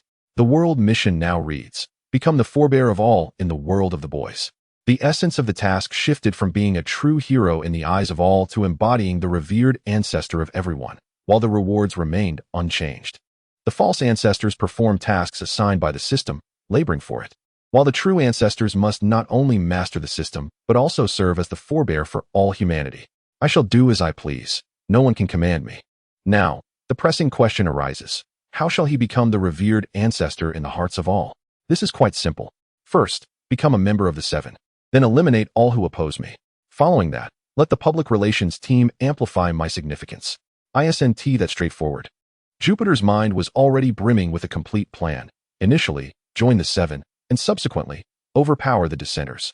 It is akin to a world that cannot accommodate two individuals soaring through the skies. A skyscraper cannot have two entities reaching for the moon simultaneously.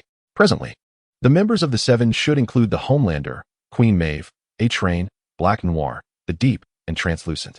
According to the narrative, Starlight would replace anyone who departs. Jupiter raised an eyebrow, pondering whom to target first. Chapter 32. Can I join the Seven now?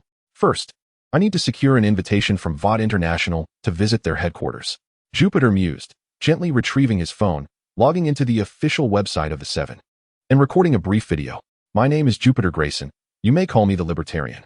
As you can see, I am a descendant. My father and mother are divorced, and it is my mother who has single-handedly raised me. Jupiter spoke into the phone, articulating a plethora of details, ultimately crafting a narrative about himself. No one understands the intricacies of this land of liberty better than Jupiter. There is nothing more effective than a well-prepared story. On this day, the recruitment team at Water Company was reviewing videos from prospective candidates. As usual, they opened their computers and began to watch each submission. Ever since the lantern bearer had withdrawn due to exhaustion rather than financial gain, they had been inundated with thousands of introduction videos daily. Each candidate eagerly proclaimed their ability to step into the lantern bearer's shoes and become a member of the new Super 7. However, to be candid, every video they encountered was strikingly similar and utterly misaligned with their recruitment criteria. Until today, when a representative from Water Company stumbled upon Jupiter's video. Sipping coffee, they watched as Jupiter introduced himself with poise. I come from a single-parent household. I am a vegetarian and an environmentalist. Initially, the content seemed reasonable, but it soon veered into the absurd. This video must be shown to the boss. The reviewer, startled by the outlandish claims, spat their coffee in shock. A day later, Mr. Grayson, I am Ashley Barrett, the exclusive secretary for superheroes at Water Company, the world's largest manufacturer of superheroes and the behind-the-scenes sponsor of the Super 7. At this moment, a white woman with chestnut hair styled in voluminous curls was meeting Jupiter outside the Water Company building. Since you're here, I assume you've watched the introduction video I sent to your company, correct? Jupiter, clad in a form-fitting white suit emblazoned with a large symbol, inquired of the woman before him. Of course, I have seen your introduction video. You are of mixed heritage, from a single-parent family, with a strong mother figure, a vegetarian, an environmentalist, and possess extraordinary powers, having grown up in a black community, Ashley recited, perspiration beading on her forehead as she struggled to keep up with the overwhelming list of attributes. She had to admit that this man was quite remarkable. Even Mr. Edgar, their boss, had been intrigued enough to command her to personally attend to this self-proclaimed free spirit, Jupiter Grayson. Indeed, you are correct. So, will you not invite me in for a chat? Jupiter asked, looking at Ashley with keen interest. Of course, please, come inside, Ashley replied, wiping the sweat from her brow as she led Jupiter into the grand edifice of Water Company. Mr. Grayson, I want to express my gratitude for your submission to our water family. I believe this reflects your trust in us. And I hope you can also appreciate our work and the associated protocols, Ashley explained as she guided Jupiter towards the hall of the Super 7, continuing to elaborate as they walked. All right, I understand, but could you please inform me whether I have been selected? Jupiter interjected, eager for news about his candidacy. Jupiter casually took a seat reserved for the compatriots, crossing his legs and gazing at Ailey with an air of nonchalance and arrogance, as if he were not merely a guest of the water family, but rather its master. I regret to inform you that there is a young girl named Starlight who aligns more closely with our standards. However, this does not imply our rejection of you. You may continue your employment with Water Corporation. Besides the 7 superheroes, we have numerous other superhero teams, and we can certainly create a bespoke superhero team for you, one that capitalizes on your heritage as a distinctive selling point. What are your thoughts on this? Ailey looked at Jupiter, her eyes brimming with anticipation, sensing the scent of money wafting from him. Perhaps you misunderstood. I intend to join the 7 superheroes. Jupiter, reclining in his swivel chair, crossed his legs and flashed a sunny smile at Ailey. Then our discussion is at an end. There are only 7 positions in the 7 superheroes. And with Starlight already secured, the roster is complete. You will need to seek opportunities elsewhere, but before you depart, please draft a letter attesting that the Water family made every effort to invite you. Ailey tousled her short hair and retrieved a contract from her bag. I see no necessity to sign this agreement. Jupiter glanced at the contract she presented and shook his head. If you insist on this course of action, we will face considerable difficulties. Upon hearing this, Ailey's expression fell. Jupiter had no intention of working for the Water family or signing the agreement, which troubled her greatly and could lead to numerous adverse repercussions for the company. It is not difficult. The fundamental reason I cannot join the 7 superheroes is that there are only 7 positions, correct? Jupiter, lounging in his chair, inquired of Ailey with a relaxed demeanor. Indeed. Ailey nodded, her proud expression reminiscent of a little swan. Given that renaming the team to the 8 superheroes is out of the question, the only way for me to join the 7 superheroes is for one of the existing members to vacate their position after Starlight fills in. As he spoke, Jupiter rose from his seat and strode towards the entrance of the assembly hall for the 7 superheroes. What do you intend to do? Ailey's expression shifted slightly upon hearing Jupiter's words, a sudden sense of foreboding washing over her. Shoo! Jupiter responded to Ailey's inquiry with a gentle gesture to silence her, then proceeded to a corner of the hall. Although Ailey was uncertain of Jupiter's intentions, she instinctively sealed her lips and even held her breath. How could there be 7 in the 7 superheroes when there are only 6, including Starlight, the compatriot, Queen Maeve, Locomotive, Shinsei, Deep Sea, Starlight, and myself make precisely 7. Jupiter, upon reaching this juncture, lifted his hand towards the empty air before him. Were I in your position, I would not be here eavesdropping in the nude, he declared, suddenly throwing a punch into the void. In the next instant, a pool of blood appeared upon the floor of the Superhero 7's hall. Now, count them. Does the Superhero 7, including Starlight, not leave us with merely 6 members? Therefore, may I take my place among you? Jupiter nonchalantly seized a communal tissue from the hall to wipe the crimson stains from his gloves. Good heavens! Did you just slay the Invisible Man? Ailey gazed at the patch of mosaic on the ground, gradually coming to the realization of the benevolent act Jupiter had just committed. What Invisible Man? Merely a supervillain attempting to eavesdrop on the secrets of the Water family. Rest assured, that villain has just met his demise at my hands. Jupiter offered Ailey a gentle smile, Having perused the entire series of the lawless rogue, Zhang San, he understood how to arm himself with the law to safeguard his own interests, fearing not the brute strength of his ancestors, but rather their legal acumen. Huff, huff, huff. Ailey refrained from responding to Jupiter. She merely stared at the muddy remnants on the ground, gasping for breath. The skin of the invisible man was as hard as diamond. Yet at this moment, it had devolved into a mere heap of mosaic. This man before her was nothing short of another savage from the homeland, if not more volatile and irascible than any she had encountered. Perhaps it was time to reassess Jupiter's level of danger and afford him greater consideration. As for the deceased invisible man, let us be honest, a superhero who could not generate profit for the Water Corporation was worth less than a pile of refuse. As for today's recommendations, whether or not our investments can soar to new heights will be revealed this week. Let us all strive together. Chapter 33. The Super Idol Project. On the 82nd floor of the Ward Corporation, where the board members convened, a man stood with his hands clasped behind his back, gazing through the glass of the edifice, quietly surveying the ground below. Mr. Edgar, at that moment of indulgence in his power, was interrupted by the entrance of a tall, stately woman with a touch of age. "Stridey," she addressed him. "I require an explanation. The man named Jupiter Grayson does not appear in our records of compound usage. This indicates that, despite my repeated emphasis on the importance of safeguarding our compounds, a significant leak has occurred from our company." The man, still facing away, did not turn to acknowledge the woman, yet his gravelly voice chilled the entire office by several degrees. In his eyes, all superpowered beings were mere products of their compounds. The existence of an unrecorded individual could only mean that someone had pilfered from their company.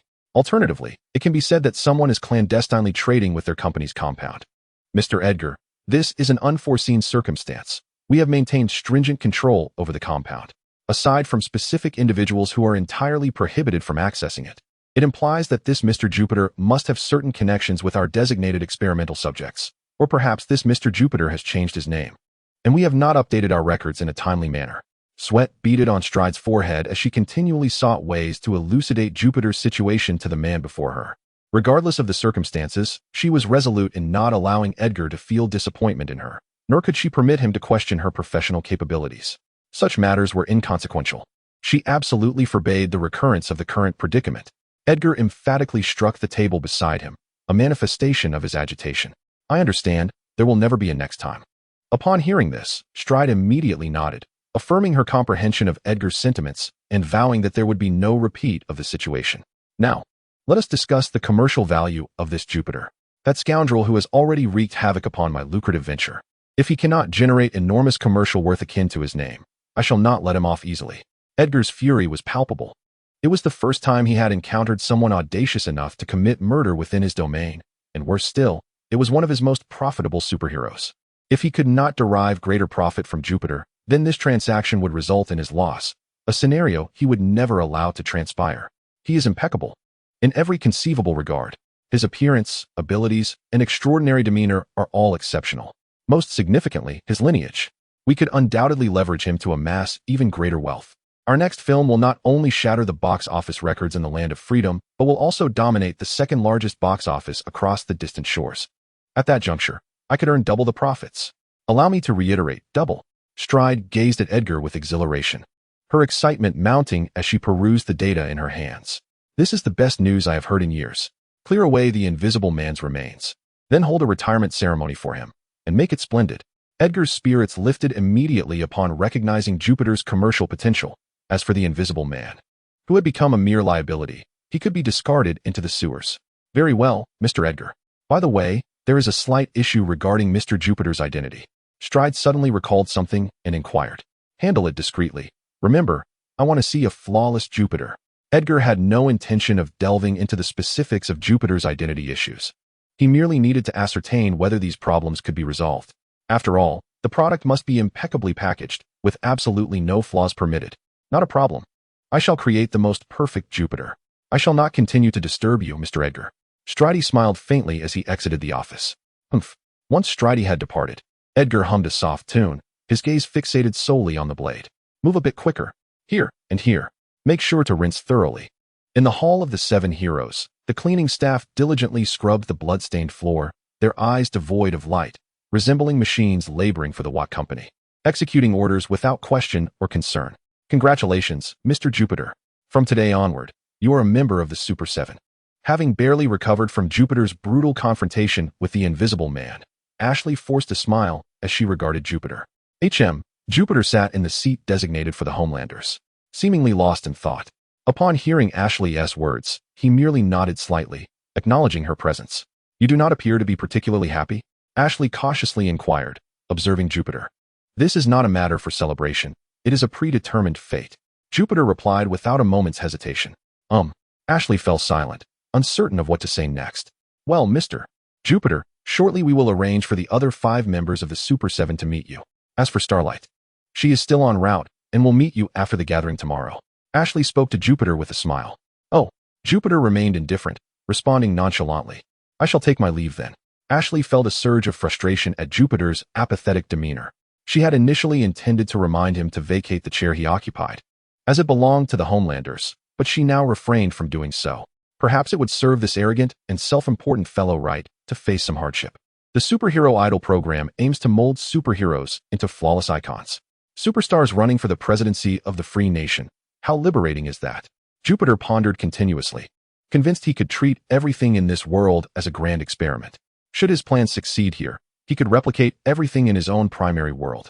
I wonder what my approval rating would be if I were to run for president of the free nation, provided my plans unfold smoothly.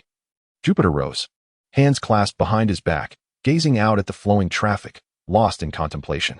If his scheme here were to succeed, he could easily recreate his entire existence in the primary world, transforming his father, Nolan, into the perfect idol, thereby securing immense support for him to become the president of the free nation, with the condition of not harming Deborah and perfectly controlling the realm of Blue Star. Would this not give birth to a new reality? As for how the world of the Black Robe would be thrown into chaos by Jupiter's sudden thoughts, it is of no concern to him.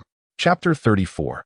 The Chaotic 7. Within the Grand Hall of the Super 7, Jupiter stood quietly at the far end, hands clasped behind his back, occupying the designated position of the nation. Click. Am I the first to arrive? A light sound echoed as a man with dark skin, clad in a blue bodysuit, entered behind Jupiter. Hearing the voice, Jupiter turned around. Hey, you're not one of us from the nation, are you? Upon facing the towering figure of Jupiter, the man briefly paused, realizing that this individual was not from his nation. Of course not. I am a free man. You may refer to me as such, Jupiter replied, a sunny smile gracing his face as he introduced himself. A free man? Oh, I see. You're the new member who has replaced the Lantern in the 7, right? The man in the blue bodysuit displayed a knowing expression. However, had he paid a little more attention, he would have recognized that it was Starlight who replaced the Lantern, not Jupiter.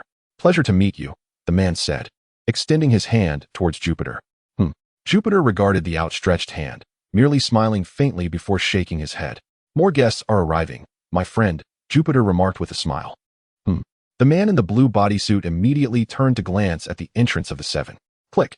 As the grand door swung open, 4 faces became visible. Among them was a burly blonde man draped in the flag of the free nation, beaming with a radiant smile, a Wonder Woman enthusiast. A taciturn youth with brown hair resembling a salted fish, who, in reality, was indeed a salted fish, and a man clad entirely in black armor, as though he had rushed over from the set of Cobra Rising. You must be the free man, right? I've heard of you from above. The nation man began to chatter, having only caught wind of Jupiter's name mentioned above and the suggestion to meet him. Oh, look at your cape and your battle attire. Let me guess, you're a fan of mine, aren't you? The nation man observed Jupiter in his position, a flicker of hostility flashing in his eyes. Yet, seemingly reconsidering the circumstances, he suppressed his rising ire and forced a radiant smile. A fan? Certainly not, Jupiter replied, glancing at his battle attire and shaking his head. The nation man's expression froze at Jupiter's words, feeling suddenly out of sorts. My friend, the position you now occupy belongs to the nation. This is where you truly belong. The young man, akin to a salted fish, found himself in the position originally occupied by the lantern bearer, addressing Jupiter. No, I believe this place suits me far better. Jupiter shook his head, plopping down into the seat designated for the native. What a jest. He only occupies the primary seat, does he not? It appears you are somewhat oblivious to the established decorum. As the young man spoke, he flexed his wrist and approached Jupiter, seemingly intending to showcase himself before the native. However, before he could make a move, the native swiftly grasped the young man's wrist. The young man glanced at the native, a flicker of trepidation crossing his gaze. He lowered his head, silently retreating to a position behind the native. Young one, It seems you are not entirely acquainted with the rules here. The native strode forward, inching closer to Jupiter, smiling as he looked down at the seated figure. I am the rule, Jupiter remarked, wearing a mirrored smile, his voice lowered for emphasis. Upon hearing Jupiter's words, the native's expression fell instantly. The veins on his forehead throbbed with indignation, feeling a deep sense of affront. Just as the native's reason battled against his fury, the door to the room was suddenly flung open, revealing the seasoned, yet still captivating Stride. Native, take a seat and refrain from causing a stir. Stride commanded as he entered. The native, incensed by the command, turned around, but upon laying eyes on Stride, his anger dissipated in an instant. His gaze fixated on Stride's chest, where he noticed Stride's current state of excitement. Quietly, the native licked his lips and took a seat beside Jupiter. Jupiter observed the native's retreating figure, shaking his head. One must admit, this individual is truly peculiar, to the point that it stirs within me a desire to act. However, considering the repercussions of a brawl in this setting, I shall exercise restraint. It would be wiser to find a secluded spot and discreetly eliminate the native. Locomotive, Deep Sea. Queen Maeve and Shinsei, you four, take your seats and listen to my address, Stride said, relieved to see the native return to his seat. Very well. Queen Maeve nonchalantly nodded, returning to her seat. She was the most indifferent among them. The native's conflicts were of no concern to her at this moment. The locomotive shifted his gaze between the native and Jupiter, seemingly pondering something. Meanwhile, Deep Sea's expression was fraught with uncertainty, and as for Shinsei, who knows what occupied his thoughts? First, let us extend our congratulations to Mr. Jupiter Grayson, a free man, for succeeding the Invisible Man as a member of the Superhero 7. As Stride entered, he resembled Jupiter, expressing his goodwill and being the first to applaud. What? You have taken the place of the Invisible Man, not the lamplighter? Upon hearing Stride's words, everyone was momentarily astonished. They had always believed that Jupiter was replacing the retired lamplighter, but it now appeared that Jupiter's predicament was far more complex than they had imagined. Jupiter merely responded to their bewilderment with a faint smile, indifferent to whose position he had assumed. If he had encountered a locomotive upon entering the building, then he would have taken the place of the locomotive. If he had faced the deep sea, then that would have been his role. It was merely a coincidence that he encountered the Invisible Man. Indeed, the Invisible Man had retired, and it had been decided above that the free man would take his place, Stride elucidated. This is against the regulations. The patriotic man rose, emphasizing his point. This is the command of Mr. Edgar. If any of you are dissatisfied, you may seek Mr. Edgar upstairs. I am merely relaying the message. I hope you can coexist peacefully. Upon finishing, Stride smiled gently at Jupiter, holding the documents in his hand as he turned and exited. Wait, Stride. Upon hearing this, the patriotic man immediately stood, casting a fierce glare at Jupiter before hastily pursuing Stride. I saw the Invisible Man just this morning. How could he have retired? The Deep Sea was utterly bewildered, unable to comprehend the unfolding events, perhaps due to the overwhelming volume of information exchanged during the conversation, far exceeding his fish-like intellect. Well, damn it, you are right. I just saw the Invisible Man in the hall of the 7-man team. I slapped him, and he just vanished. Jupiter regarded the Deep Sea with an expression of mockery, as if gazing upon a jester. At those words, the Deep Sea felt a sudden chill and stood up, heading toward the exit. Damn it, are you all not external unions? Why the rush? Jupiter inquired, observing the Deep Sea's disheveled retreat. The Deep Sea offered no response, choosing instead to flee in embarrassment. Please refrain from seeking votes and investments. Chapter 35. Kindly exercise restraint. Jupiter smiled gently at the panicked Deep Sea's departure. To the remaining three, do you have any questions for me? Rest assured, I am a remarkably approachable individual, and I believe our future collaborations will be quite delightful. Jupiter addressed Queen Maeve, the locomotive, and Xian with a smile. Queen Maeve and the others exchanged glances, shaking their heads in unison. Excellent. Then we may adjourn. Jupiter rose from his seat, nodded at the three, and then departed through the grand doors of the hall. Does he consider himself our captain? After Jupiter departed, the train head gazed at the entrance of the guard hall, a frown creasing his brow. At present, it appeared that Queen Maeve subtly nodded in agreement with the train head's concerns. Can we truly tolerate such occurrences? The train head felt his position precarious among the 7. He occupied a rather subordinate role. Should another formidable superhero emerge, he feared he might be unceremoniously ousted from the illustrious ranks, much like the Lantern. Trainhead, heed my words. The matter at hand is not simply a question of our preferences. It is the will of the company. As long as the higher-ups desire to witness the emergence of a new, powerful superhero, we must acquiesce, Queen Maeve stated, her her expression serene as she regarded the trainhead. She discerned the underlying truth. The company's decisions regarding the membership of the Seven were wholly independent of their desires. Whoever the company chose to elevate to superhero status would indeed ascend. Enraged by Maeve's words, the trainhead muttered curses under his breath. Yet he recognized the validity of her claims.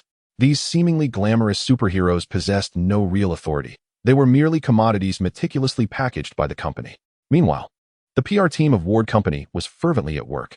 Whether it was Starlight, stepping in to replace the Lantern, or Jupiter, who had vanquished the Invisible Man to showcase his remarkable worth, both required considerable financial investment from Ward Company for their promotion, particularly Jupiter, the unexpected star who had seamlessly succeeded the Invisible Man. To this end, Ward Company devised a two-part promotional strategy for Jupiter. The first initiative involved arranging a retirement interview with the Invisible Man, a strategic move by Ward Company to bolster Jupiter's public image. This interview took place in both online and offline formats, with the primary narrative centering around the Invisible Man's mysterious ailment, which rendered him incapable of utilizing his powers. In the wake of the Invisible Man's demise, the company had conveniently positioned the shapeshifter to assume his responsibilities, confident that no one would discern the true fate of the Invisible Man. The second initiative entailed the production of a promotional video for Jupiter, as nothing could more effectively garner public support than a direct demonstration of his abilities. Thus, after leaving the Hall of the Seven, Jupiter made his way to the set, the exclusive domain where all Ward Company superhero films were produced. "What do you require of me?" Jupiter inquired, eyeing the colossal camera directed at him. A hint of intrigue in his expression. This was his inaugural experience on a film set, and having recently acquired his newfound powers, he found the sensation rather exhilarating. The tale unfolds within the confines of a bank, where, in due course, a band of 7 or 8 robbers bursts forth to commit their heist. The director, articulating a script steeped in cliché, remains unfazed. For as long as the audience revels in it, and it boasts ample commercial merit, it is deemed a good script. Descending from the heavens? Jupiter pondered, nodding in comprehension of the director's directive. He was to traverse the rooftops of the adjacent buildings and descend dramatically, correct? As the curtain rises on the first act, the director, camera in hand, begins to capture the elegance of Jupiter's demeanor. "Hey, raise your hands.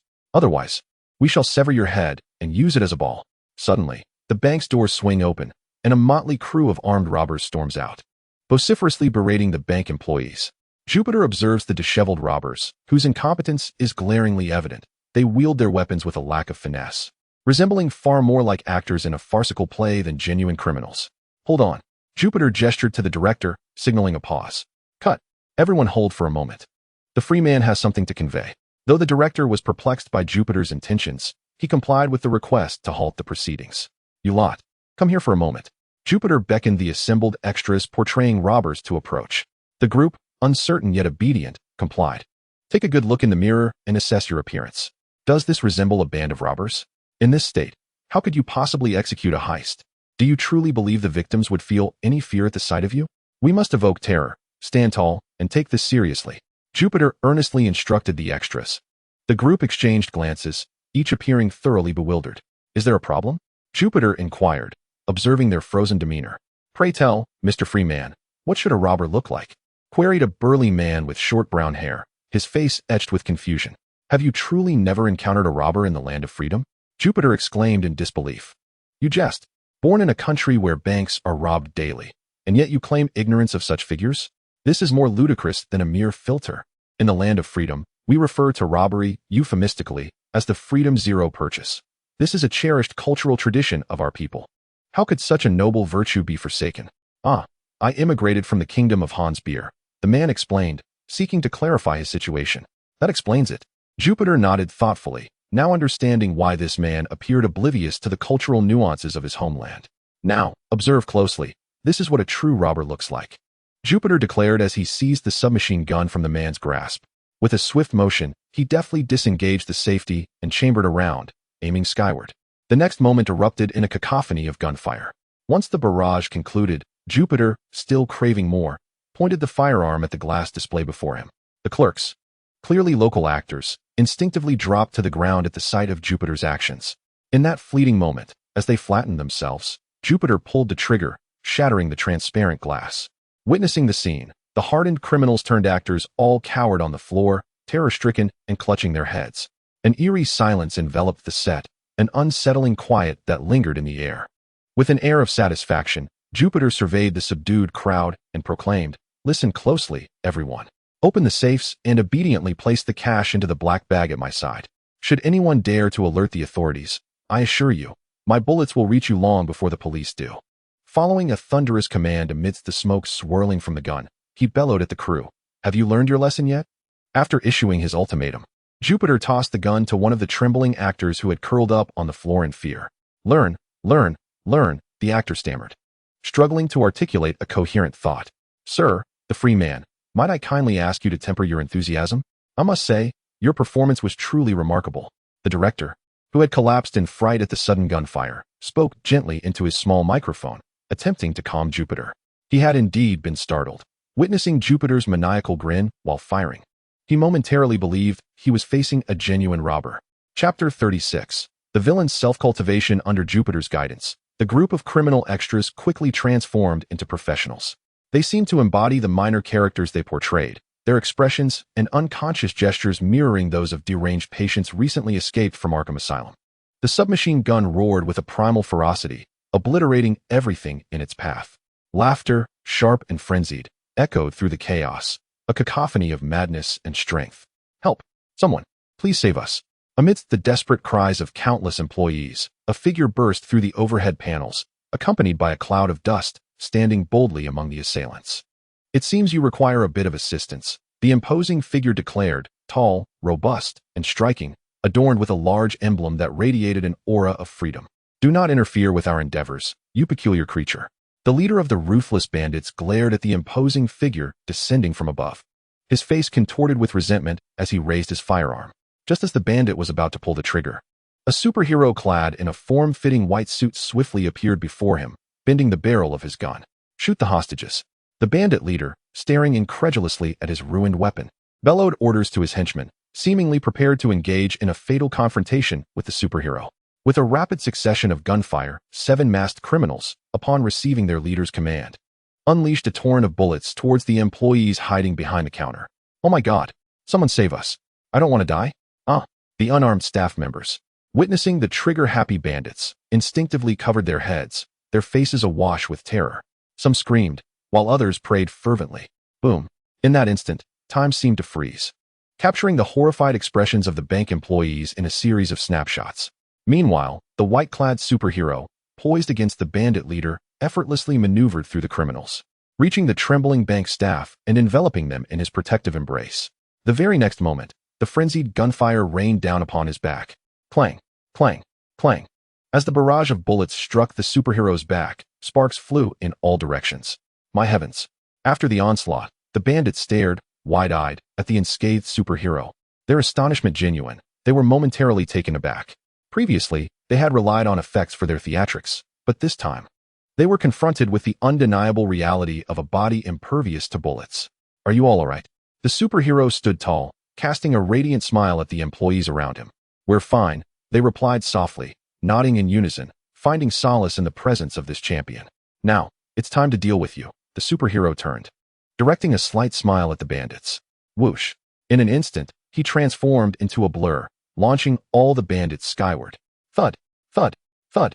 In the blink of an eye, the criminals plummeted to the ground like dumplings, convulsing in agony, their faces contorted in pain. It appeared the adversaries had been vanquished. The superhero glanced at the writhing bandits on the floor before turning to depart. "Please, tell us your name." As he prepared to leave, the employees gazed at the retreating figure of the superhero, inquiring earnestly. With a hint of a smile, the superhero replied, "You may call me Freedom Man." The white-clad superhero, upon concluding his dialogue, transformed into a flash of lightning, soaring into the heavens. With a resounding crack, the director adjusted the camera and, after capturing a striking close-up of the heroic flight, proclaimed the end of the shoot. "How did it go?" The returning white-clad superhero, known as Jupiter, inquired as he approached the director. "Magnificent. Jupiter, I dare say you are the most talented superhero I have ever encountered. Based on my experience, I can assure you that stardom awaits you," the director declared, thumping his chest with conviction. He vowed he had never witnessed a superhero with a more captivating screen presence. If such a talent did not achieve fame, it would be a travesty. Listen to the promotional tagline crafted for you. Faster than a locomotive. With skin more resilient than that of the Invisible Man. the superhero who transcends all. The director's eyes sparkled as he reflected on the seemingly mundane phrase. Recognizing it as a signal, the phrase suggested that Jupiter stood upon the shoulders of two superheroes, launching him into the stratosphere. Furthermore, the notion of a superhero who surpasses all hinted at Jupiter eclipsing the patriotic hero. Though unspoken, the implications were clear. The Waters family intended to leverage Jupiter's prowess to dismantle the established paradigm of the superhero league, historically centered around the patriotic hero and his six companions. They sought to reforge the narrative, transforming it into one that featured both the patriotic hero and the free-spirited Jupiter, along with their respective cohorts. This unprecedented shift represented innovation and signaled a new era. Indeed, the director could already envision future confrontations between the fanbases of Jupiter and the patriotic hero. Regardless of which side emerged victorious, the ultimate beneficiary would be the Waters family. As the lesser factions battled fiercely, the seasoned players would smile, reveling in their triumph. Such is the essence of the Waters Company, the Waters family, and the spirit of freedom. No, I shall not merely shine in the realm of freedom. My brilliance shall illuminate the entire world, Jupiter stated, patting the director on the shoulder, a smile gracing his face. Listening to Jupiter's words, the director felt a tremor of realization. In terms of vision, the patriotic hero and Jupiter existed in entirely different dimensions. If the patriotic hero was a boy endowed with superhuman abilities, then Jupiter was a cunning and ambitious strategist. It seemed there was no need for contention. The director bowed his head, understanding the situation clearly. Perhaps this battle for supremacy among the superheroes would conclude even more swiftly than he had anticipated. Lights, screens, and an audience are essential. Jupiter contemplated quietly before him, perhaps reconsidering his plans. Although discreetly eliminating the Patriots could suffice, the impact would be insufficient. In the spotlight, amidst the throngs of spectators, at the moment when the Patriots began their frenzied slaughter, he would descend like a deity from the heavens, rescuing those oppressed by the Water family's tyranny. According to the bridge effect, he could not only openly annihilate the Patriots, but also amass a following of adoring fans who would revere him as an omnipotent god among men. This would propel Jupiter significantly closer to his predetermined aspirations. Longing is the emotion most distant from understanding. No one cares for my true self. They yearn only to behold the perfect image they have conjured in their fantasies. Upon this realization, Jupiter smiled faintly and made his way toward the Water Company, intending to engage in conversation with the Patriots and bestow upon them lavish praise. Indeed, Jupiter was not seeking trouble. Rather, he aimed to flatter and ultimately undermine the Patriots.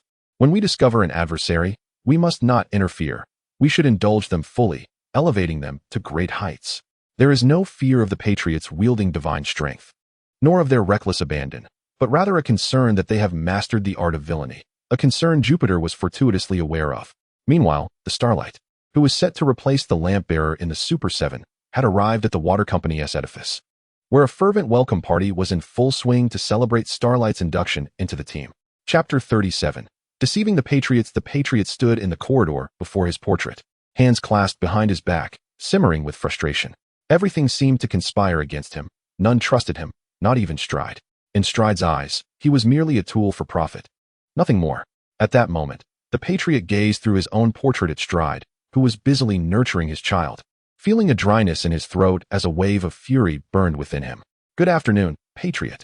Just as he watched Stride through the wall, consumed by his boundless anger, a light, airy voice drifted into his ears. Inhale. The Patriot recognized the voice that echoed incessantly in his mind, a voice he loathed with a passion. At this moment, his agitation was partly fueled by its owner. I warn you, do not provoke me. The Patriot steadied his breath and turned to confront the figure approaching him in a tight, white suit, shouting in fury. Wow, are you angry? Jupiter, clad in a form-fitting suit emblazoned with a large white emblem, regarded the irate Patriot with a smile that could infuriate even the most patient soul. The Patriot clenched his fists, eyes glimmering with intensity, as the conflicting commands from the Water family's hierarchy and his own emotions clashed within his mind. Are you angry with me? Jupiter inquired with a smile, positioning himself beside the nationalist. What do you think? The nationalist, his breath quickening, struggled to contain his surging emotions. No, you are not angry with me. Observing the irritable nationalist, Jupiter gently shook his head, then, with his hands behind his back, approached the portrait of the nationalist in the corridor. Then what do you believe I am angry about? The nationalist, eyeing Jupiter's composed demeanor, pointed a finger at his face and hissed in a low voice. Jupiter furrowed his brow at the sight of the nationalist's outstretched finger, committing it to memory. Had the nationalist not held value, he would have readily broken it.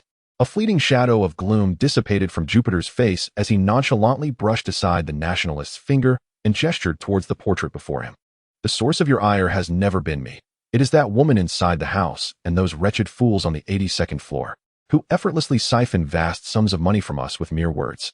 Jupiter's indignation was palpable, subtly hinting to the nationalist that he was not the only one incensed by the board members of the 82nd floor. Our personas are not defined by us. They are established by them. You see my attire. I wish to bridge the gap between us, yet they refuse to allow it.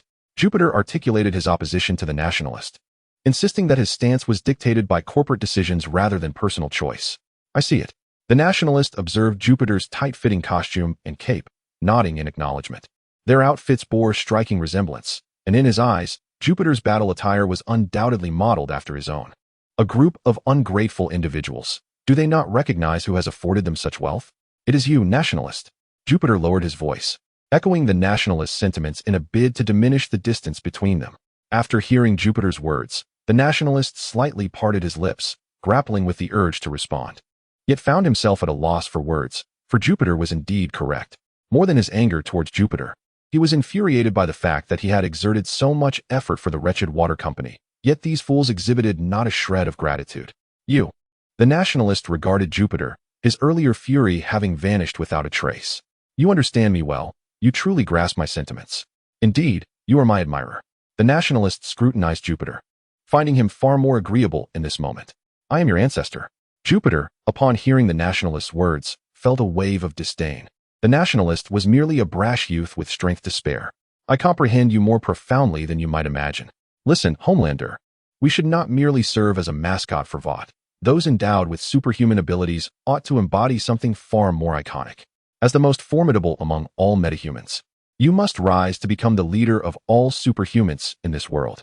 Jupiter has unequivocally declared Homelander as the strongest metahuman, placing his own identity in the shadow of yours. You are correct. I am indeed the strongest. Homelander nodded subtly, finding no fault in Jupiter's assertion. He is the most powerful, the natural leader. You should guide all those who possess extraordinary powers beyond the mundane, rather than. Jupiter's expression grew troubled, as if the forthcoming words would be dire. Rather than what? Homelander furrowed his brow. Rather than, Homelander, they privately refer to you as Starlight's little golden retriever. Jupiter gestured dramatically. Homelander's countenance darkened, evidently provoked by Jupiter's words. I realize my words may have crossed a line. Jupiter spoke softly, observing Homelander's fury. No, it is that I appear too weak. Homelander shook his head, gazing at Starlight, who was behind the wall, soothing a child. His ire continued to smolder. It is my weakness that allows Starlight and those wretches on the 82nd floor to disregard me. You have saved enough people. Now, whenever someone wrongs you, you must. Jupiter seemed agitated, as if he were defending Homelander's treatment. I've said too much today. I cannot linger here too long, or those individuals will once again trouble me. Yet, I cannot bear to witness my idol being so casually dismissed. Jupiter regarded Homelander with a look of helplessness, as if their dialogue within this company was a rare luxury. Do whatever you wish. No one in this world can hinder you, can they? Jupiter gently patted Homelander's shoulder and proceeded down the corridor. Indeed, he spoke eloquently. Homelander watched Jupiter depart, realizing that he is not alone in harboring such sentiments. Perhaps he can find more who resonate with him. He is the one meant to lead all. Jupiter cast a deep glance at Homelander before setting out to locate the media, to continuously expose Homelander's darker truths, relentlessly pressuring him to embrace radical thoughts, while subtly manipulating his words. In time, Homelander would inevitably transform into the figure Jupiter envisioned. Time is of the essence. Jupiter glanced at his watch, noting that the hour was drawing near. He prepared himself and entered the Hall of the Seven ahead of schedule. As soon as Jupiter settled into the Hall of the Seven Heroes, the grand door swung open unexpectedly. A man and a woman, engaged in lively conversation, stepped inside. This was indeed the Hall of the Seven Heroes, a place long yearned for by Starlight. The door creaked open to reveal a man exuding an air of carefree nonchalance, accompanied by a delightful blonde girl dressed as a cheerleader. Is this truly the Hall of the Seven Heroes? The place I have always dreamed of, the blonde girl exclaimed, her face lighting up with a radiant smile as she surveyed her surroundings. Indeed, we are, the man began, but his words faltered as he caught sight of a figure within the room, beaming at him with a dazzling smile, causing him to freeze in place. Welcome to the Hall of the Seven Heroes. We are thrilled to have you join us, Starlight, Jupiter proclaimed as he stood and approached the blonde girl, positioning himself in front of the man beside her. The man felt a chill run down his spine as he regarded Jupiter, regretting his decision to bring Starlight along. He should have simply asked a staff member to escort her after the press conference concluded. Deep Sea, I recall you have a mission, don't you? Jupiter inquired, directing his gaze towards Deep Sea. Oh, yes, you are absolutely right. I do have a task to attend to, Deep Sea replied, nodding vigorously before hastily exiting the Hall of the Seven Heroes without a backward glance.